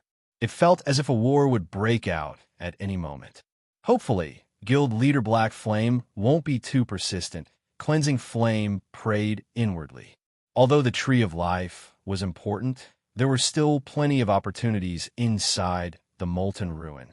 If Zero Wing started a fight with 13 Thrones now, it would not gain any benefits. After all, 13 Thrones possessed far greater strength on Dragonheart Island than Warblood and Starling combined. Meanwhile, Blood Oath, who was watching this scene play out from a short distance away, wore a sneer on his face. Now, so long as Sherfone made one wrong decision, Zero Wing would face the full wrath of Warblood, Starlink, and 13 Thrones. Even if Sherfone chose to compromise today, Zero Wing would still lose the Tree of Life. Read latest chapters at Wuxia World. EU. Regardless of Sherfang's decision, Zero Wing would not be gaining any benefits. During the time, everyone was anticipating a fight breaking out. Elder Wu arrived before Sherfang and quietly observed the young swordsman for a short moment. Guild leader Black Flame, we meet again. I have to congratulate you this time. You actually reached this place so quickly from the Molten Ruin's outer corridor. This old man really cannot help but admire you. If you have some spare time in the future, you should pay a visit to 13 Thrones residence. You remember Happy Art, right? That little girl has been pestering me to form a partnership with Zero Wing, Elder Wu said with a friendly smile, his behavior making it seem as if he had just met an old friend. Meanwhile, upon hearing Elder Wu's words, whether it was Warbloods or Heaven's Blades members, they could not help but gape at this scene, unable to wrap their heads around the situation. Chapter 24-26. He is a peerless monster. What's going on? Why is Elder Wu treating Black Flame so politely? Everyone in the hall stared at the old man in astonishment, unable to believe what was happening. Elder Wu was a great authority in 13 Thrones, which even the guild leader had to bow to. Moreover, he was one of the most influential figures on Dragonheart Island. What possible reason would he have to act so friendly with a pseudo-superpowers guild leader? What is going on? Is 13 Thrones giving up on the Tree of Life? Shock and confusion overcame Blood Oath as he watched Elder Wu. The Tree of Life was a treasure that could tempt any superpower. It was capable of producing water of life, after all, which was necessary for resurrecting NPCs. A Tree of Life nurtured from a main branch could also bear fruits of life, which could increase personal guard's growth potential. A source of such valuable items would be a significant boon to any superpower. Blood Oath had been clear about his offer to help 13 Thrones eliminate Zero Wing's few players for free, yet Elder Wu had decided to give up on this golden opportunity. It was utterly baffling. Warblood and Starling's team wasn't the only one confused. Heaven's Blades members were just as astonished by the situation. What kind of person is he? Prison Tiger muttered as he gazed at Sherfone. Elder Wu was famed for using force to get what he wanted on Dragonheart Island. He never even showed the other superpowers guild leaders any respect. Furthermore, he had fought two superpowers over a treasure at sea. The incident had shocked everyone on the island. That treasure had only been an epic item, which wasn't even in the same league as a main branch from the Tree of Life. Prison Tiger had been certain that Elder Wu would move against Zero Wing, and Heaven's Blade wouldn't be able to do anything about it. 13 Thrones had never promised not to steal the branch from Zero Wing if the guild's team won it. If Elder Wu ordered an attack, he wouldn't be breaking any promises. But not only hadn't Elder Wu attacked Sherfang's four-man party. Rather, he had personally congratulated the swordsman. For a moment, Prison Tiger even wondered if Sherfang weren't actually Zero Wing's guild leader, but the leader of some super guild. In truth, Elder Wu's amicable greeting had even surprised Sherfang. He had never expected the old man to take such a friendly tone with him. After a moment of silence, Sherfang smiled and replied, "Elder Wu, your praise is too generous. If I have time, I will certainly pay 13 Thrones a visit. I believe there are many ways a partnership between our guilds could benefit us in God's domain." Based on Elder Wu's attitude, Sherfang realized that he wanted to form an alliance regarding the Tree of Life, which was wonderful news for Zero Wing. Not only was 13 Thrones a veteran super guild, but it also dominated a large section of the Eastern Continent. A partnership with 13 Thrones would greatly benefit Zero Wing's development. Moreover, nurturing a Tree of Life's main branch wasn't, by any means, easy. Doing so would require many precious resources. Even if Heaven's Blade kept its main branch, the adventurer team didn't have enough resources to grow it into a Tree of Life. In the end, it would only be a very expensive decoration. It's a deal, then. Little Art will be overjoyed to hear this, Elder Wu said, his smile becoming even more companionable with Shi Feng's agreement. Of course, Zero Wing has always been open to working with 13 Thrones, Shi Feng said, nodding. He wasn't joking about his interest in forming a mutually beneficial relationship with the Super Guild. 13 Thrones territory on the eastern continent was one of flatlands and mountainous regions. Because of that, the Super Guild had access to all sorts of well-known ores, including materials required to produce level 100+ weapons and equipment. This was the very reason that 13 Thrones had enjoyed such an advantage in acquiring level 100+ weapons and equipment during his previous life. If Zero Wing could negotiate for a stable supply of materials from 13 Thrones, it could surpass other superpowers when it came to equipment production, and the guild wouldn't have to worry about a lack of materials due to limited territory. Zero Wing still relied on the public market and the secret pavilion's connections as its main source of materials, but neither source was reliable. The materials available on both markets depended on how willing the various powers were to sell their materials. If the various powers refused to sell, securing the materials Zero Wing needed would be considerably challenging. Because the drop rate for weapons and equipment decreased drastically after level 100, the materials necessary for producing such items had reached astronomical prices, and supply had been extremely limited during Shi Feng's previous life. Most of the market's items had come from independent players, and there hadn't been enough to support a guild's development. This was also why first-rate guilds hadn't been able to outcompete superpowers after mainstream players had reached level 100. Meanwhile, everyone's jaws hung open as they watched Shi Feng and Elder Wu's pleasant conversation. As experts, they could all determine a player's emotional state. If Elder Wu had only been performing for the sake of propriety, he was now truly treating Shi Feng as a friend and speaking with the swordsman as an equal. Not even Blood Oath, Warblood's commander, qualified to receive such treatment.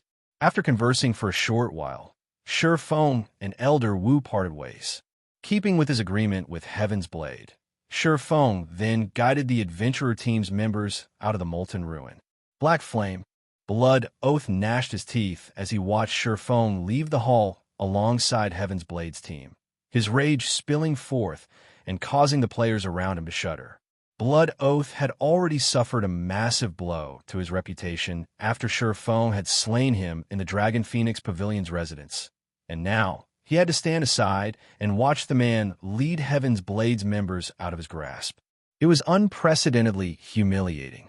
Commander Blood, you need to calm down. 13 Thrones people are still here. Taking action now wouldn't be appropriate, Sword Demon quietly advised Warblood's leader. Shi Feng's most recent display had proven that he could nearly rival Dragonheart Island's 3 Peerless monsters, and the man had just solidified a relationship with 13 Thrones. If Warblood and Starlink attacked Zero Wing's small party now, they'd be digging their own graves.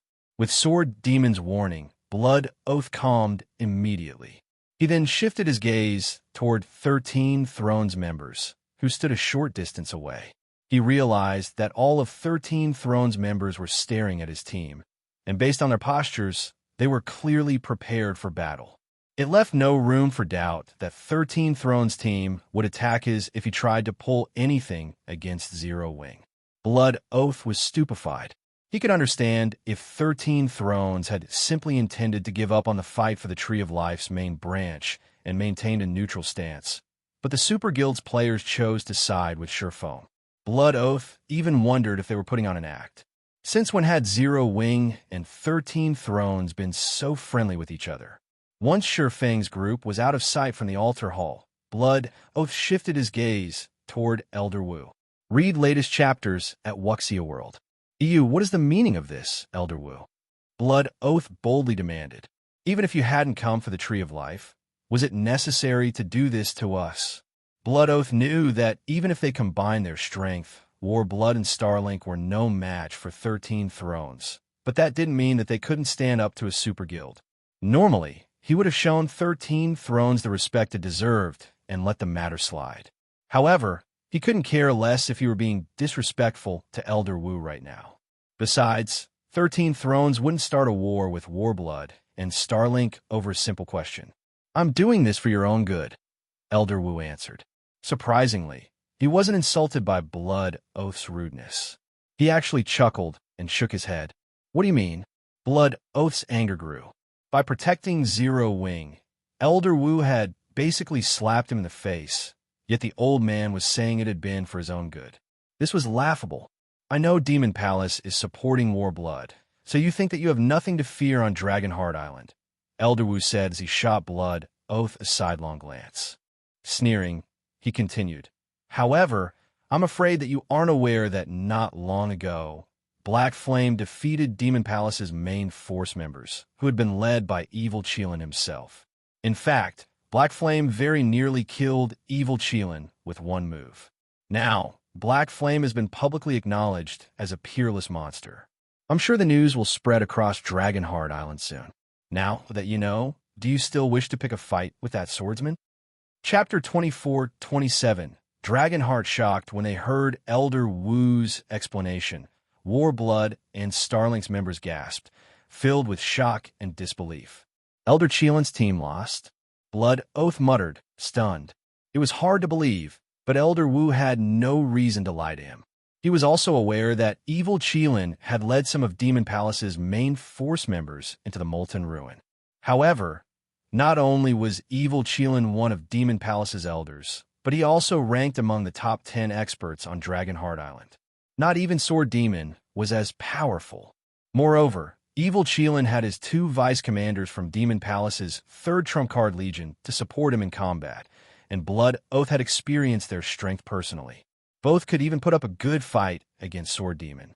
Although the rest of Evil Qilin's team was slightly weaker, they were all Tier 3 experts with a Demonic Hellword special legacy. Aside from Dragonheart Island's 3 Peerless Monsters teams, no power on the island should be able to defeat Evil Qilin's team. And yet, Elder Wu had just informed them that Shifeng had done just that. Moreover, Shifeng had nearly instant killed Evil Qilin. How could Blood Oath believe something so outlandish? I know you don't believe me, but I have the battle video of that encounter.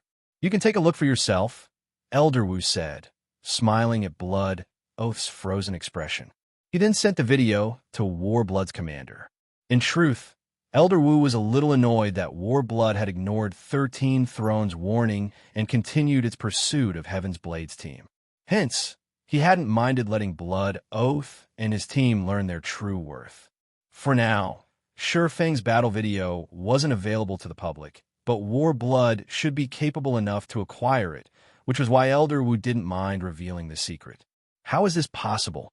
Blood Oath watched the video, utterly stupefied. The battle's outcome was even more unbelievable than he had imagined. Not only did the video show Shifeng nearly instant killing Evil Qilin, but it also displayed Demon Palace's retreat as the team fled like rats from a sinking ship. The battle between Shifeng and Demon Palace's experts had been completely one-sided. With the players you have here, your team isn't enough to take on Black Flame alone. Of course, if you think you could defeat Dragonheart Island's peerless monsters, you can challenge the man, Elder Wu said, still smiling as he saw Blood Oath's expression shift to one of horror. It's no wonder why he ignored us. So, he already this powerful. Even Sword Demon paled when he saw the video. Sword Demon knew that he was just slightly stronger than Dark Scorpion, and that was only because he had superior combat standards. Shifeng, however, had killed Dark Scorpion in one move. Sword Demon doubted that he would have fared any better if he had been in Dark Scorpion's place.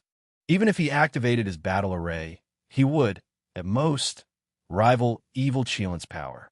The outcome of a battle with Shifeng wouldn't be any different for him.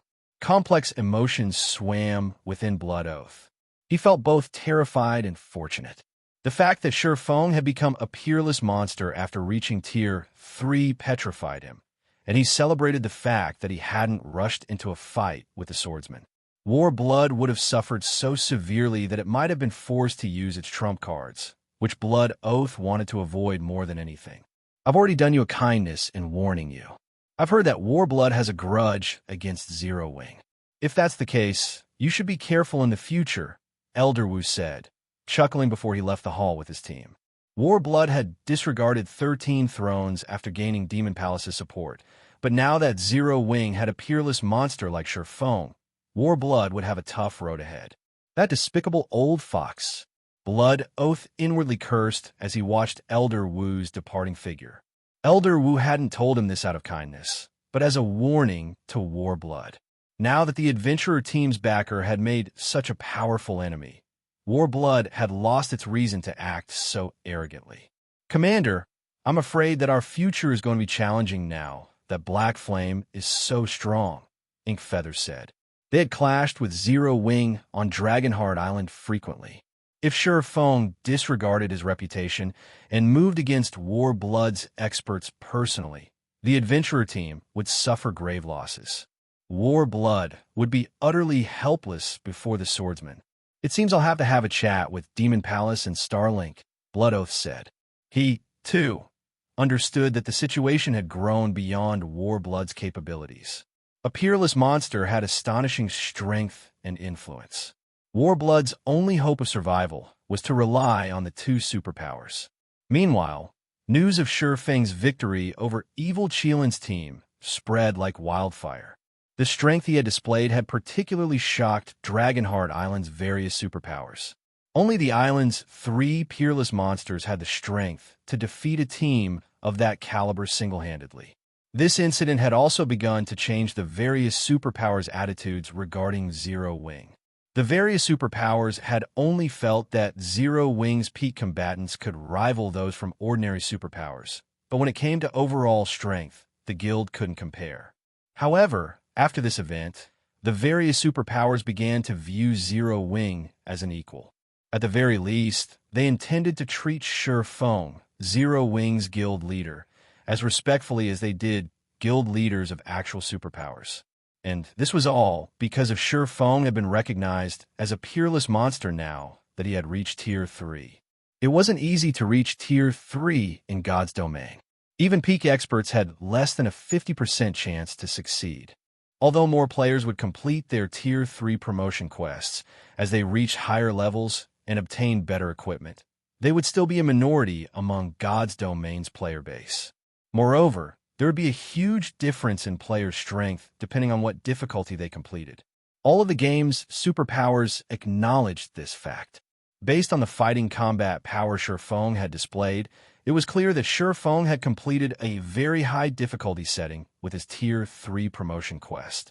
His potential growth and strength couldn't be underestimated. While Dragonheart Island's denizens reeled over Shifeng's strength, he had safely escorted Heaven's Blade's members out of the Molten Ruin. During their journey, the various superpowers experts they had encountered had stared at Shifeng as if they had seen a ghost, and they promptly made way for the team. Read latest chapters at Wuxia World. The spectacular scene had dumbfounded Heaven's Blade's members. It also reaffirmed that in God's domain, strength was everything. Commander Zvi was extremely powerful and ranked among Dragonheart Island's top MTs, but not even she could instill such fear and command such respect from the various superpowers. Thank you for escorting us out personally, Guild Leader Black Flame. According to our previous agreement, this main branch from the Tree of Life is yours, Zvi said when she sensed the seal on her lift. She then took a dark gray crystalline tree branch out of her bag and said, "However, this branch has already withered. I'm afraid returning it to life will be very difficult." Regardless of how precious the Tree of Life's main branch was, it had withered.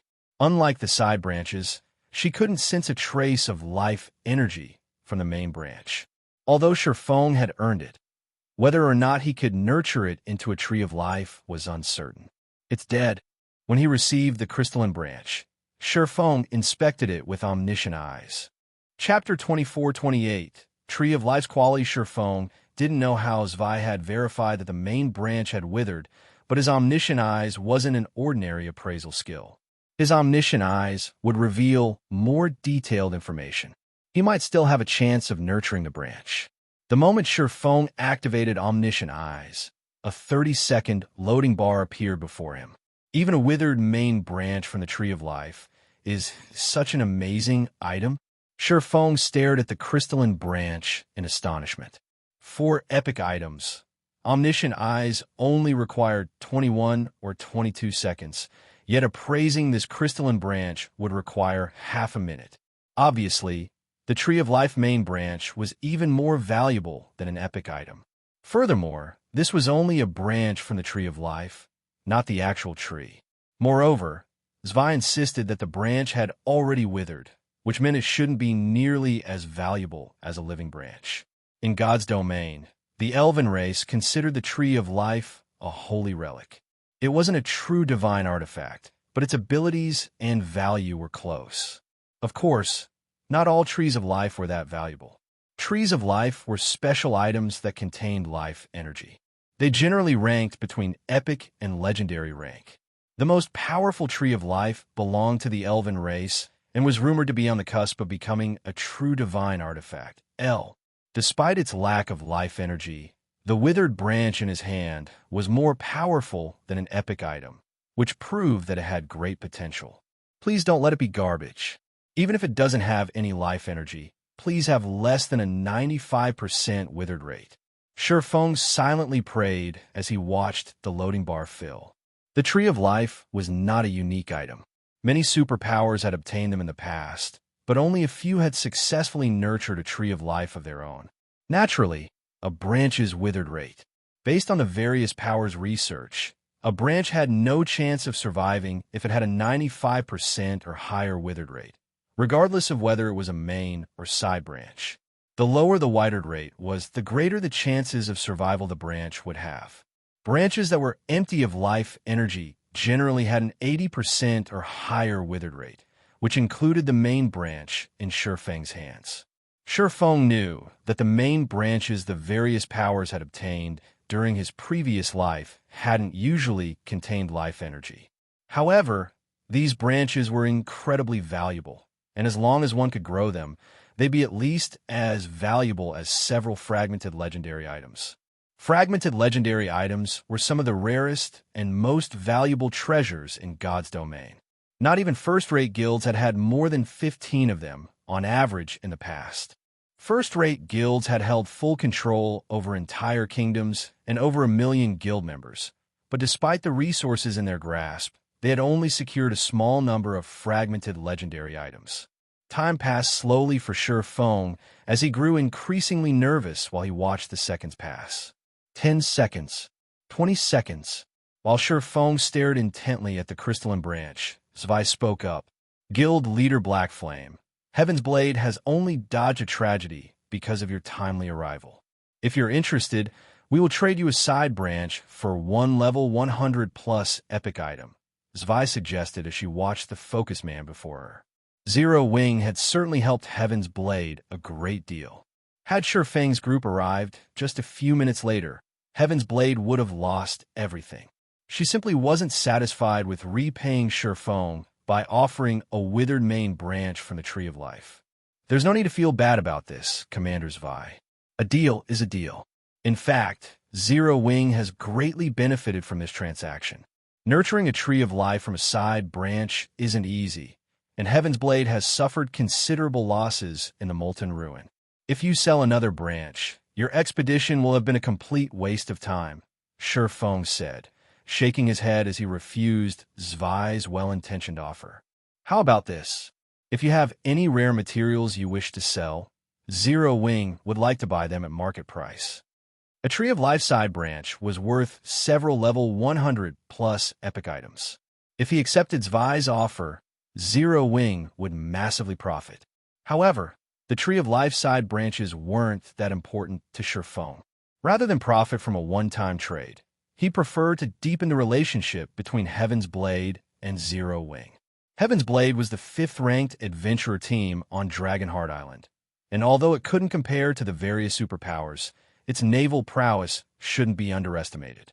It also had several dozen powerful adventurer teams under its command. Overall, Heaven's Blade had just as much access to the ocean's resources as the Dragon, Phoenix Pavilion. As God's Domain's players progressed in the game, The various powers would turn their focus toward the sea. God's domain was more ocean than land, after all. Even if Zero Wing eventually grew its naval strength, it would only be able to secure a small fraction of the available resources, which was why, despite having superior naval prowess, Starlink had chosen to ally with Warblood.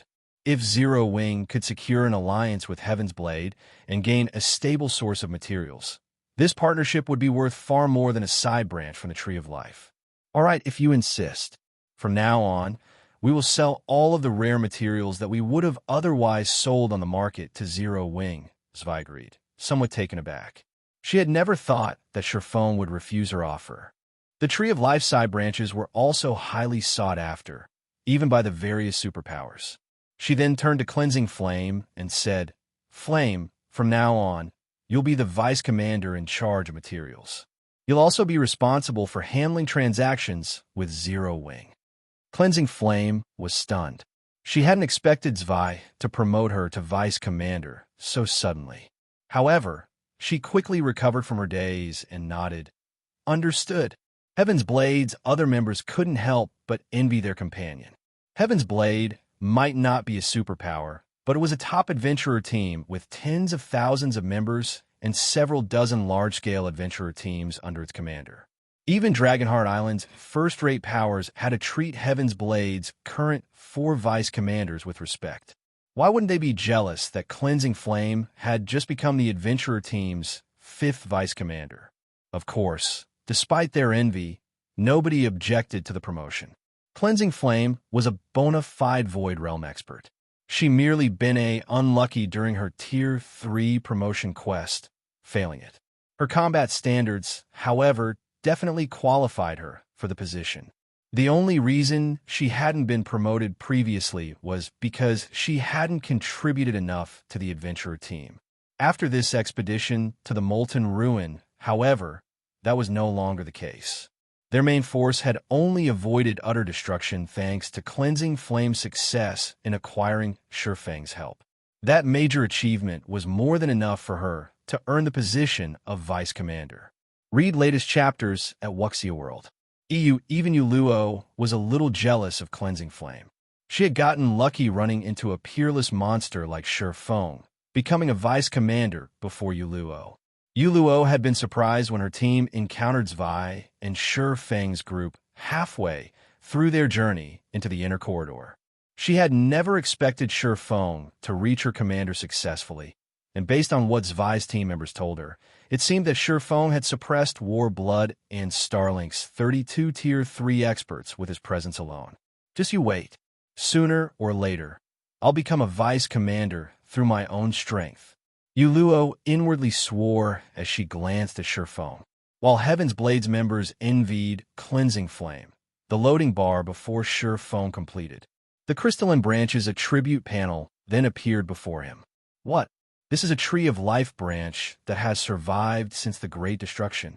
Chapter 24-29, Divine Artifact, Ranked Tree of Life. Sherfone stared at the attribute panel before him, stunned, and he even wondered if he were dreaming. Withered Tree of Life's main branch, special fragmented legendary rank. A withered main branch from the Tree of Life.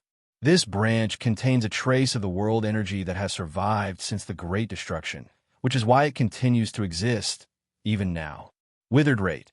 94%. The branch's introduction was simple and brief. Players new to God's domain wouldn't see any value in the crystalline branch, but Sherfone, who knew plenty about this world, was a different story. The Elven race's Tree of Life was the oldest Tree of Life still alive in God's domain. It was also the highest quality Tree of Life, yet it had only grown after the Great Destruction. However, the main branch in Sherfang's hand was even older. It was unbelievable. Before the Great Destruction, God's domain had enjoyed the era of the gods, an age when even gods roamed the continent. One could only imagine how amazing the world had been. It was no exaggeration to say that even an ordinary item that had survived since the Great Destruction was an absolute treasure in the present day. Sherfone couldn't even begin to imagine what the rank the trees of life that had existed at that time had been. For all he knew, those trees of life might have been divine artifacts. Divine artifacts could determine the prosperity or death of an entire race. Such items had been like the ancient gods' children. Shifeng had only seen 2 divine artifacts attribute panels in the War God's Temple due to a legendary ranked main storyline quest. The War God's Temple was one of the strongest powers in God's domain. Not a single kingdom or empire could rival it. And yet, despite such power, the War God's Temple only had 2 divine artifacts in its possession. Before today, Shifeng hadn't understood the true strength of divine artifacts. In fact, he had even wondered if players could actually get their hands on one. Even after a decade in God's domain, no one had ever heard of a player acquiring a divine artifact. The strongest items he had heard of players obtaining were legendary rank. A legendary item could allow a player to transcend tiers. If a player stumbled across a divine artifact, they'd gain unimaginable strength.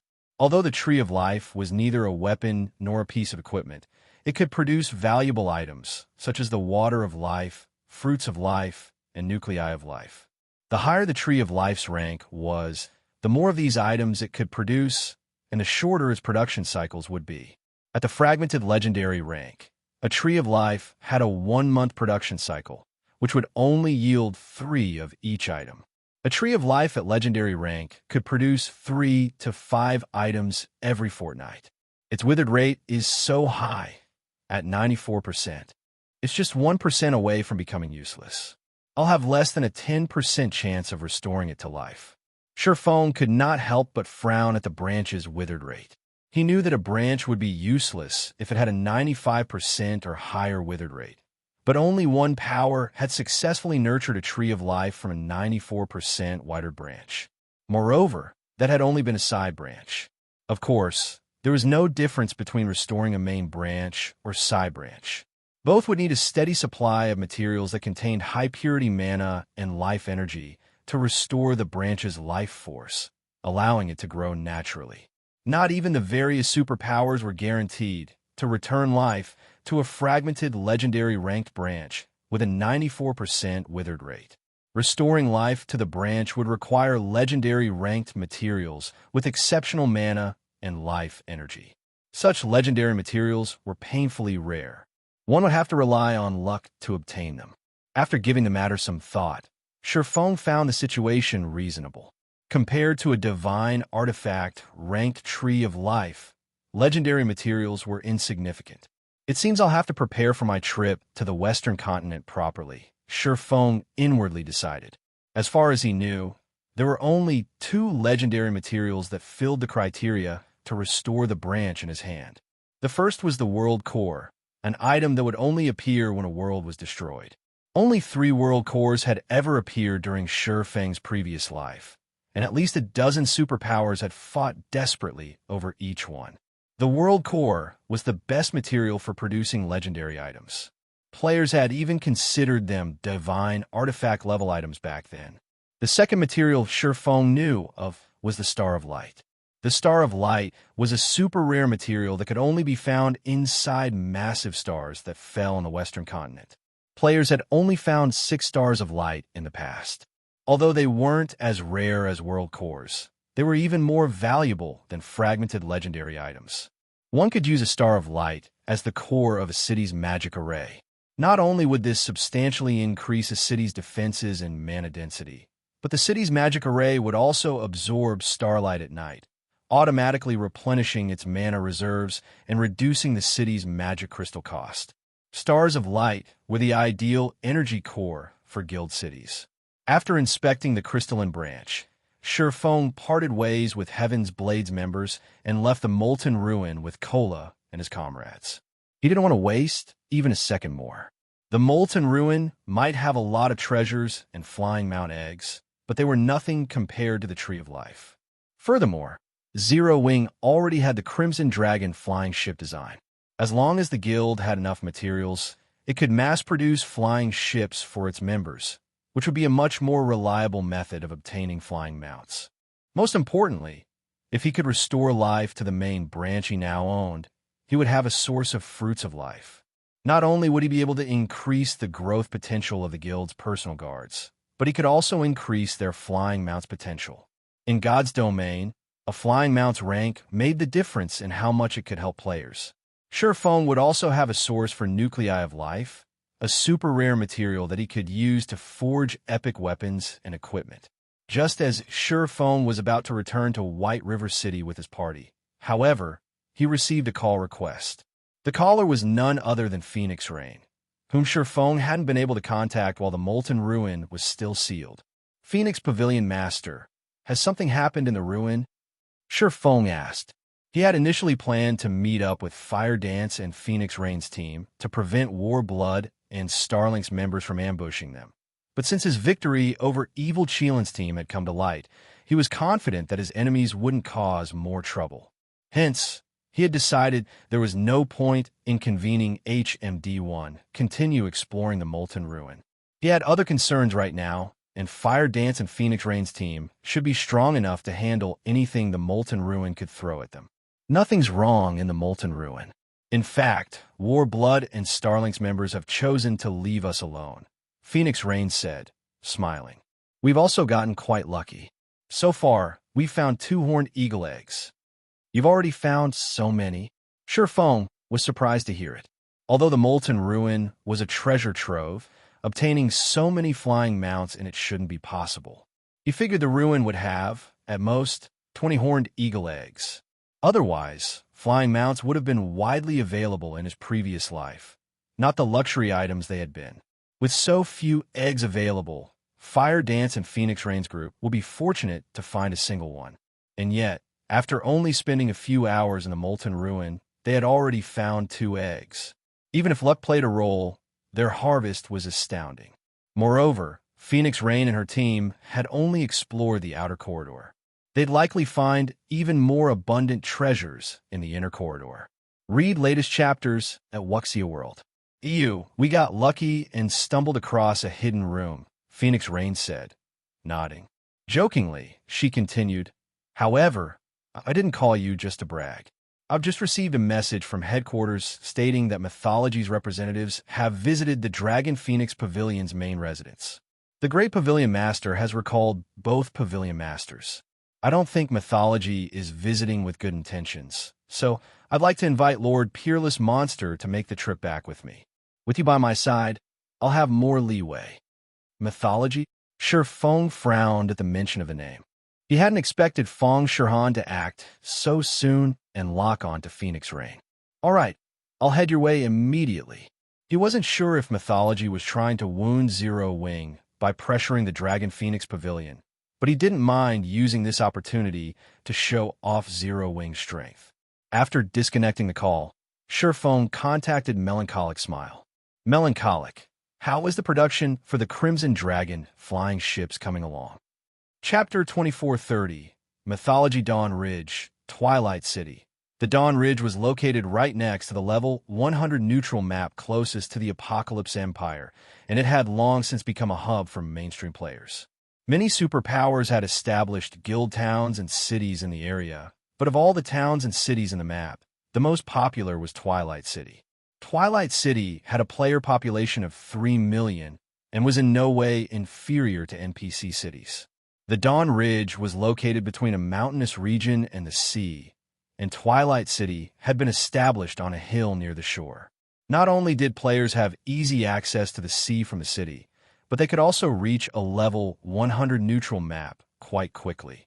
The location was a convenience for players that occasionally operated on the ocean, which was why the city was so popular. Aside from the city's convenient location, Twilight City was so popular because it was home to the Dragon Phoenix Pavilion's main headquarters. It was the most well-developed guild city the Dragon Phoenix Pavilion owned, and it was far safer than any other guild towns or cities in the Dawn Ridge. Meanwhile, several flashes of light illuminated the Dragon Phoenix Pavilion's guild hall as Phoenix Rain and her team returned to the residence. The moment the idling guild members noticed her group, they adopted a respectful attitude, particularly the young men and women who had recently joined the pavilion. When they saw Phoenix Rain's alluring, mysterious figure clad in bright red robes, they were mesmerized. The Pavilion Master is amazing. Not only is she so charismatic, but she also completed her high-difficulty Tier 3 quest in one attempt. She's even level 103 already. I wish I could join her personal security team. I get to play God's Domain with her every day. A level 100 female elementalist gushed, watching Phoenix reign with starry eyes. Stop dreaming. You've just joined the guild, yet you want to become the Pavilion Master's personal bodyguard? Only the top-ranked newcomers have a chance to earn such a position. You should have seen those monstrous players. Even if our basic attributes were equalized, they could single-handedly take out several dozen of us. A male berserker, the elementalist team leader, rolled his eyes. Once upon a time, he too had dreamed of earning such a high position in the guild, but since he had begun to participate in the Dragon Phoenix Pavilion's training sessions and began to grow stronger, he fell into even greater despair. The difference between him and the guild's geniuses was more than just a matter of basic attributes.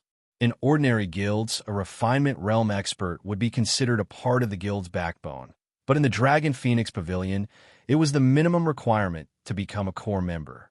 Players would only become a pillar of strength once they reached the Void Realm. Usually, only the top 10 players of the several thousand internal members the Pavilion recruited each year would have a chance of reaching the Void Realm. The Dragon Phoenix Pavilion was a veteran, super first-rate guild, and it required much of its internal members. Experts who were well-known among the public meant nothing in the Pavilion. While the guild's members quietly conversed, another commotion erupted in the guild hall. A dozen or so players descended the stairs from the second floor, led by a beautiful woman. Beside the woman stood Nine Dragons Emperor. The strange woman wore dark blue leather armor and carried a crimson short sword, which hung from her waist toward her back. The sword's sheath was decorated with ancient ruins that attracted the ambient mana. As if the mana in the first-floor hall had found its master, it fell under the strange woman's control as she appeared. A special bloodline legacy? Surprise flashed in Phoenix Rain's gaze when she noticed the stranger. As an elementalist, Phoenix Rain's perception of mana was keen, and she had gained a newfound understanding of mana after she had reached Tier 3. She could sense that, despite being a Tier 3 assassin, the woman had just as strong mana affinity as she did. It almost seemed like the beautiful assassin was mana's favored child. The players behind the woman caused a similar phenomenon. Only the ambient mana's reaction to them wasn't as strong. Rain, you're here. Let me introduce you. This is Mythology's Vice Guild Leader, Cold Shadow. Nine Dragons Emperor introduced with an exceptionally pleased expression as Phoenix Rain emerged for the teleportation hall. He had been startled when he had heard that Mythology's upper echelons intended to visit the Dragon Phoenix Pavilion. He had assumed that the Pavilion was in major trouble. Mythology was one of the virtual gaming world's 5 great super guilds, all of which had maintained their positions for many years. No guild could threaten their standings.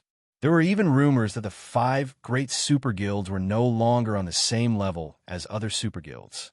Greetings, I'm the Phoenix Pavilion Master, Phoenix Rain. Phoenix Rain introduced herself. I've heard of you before, Phoenix Pavilion Master, Cold Shadow said, smiling. Your efforts at sea are a large part of the reason that the Dragon Phoenix Pavilion's naval prowess is what it is today. You also secretly supported Zero Wing in exchange for a large percentage of the Candlelight trading firm's shares. Now, Candlelight has influence in multiple kingdoms and empires and earns significant profits each day. Very few in God's domain can match your exceptional insight, Phoenix Pavilion Master. Your praise is too generous, Phoenix Rain calmly replied. May I know what business you have with the dragon? Phoenix Pavilion, Vice Guild Leader Shadow. Phoenix Rain was suspicious of Mythology's visit and clueless about the Super Guild's intentions. Mythology had focused its development on the Western continent, yet it had come to visit the Dragon Phoenix Pavilion, which was limited to the Eastern continent, so suddenly. This was just as significant as an international corporation seeking out a small, domestic company, and Phoenix Rain didn't know what to make of it. However, based on the great Pavilion Master's tone when he had requested her return to the main headquarters, it seemed that Mythology had come to find her. Something about the situation didn't feel right to Phoenix Rain, and seeing Nine Dragons Emperor's attitude, she was certain that Mythology wasn't here with good news. "Oh, it's nothing major, really," Cold Shadow said, chuckling.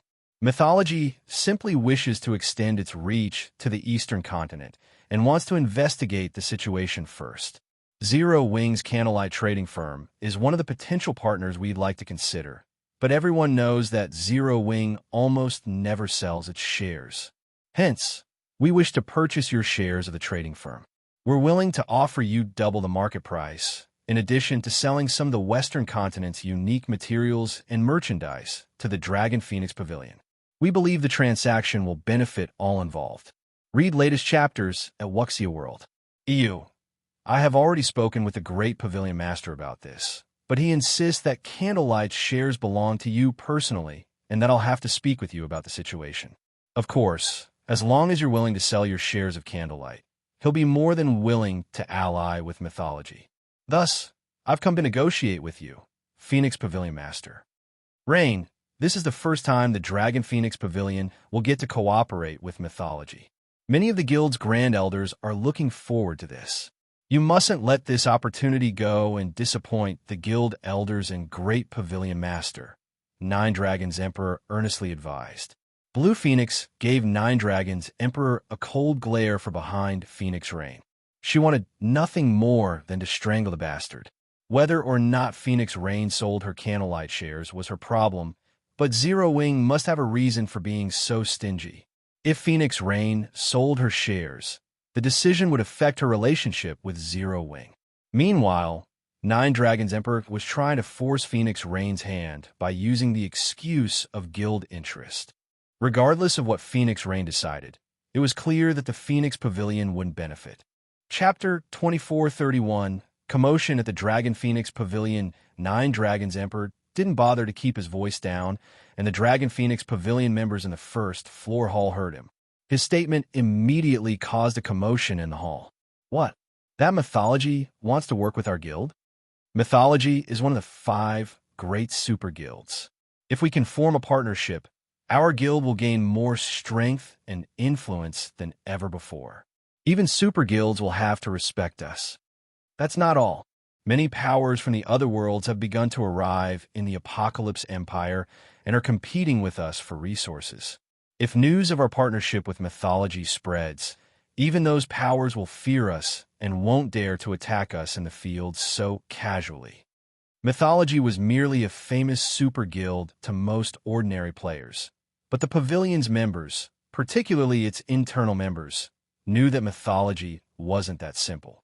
The virtual gaming world's 5 great super guilds had been established at the birth of virtual reality games. Every one of them had more than a century of history, and they were responsible for hosting many international virtual competitions. Generally, players had to give an outstanding performance in these competitions to become an internal member in one of the 5 great super guilds. Ordinary experts had no hope of being recruited. Although the 5 great super guilds had relaxed their recruitment requirements considerably since God's Domain's launch, one still had to be a refinement realm expert at the very least. It was easy to imagine how powerful those super guilds' foundations were. The fact that Mythology was actively interested in forming a partnership with the Dragon Phoenix Pavilion was unbelievable. Every Pavilion member in the hall turned toward Phoenix Rain. Nine Dragons Emperor had clearly stated that whether or not their guild worked with Mythology depended entirely on Phoenix Rain's decision. Naturally, they all assumed they knew what her response would be. Big Sis Rain, Nine Dragons Emperor, is doing this on purpose. Blue Phoenix hissed, grinding her teeth when she saw everyone's anticipatory looks. Although the Great Pavilion Master and Grand Elders were responsible for choosing the next Great Pavilion Master in the Dragon Phoenix Pavilion, it was also incredibly important that the guild's members approved of the candidate. If the majority of the guild's members disliked the candidate, that individual would never become the next Great Pavilion Master. The Pavilion's members had no doubt that partnering with Mythology was far more important than Candlelight's shares. Only a fool would turn down this opportunity. The benefits the Pavilion could gain from an alliance with Mythology were immeasurable. Just holding the Super Guild banner would deter every superpower in the Apocalypse Empire from provoking the Dragon Phoenix Pavilion. Mythology could also supply plenty of precious materials and merchandise from the Western continent. The Dragon Phoenix Pavilion had far more to gain from an alliance with Mythology than from the Candlelight trading firm. If Phoenix Rain decided against selling her shares of Candlelight, she would earn every guild member's resentment. Blue Phoenix was sure that Nine Dragons Emperor had deliberately publicized the matter because he knew Phoenix Rain's general disposition. She valued contracts and favors, and he knew that she wouldn't just give away her shares of the trading firm. Hence, he had intentionally led Cold Shadow to the first-floor hall the moment Phoenix Rain returned to the residence. He might have pretended to lead their guest to the meeting room, but in truth, he wanted everyone to see the two women meet. If you think Mythology's offer is insufficient, Phoenix Pavilion Master, you may state your demands. As long as it is within my authority to do so, I will give them careful consideration, Cold Shadow added after Phoenix Rain hadn't said anything for a long moment. Smiling, she continued, I'm even willing to sell some of the combat runes that are unique to the Western continent. With Cold Shadow's last statement, a tall, robust man behind her stepped forward. Silver runes flashed on his equipment, drawing in the surrounding mana and increasing the intensity of his aura to a new level instantly. Even the Tier 2 peak experts in the hall took a step back, staring at the man with fear in their gazes. How did he become so strong all of a sudden?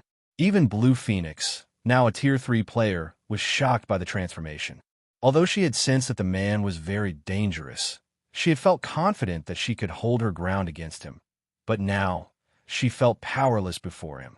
However, she could tell that the difference between them wasn't one of basic attributes, but from their different mental capacities. So, this is the Western continent's rumored combat rune?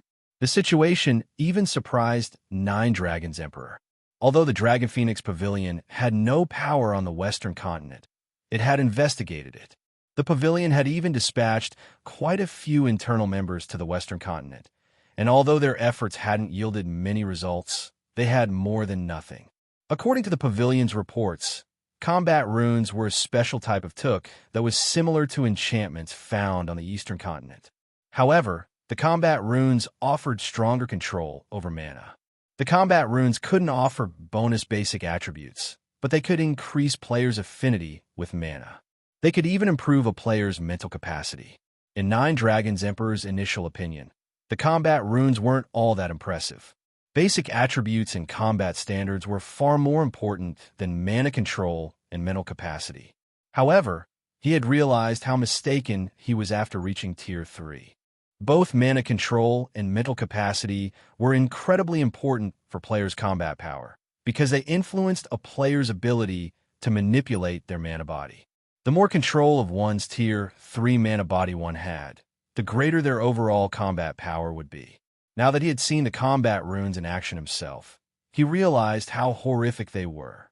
If he could secure a large collection of weapons and equipment with combat runes for him and his subordinates, no one on Dragonheart Island or in the Black Dragon Empire would have the power to threaten his position. The combat rune we've researched is quite impressive, isn't it? It's only at Tier 2 advanced rank, which can't compare to the Tier 3 combat runes we've researched, but it can double Tier 2 players' combat power. It can also provide a significant boost to Tier 3 experts' combat power, Cold Shadow explained, grinning smugly when she saw everyone's reactions. This isn't even the best they've got? Nine Dragons Emperor could not help but gasp. This revelation was terrifying. Although the robust man beside Cold Shadow had reached the domain realm, Nine Dragons Emperor could sense that he was only as strong as Martial Dragon. But after he activated his combat rune, not even Martial Dragon would last long against him. And yet, Cold Shadow informed them that the robust man's combat rune was only at Tier 3 advanced rank. Nine Dragons Emperor didn't even want to fathom how powerful the robust man would become if he were armed with a Tier 3 combat rune. It was at this moment that Nine Dragons Emperor, more or less, realized how Mythology had survived as one of the 5 great super guilds, even in a game like God's Domain. On paper, the Dragon Phoenix Pavilion might only be 1 rank weaker than Mythology, but the true difference was like the difference between an ant and a dragon. Naturally, the robust man's display with his combat rune sent the pavilion's members into another uproar. This is amazing. If I could equip that combat rune, too, I might be able to contend with Tier 2 peak experts. With that combat rune, I could complete a higher difficulty Tier 3 promotion quest. Many of the refinement and flowing water realms experts glowed as they gazed at the robust man.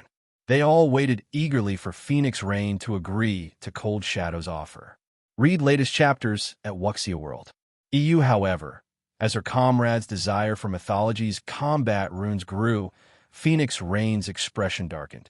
She had never dreamed that Mythology would be so desperate for candlelight shares that they'd sell guild treasures like the combat runes.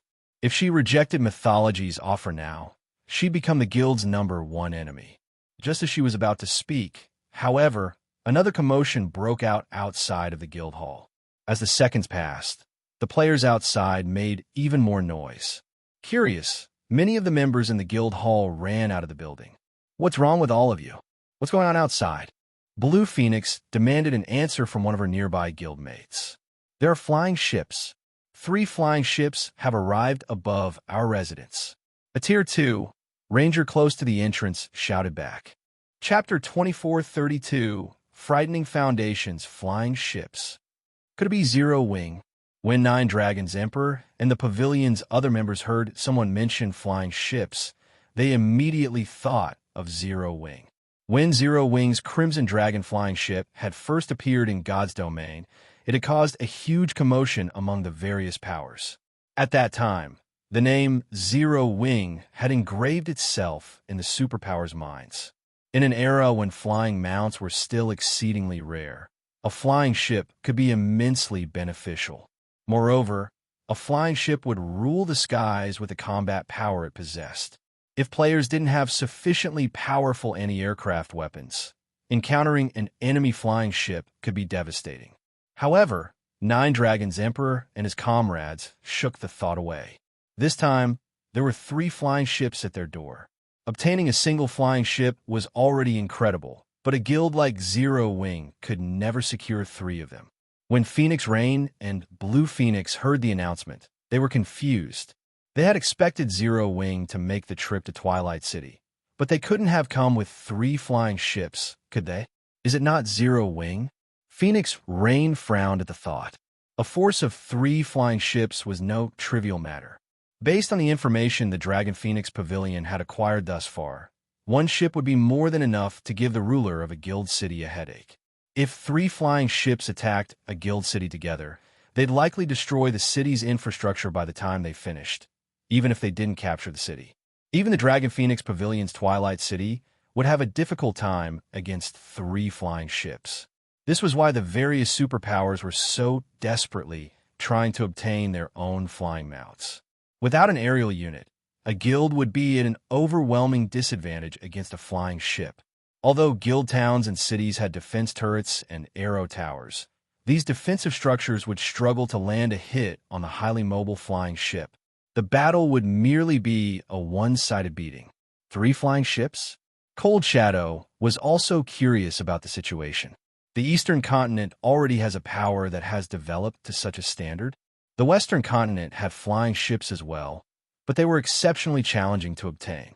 Although some of the Western continent's powers had discovered clues that could lead to a flying ship, they'd still need a considerable amount of time before they actually got their hands on it.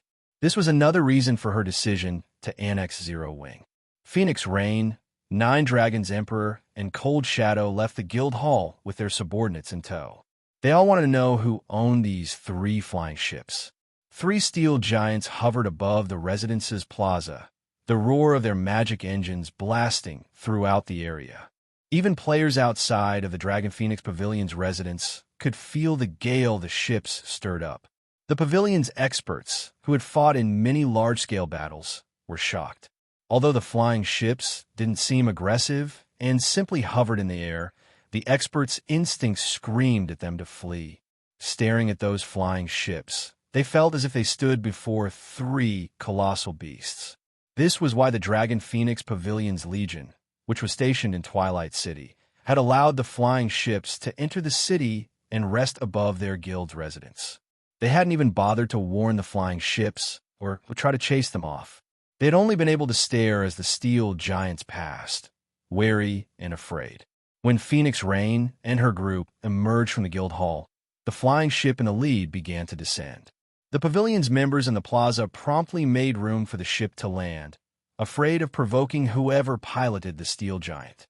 Not a single player in the plaza could wait to find out who commanded these 3 flying ships. Not even super guilds had this kind of air power.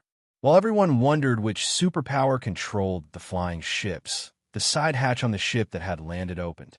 A dozen figures then disembarked. Not only were they all Tier 3 players, but they had also reached level 105, and most importantly, they all wore 6-winged emblems. 0 wing. How is this possible? The revelation stunned every pavilion member in sight. The fact that 0 wing had somehow procured 1 flying ship had already been astounding. Yet now they discovered that the guild had 2 more. Some of the crowd even wondered if their eyes were playing a trick on them. But no matter how much they rub at their eyes, the fact that these dozen players wore 6-winged emblems didn't change. There was no doubt that it was 0 Wing's guild emblem, and based on the information in the Dragon Phoenix Pavilion's database, the cloaked man who had disembarked last was none other than 0 Wing's guild leader, Black Flame. This is impossible. How can 0 Wing have 3 flying ships? 9 Dragons Emperor stared at Sure Feng, astonished. Flying ships were incredibly rare. Not even super guilds had one right now. So, how had 0 Wing obtained 3 flying ships? Phoenix Rain was similarly dumbfounded. She had never thought these 3 flying ships would belong to 0 Wing. Those were 3 flying ships they were talking about. With this kind of air power, 0 Wing could move through God's domain without contest, and transporting goods across the sea wouldn't be an issue. When 0 Wing had only had 1 flying ship, it had only proven to be a deterrent to the various naval powers. The sea was large, and even with the Crimson Dragon flying ship's mobility, it couldn't protect all of the naval routes 0 Wing used. However, with 3 flying ships, 0 Wing could safely deliver its merchandise wherever it needed to. As long as 0 Wing had safe and reliable transportation at sea, it wouldn't have any issues earning money or resources. The various superpowers knew this, or they wouldn't have invested astronomical sums of money and resources to increase their naval power. They did so precisely to ensure the safety of their transportation routes. The ocean had far more resources to offer than the land, and a stable transportation route at sea meant that one would have a steady source of naval resources. Once Phoenix Rain and 9 Dragons Emperor overcame their shock at seeing 0 Wing's flying ships, they noticed something else that gave them goosebumps. All 3 flying ships looked exactly the same. At first, they had been too shocked by the 3 ships to notice the flying ship's details. As they calmed down, they took the time to get a better look and realized that all 3 flying ships were identical. This meant that 0 Wing had not simply gotten lucky and stumbled across 3 flying ships. How could the guild have possibly found 3 identical ships by chance? Flying ships were similar to speedboats found at sea. Their designs would vary depending on where they were found. Since 0 Wing's flying ships looked the same, the guild must have obtained them through the same means, and the 3 flying ships before them hinted that as long as 0 Wing fulfilled whatever conditions there were, it could obtain even more. A force of 3 flying ships was practically invincible at this stage of the game. If 0 Wing could construct a full fleet in the future, not a single player in the plaza could even imagine what kind of air power 0 Wing could control in the future. Phoenix Rain and 9 Dragons Emperor weren't the only players to realize this. Many of the Dragon Phoenix Pavilion experts in the plaza thought of the possibility as well. They all stared at Sure Feng as if he were a monster. Read latest chapters at Wuxia World. EU. If 0 Wing could truly establish a full fleet of flying ships, no superpower would dare provoke the guild. I apologize for being tardy, Phoenix Pavilion Master, Sure Feng said as he approached Phoenix Rain. He glanced at Cold Shadow and the players behind her before he continued with a smile. I hope I'm not interrupting anything. He had wanted to keep his flying ships a secret as 0 Wing continued to develop its air power, but to ensure that Phoenix Rain continued to hold her position and influence in the Dragon Phoenix Pavilion, he had been forced to change his plans. Not only had Zero Wing exhausted all of its coins to craft these 3 flying ships, but it had also borrowed money for materials from the secret pavilion. The guild wouldn't be able to construct another ship anytime soon. Furthermore, the market didn't currently have enough materials to construct another flying ship. Based on everyone's shocked expressions, Shi Feng decided that he had achieved his goal. Chapter 2433. Foundations revealed one after another 9 dragons. Emperor responded to Shi Feng's statement with a hateful glare. The Force Zero Wing had mobilized and sent Twilight City on high alert. How could this be interpreted as anything other than an interruption? Moreover, Shi Feng's grand arrival had ruined 9 Dragons Emperor's efforts to interest his guild members in a partnership with Mythology. Not only had Zero Wing's show of strength shocked the Dragon Phoenix Pavilion's members, but it had chased away any thoughts about Mythology. No, you haven't interrupted us, Guild Leader Black Flame. You're right on time, Phoenix Rain said, a rare smile gracing her lips at Shi Feng's greeting. She then turned toward Cold Shadow and firmly stated, Vice Guild Leader Shadow, although I am very interested in a partnership with Mythology, I'm afraid that I cannot sell Candlelight's shares.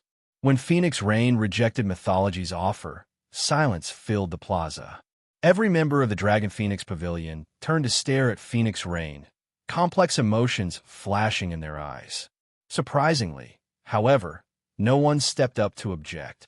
If she had rejected Mythology's offer earlier, they would have fought her decision as illogical and doubted her ability to act as a pavilion master, but with Zero Wing's 3 flying ships before them, no one could find a reason to argue with her decision. They were talking about flying ships, and it was clear that Zero Wing had some method to secure multiple ships. Now that Zero Wing ruled the skies, no superpower would dare offend the guild. With Zero Wing's help, the Dragon Phoenix could ensure the safety of its transportation routes in the future.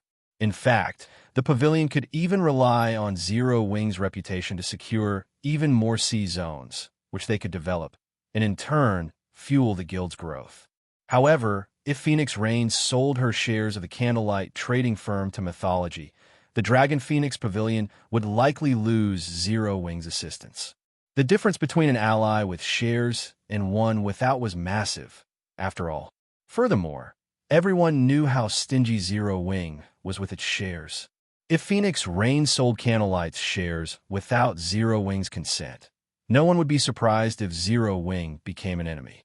Rain, you should think this through carefully. You are aware of the guild situation in the Apocalypse Empire. Many otherworld powers have already begun to set their sights on our guild, and you know better than I why we took the risk of transferring Twilight City to the Dawn Ridge. 9 Dragons Emperor loudly proclaimed when none of his guild mates spoke up. If we can form a partnership with Mythology and obtain combat runes, the Dragon Phoenix Pavilion can quickly establish a foothold in level 100 neutral maps. With the resources and equipment we can acquire from those maps, we'll be able to stabilize our position in the Empire. Are you really willing to throw this opportunity away? Before Zero Wing's flying ships had arrived, he had merely hoped to reduce Phoenix Rain's popularity within the pavilion, but now he steeled himself to tear her from Zero Wing, no matter what it took. Phoenix Rain and Zero Wing had become firm allies long ago. Zero Wing's strength was Phoenix Rain's strength, but Mythology was a different story. The potential alliance with Mythology might drastically elevate Phoenix Rain's position, but it would be temporary. Mythology wasn't interested in a partnership with Phoenix Rain specifically. It wanted an alliance with the Dragon Phoenix Pavilion. This would leave room for him to take advantage of plenty of opportunities, but if she stuck with Zero Wing, he'd have nothing. Fortunately, Mythology had offered something that the Dragon Phoenix Pavilion urgently needed. There was no way the Grand Elders could ignore the temptation of Mythology's combat runes. Although the Dragon Phoenix Pavilion was a super first-rate guild, its strength was only considered average among the many superpowers in God's domain. Now powers from the various other worlds had begun to invade the main continent. The Dragon Phoenix Pavilion's position in the game was under threat. To alleviate some of the pressure the guild faced, the Dragon Phoenix Pavilion had decided to gamble and transfer Twilight City, the guild's strongest city, to Dawn Ridge to secure its hold over the neighboring level 100 neutral map. However, the other superpowers in the Apocalypse Empire weren't idiots. They had also invested plenty of resources and stationed their players in the Dawn Ridge. If the Dragon Phoenix Pavilion had a powerful tool like the combat runes, it would have a much easier time exploring level 100 neutral maps.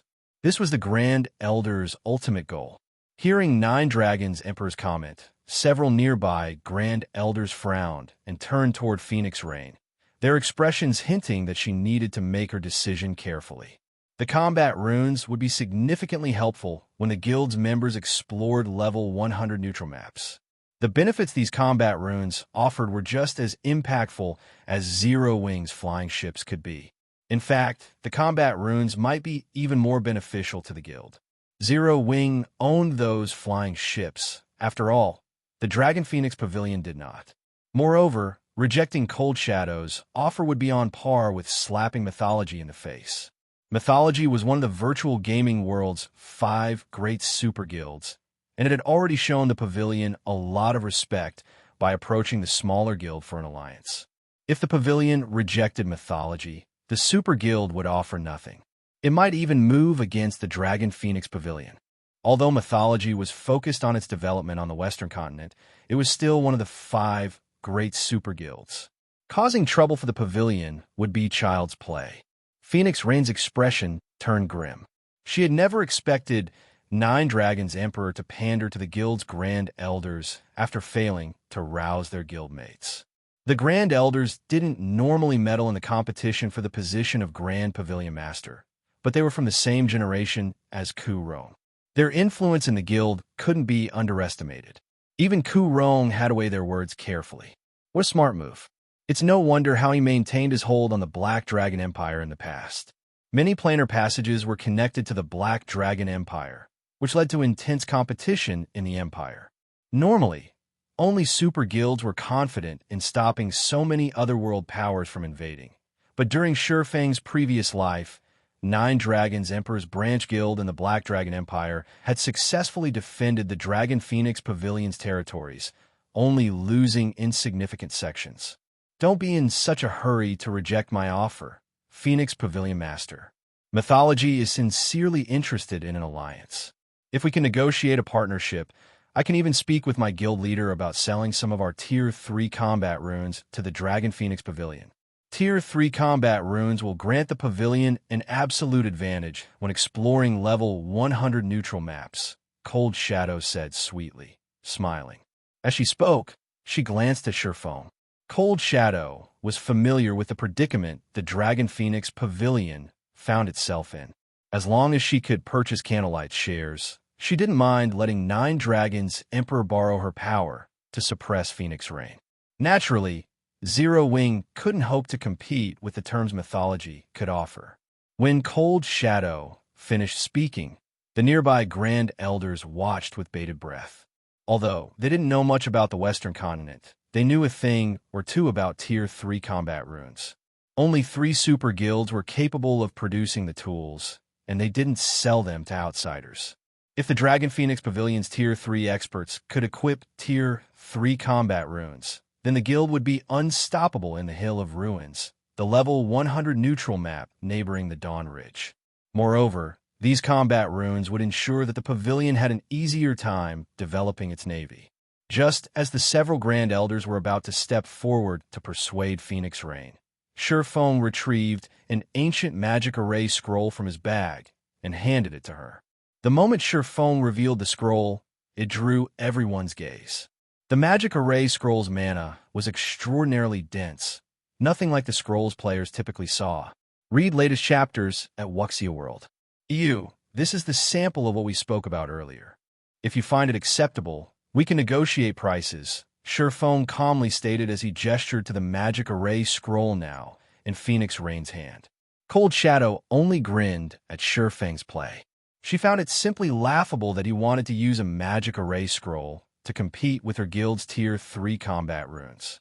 However, when one of the Dragon Phoenix Pavilion's Grand Elders, who possessed a master-ranked appraisal skill, curiously appraised the scroll, he couldn't help but gasp. An advanced, ancient barrier scroll? Chapter 24:34. Ascending to heaven when they heard the Grand Elder's exclamation, everyone stared at the scroll Phoenix Rain held, astonished. Zero Wing is actually selling such an item? Magic barrier scrolls were insanely rare on the market. The various powers even hoarded basic magic barrier scrolls, only allowing their main forces access to the tools. Level 100 plus Grand Lords were simply too difficult to deal with for current players. If one of these Grand Lords possessed special skills, not even Tier 3 MTs would be able to tank it, let alone Tier 2 MTs. To help their main forces explore level 100 neutral maps, the various powers relied on magic barriers to defeat these level 100 plus Grand Lords. Unfortunately, due to how scarce these scrolls were, the various powers didn't even have enough to arm their main forces sufficiently. As a result, the team's exploration speed was still quite slow. The best magic barrier scrolls on the market were only intermediate rank. There were practically never advanced magic barrier scrolls available. Although the various superpowers had even offered to trade level 100 Dark Old equipment for the advanced rank scrolls, no one was willing to sell what they had. And yet, not only had Surefoam revealed an advanced magic barrier scroll, but it was also an ancient barrier scroll. In God's domain, intermediate magic arrays could only affect level 100 plus Grand Lords. They were nearly useless against level 100 mythics. Only advanced magic arrays would prove effective against such high-ranked monsters. With a complete set of advanced magic barrier scrolls, one could even slay a level 100 plus mythic monster. It was easy to imagine how much a set of those scrolls was worth. Ancient magic arrays were generally stronger than ordinary magic arrays of the same rank, and fewer players were required to channel the magic arrays. This allowed more of the team to participate in the actual fight. If a team used an advanced magic barrier, they'd still need around 30 Tier 3 experts to take down a level 100 plus mythic monster. However, if the team had an advanced ancient barrier, they'd be more than capable of slaying a level 100 plus mythic monster as long as they had a Tier 3 metric tons. Advanced ancient barrier scrolls? The revelation even surprised Cold Shadow. She had never thought Surefoam would be capable of obtaining such a treasure. If what Surefoam had suggested were true, and Zero Wing could sell large quantities of the 12 elemental pillars, the Dragon Phoenix Pavilion would easily be able to dominate the Hill of Ruins. No superpower in the Apocalypse Empire would be able to contend with the Pavilion. All of the various superpowers were nursing headaches over the issue level 100 plus mythic monsters presented, including Mythology. Although the Tier 3 combat rune was powerful, it could only help players exhibit more of their combat power. It didn't offer a boost to players' basic attributes. Unless players met the minimum basic attribute requirements to raid level 100 plus mythic monsters, the Tier 3 combat rune wouldn't be particularly useful. Advanced magic barriers, on the other hand, would be. They might not increase players' combat power or basic attributes, but they could limit a monster's strength. With a set of such scrolls, a team that normally wouldn't have a chance against a level 100 plus mythic monster would have hope of defeating it. With an advanced ancient barrier like the 12 elemental pillars, even a Tier 2 team could raid level 100 plus mythic monsters. Those scrolls were well worth several times more than ordinary advanced magic barriers. At this stage of the game, superpowers still didn't have enough Tier 3 players to form a full team, but forming a Tier 2 team was a piece of cake. Of course, not only was level 100 plus mythic monsters loot bountiful, but it was also the foundation necessary to raid level 100 team dungeons. If even Tier 2 expert teams could slay level 100 plus mythic monsters, their power could prepare to raid level 100 team dungeons much sooner than others. If the Dragon Phoenix Pavilion could secure a large stock of 12 elemental pillar scrolls, its development speed regarding Tier 3 players and equipment standards would reach new highs.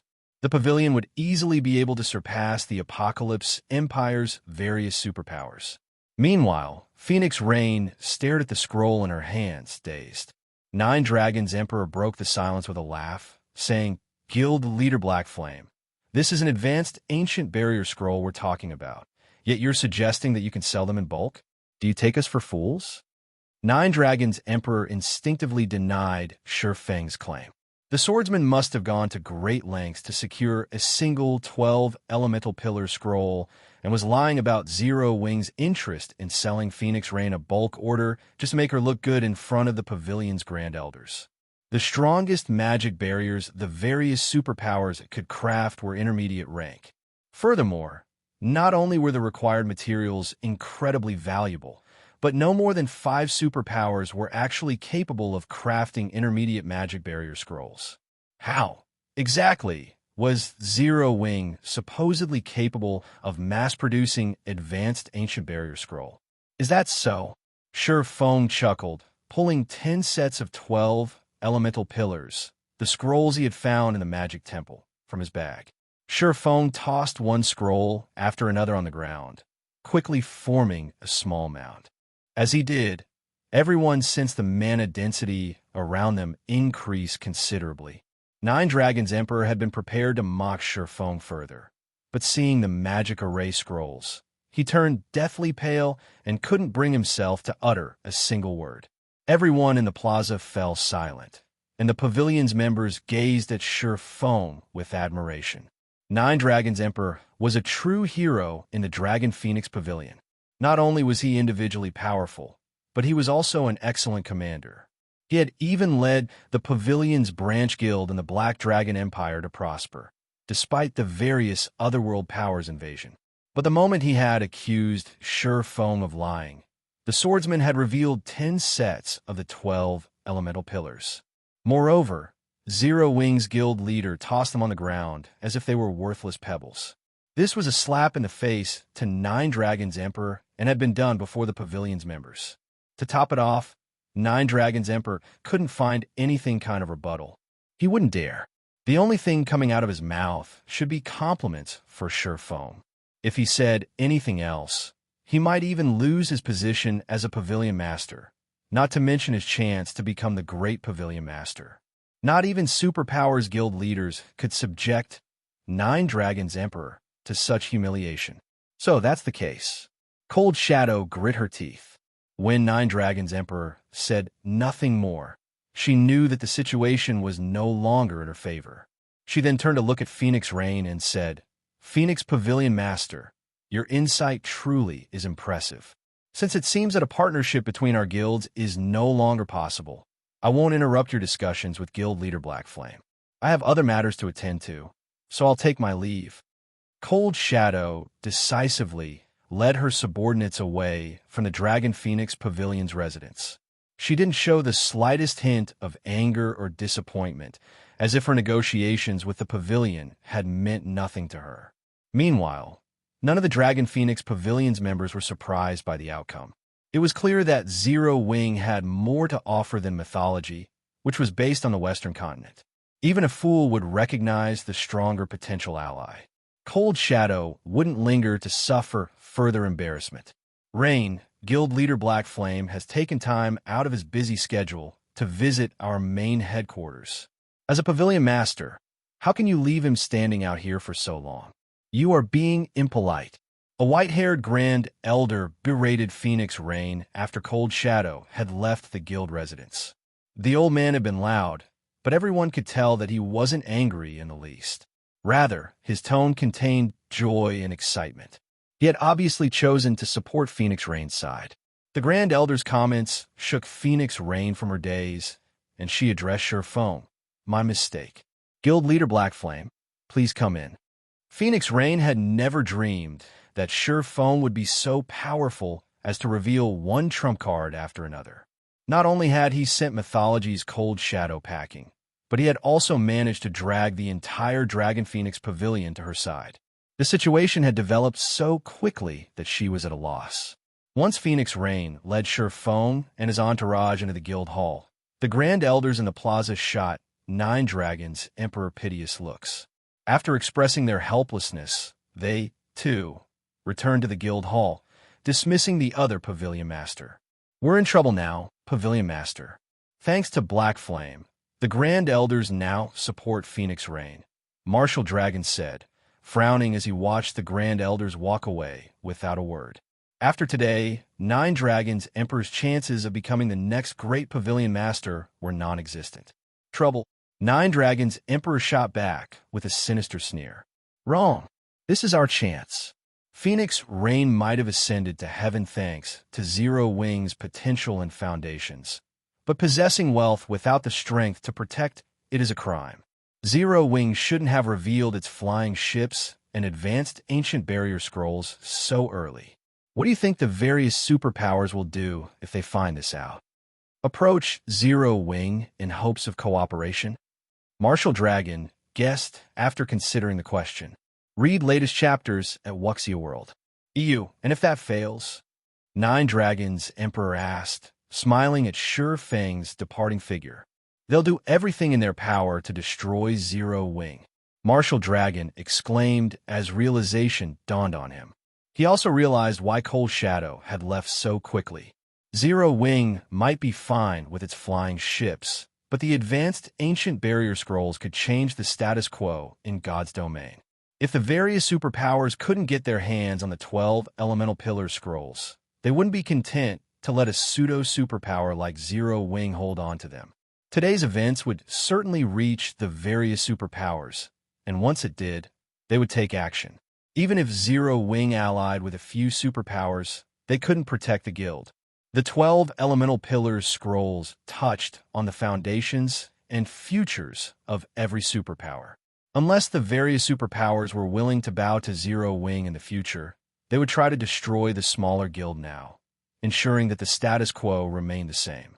While 9 Dragons Emperor and Martial Dragon whispered amongst themselves, news of Zero Wing's 3 flying ships and its ability to mass-produce advanced ancient barrier scrolls spread like wildfire, soon reaching the various superpowers' upper echelons. Chapter 2435. Structural change on the top floor of the Dragon Phoenix Pavilion's guild hall. 3 people were sitting inside the luxurious reception hall, which could easily accommodate 50 people. Aside from Phoenix Rain and Sure Feng, only Blue Phoenix was present. The degree of privacy for the meeting was even greater than that for the Dragon Phoenix Pavilion's Grand Elder meetings. As for the Dragon Phoenix Pavilion's Grand Elders who had been in the plaza before, they wisely stayed away, having no intention of participating in the discussions between Sure Feng and Phoenix Rain. Moreover, with Kola, Yin Tianxing, and Zero Wing's other Tier 3 experts standing guard outside the reception hall, anyone who wished to spy on the meeting couldn't do so. Guild Leader Blackflame, I really have to thank you this time. If not for your help, those Grand Elders would have sided with 9 Dragons Emperor, Phoenix Rain said as she looked at the 10 sets of 12 elemental pillars on the table. These advanced ancient barrier scrolls are extremely precious, so you should quickly store them. Although magic array scrolls won't suffer any damage from exposure, these scrolls are quite ancient. If you don't store them properly, the magic arrays drawn on them might deteriorate. If that happens, it'll be a huge loss. In God's domain, magic array scrolls normally wouldn't deteriorate. However, some ancient magic array scrolls were a different story. The march of time would compromise the durability of some ancient magic array scrolls. When durability fell to a certain point, it would affect the performance of the magic array scroll itself. Meanwhile, moving the scrolls could reduce their durability by a certain amount.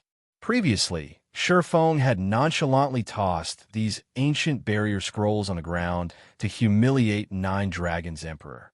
Now, he had even casually placed them on the table. These actions would undoubtedly affect the ancient barrier scrolls' durability. As for selling these ancient barrier scrolls, in Phoenix Rain's opinion, he had said those words just to take control of the situation. After all, advanced ancient barriers were not ordinary advanced barriers. Collecting even one complete set of scrolls for an advanced ancient barrier was extremely difficult. Even now, the Dragon Phoenix Pavilion had yet to collect a complete set, much less 10 sets.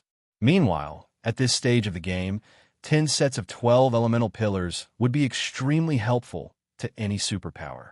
If Zero Wing actually sold these ancient barrier scrolls, it would suffer an immense loss. No need. I originally planned to sell these 10 sets of 12 elemental pillars to you, Phoenix Pavilion Master, Sure Feng said, shaking his head. You really plan on selling them? Phoenix Rain was a little surprised at the serious expression on Feng's face. She then tried to dissuade him, saying, "These are 10 sets of advanced ancient barrier scrolls we were talking about. You can kill a minimum of 10 level 100 mythics with them. If you properly locate these bosses, Zero Wing's main force will receive a huge improvement in strength. If you're worried about 9 Dragons Emperor's side, you can rest assured. I still have a few sets of advanced barrier scrolls. With them, I should be able to head him off." The entire Dragon Phoenix Pavilion could easily tell that Feng was only conducting the transaction, this time out of respect for Phoenix Rain. As for how many she purchased and how she used them, outsiders wouldn't have a say. She could simply sell the few precious sets of advanced barrier scrolls she had to the guild to buy herself some time. Once she hatched the honed eagle egg from the Molten Ruin, she would be able to secure much more resources from level 100 neutral maps. As for the 10 sets of 12 elemental pillars, nobody would really know if she had used the scrolls or not. She didn't need to worry about the secret getting out, as her main force consisted solely of her trusted aides. With the resources she could gain with the help of a flying mount, tricking the guild's grand elders should be feasible. Standing at his side, Blue Phoenix nodded in agreement with Phoenix Rain's words. She felt that Feng had already helped them a great deal this time. They naturally couldn't let him suffer any more losses. "Phoenix Pavilion Master, you're overthinking things. I'm really here to do business," Feng said, a bitter smile forming on his face when he saw Phoenix Rain's and Blue Phoenix's reactions. From the very beginning, he had intended to sell the 12 elemental pillars, though not on such a large scale. Instead, he merely planned to sell it to Zero Wing's partners to ensure that the ancient barrier would not land in the hands of outsiders and aid his enemies. At the same time, it would also earn his guild a large amount of resources and coins. The production of 12 elemental pillar scrolls required a large number of elemental crystals and magic cores, which were treated as strategic resources by guilds. Guilds normally wouldn't sell them. As a result, it was impossible to purchase these materials in bulk.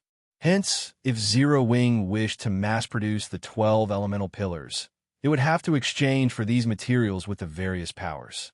Moreover, Feng was currently in extreme need of magic crystals and coins. This was especially true for magic crystals. Even though he had 2 or veins capable of producing magic crystals, his demand for magic crystals was still far above what the 2 or veins and Zero Wing could supply. As to why he was in dire need of magic crystals, it was because the teleportation gate linking the eastern and western continents cost a lot of magic crystals to operate. Moreover, magic crystals were far rarer and more valuable on the western continent. Hence, magic crystals could be considered a very powerful currency there. To purchase the rare materials over there in bulk, he had to have a large number of magic crystals. Of course, there was also the option of selling the eastern continent's unique materials on the western continent. However, these unique materials were similarly precious on the eastern continent. Moreover, the various superpowers had a monopoly on them, and Zero Wing could get its hands on only a limited amount. After all, superpowers capable of traveling between the 2 main continents generally traded with superpowers that possessed these unique materials. In the end, Feng had concluded that he could only conduct transactions using magic crystals. Guild leader Blackflame, can you really supply these 12 elemental pillars in bulk? Blue Phoenix blurted out in surprise when she saw the bitter smile on Feng's face. These were advanced ancient barrier scrolls they were talking about. If the Dragon Phoenix Pavilion could purchase them in bulk, then the pavilion's development would definitely skyrocket. Of course.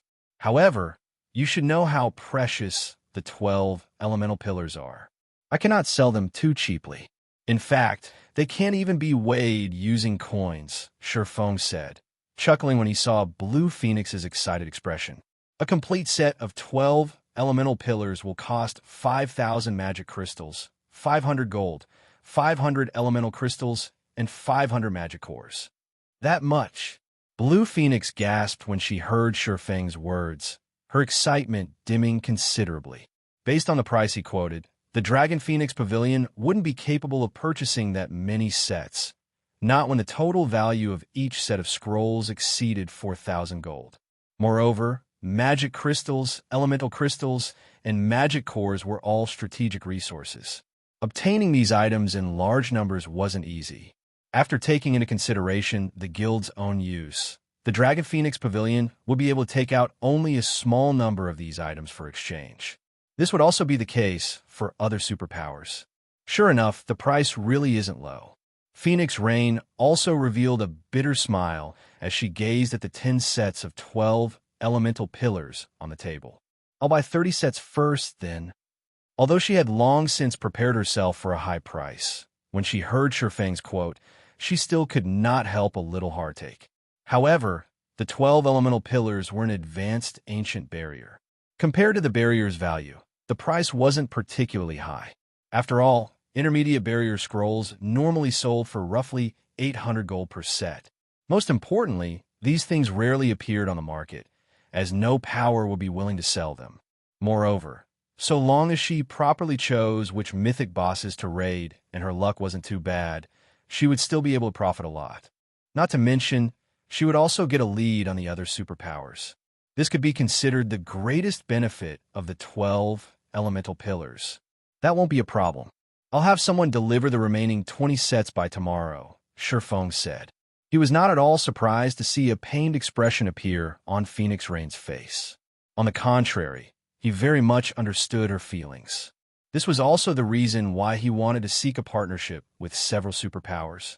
The mana stones required weren't much of a problem. A set of 12 scrolls required only 12 mana stones. Even Master Alchemist would need only 1,200 magic crystals to synthesize the mana stones. However, it was a different story for the elemental crystals and magic cores. Producing one set of 12 elemental pillars consumed 144 elemental crystals and magic cores. With Zero Wing's current stockpile, it couldn't create many sets at all. Needless to say, it definitely couldn't supply the scrolls to the guild's Tier 2 teams. After Phoenix Rain confirmed her transaction with Shurfang, and Blue Phoenix was about to head to the guild's warehouse to retrieve the necessary materials, Phoenix Rain's expression suddenly turned grim. Guild leader Black Flame, why don't we just forget about the transaction for now? We caused a huge commotion in the residence's plaza this time. Not to mention, Mythology's vice guild leader was present as well. News of this matter will definitely reach the ears of the various superpowers.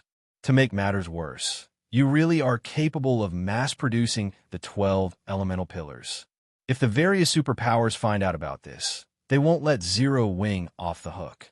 They might even cooperate to force you to hand over the method for obtaining the 12 elemental pillars, Phoenix Rain said. After giving the matter some thought, she still concluded that it wouldn't be wise to purchase the 12 elemental pillars. In God's domain, the various superpowers would always plant spies in other superpowers. The Dragon Phoenix Pavilion was no exception.